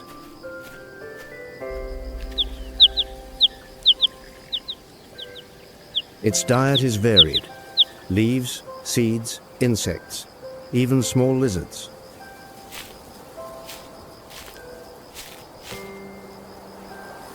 By consuming seeds and ranging widely, they disperse plant species across the plains, maintaining the botanical diversity that the grassland depends upon to survive.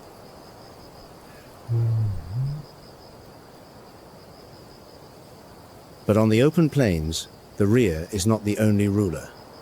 The shadow of broad wings passes over the ground.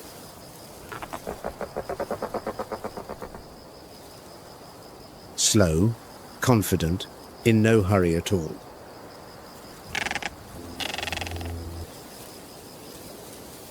The caracara, a bird of the falcon family that behaves nothing like a falcon, is the shrewdest opportunist in the Pantanal sky.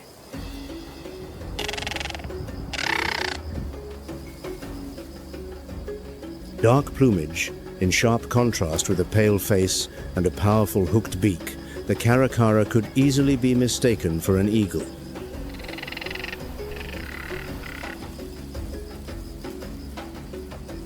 But it is far more pragmatic than any eagle.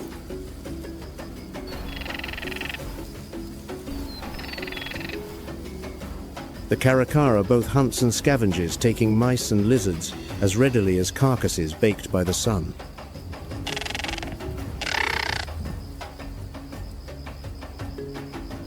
It will even walk along the ground, searching for food. Unusual behavior for a raptor, but remarkably effective.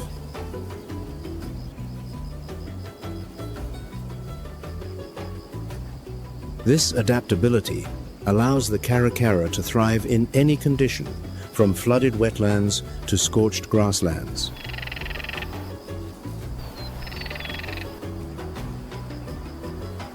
Intelligence and flexibility enable it to exploit food sources that other raptors overlook entirely.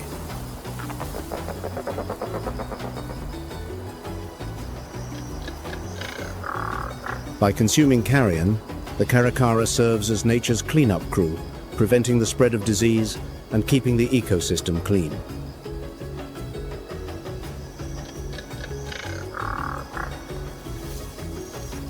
An unglamorous job, but an indispensable one.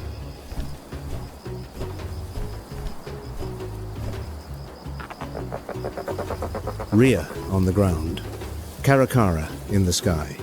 Two species, two strategies, but a single purpose: sustaining life across the boundless plains.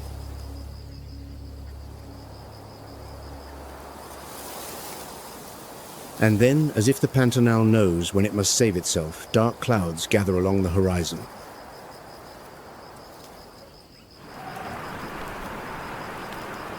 The rains return.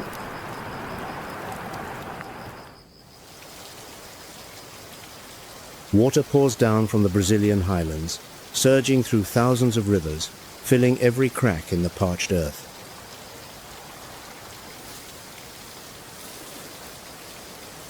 Within weeks, the Pantanal is transformed.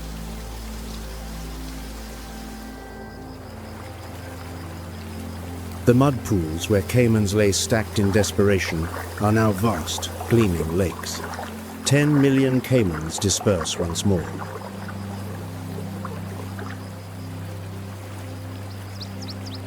Each reclaims its own territory.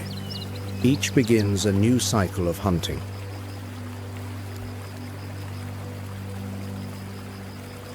Capybaras return to the riverbanks.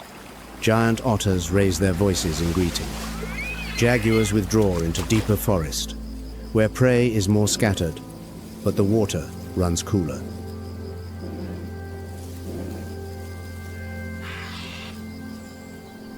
Hyacinth macaws cut across clear skies.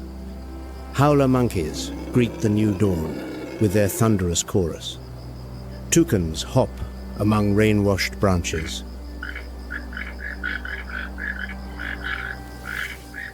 The pulse of the Pantanal, the flood and the drought, is not a catastrophe.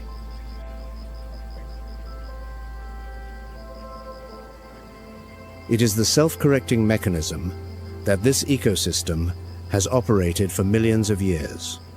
Each rise and fall renews, cleanses, and rebalances everything.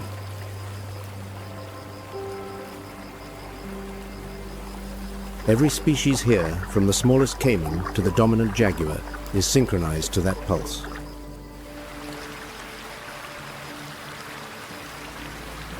When one link is damaged, the entire system shudders.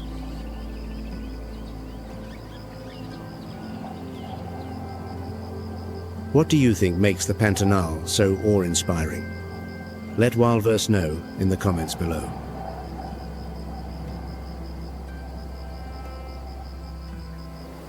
But that pulse is faltering.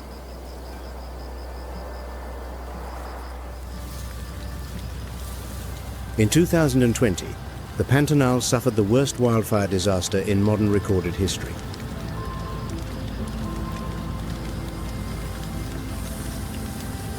"30% of its surface was incinerated, nearly 4.5 million acres reduced to ash in a matter of weeks.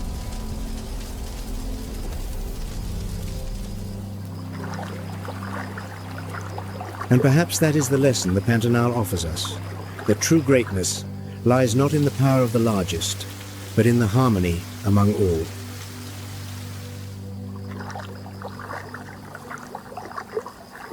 Thank you for joining WildVerse. The natural world still holds countless stories waiting to be told. We will see you on the next adventure.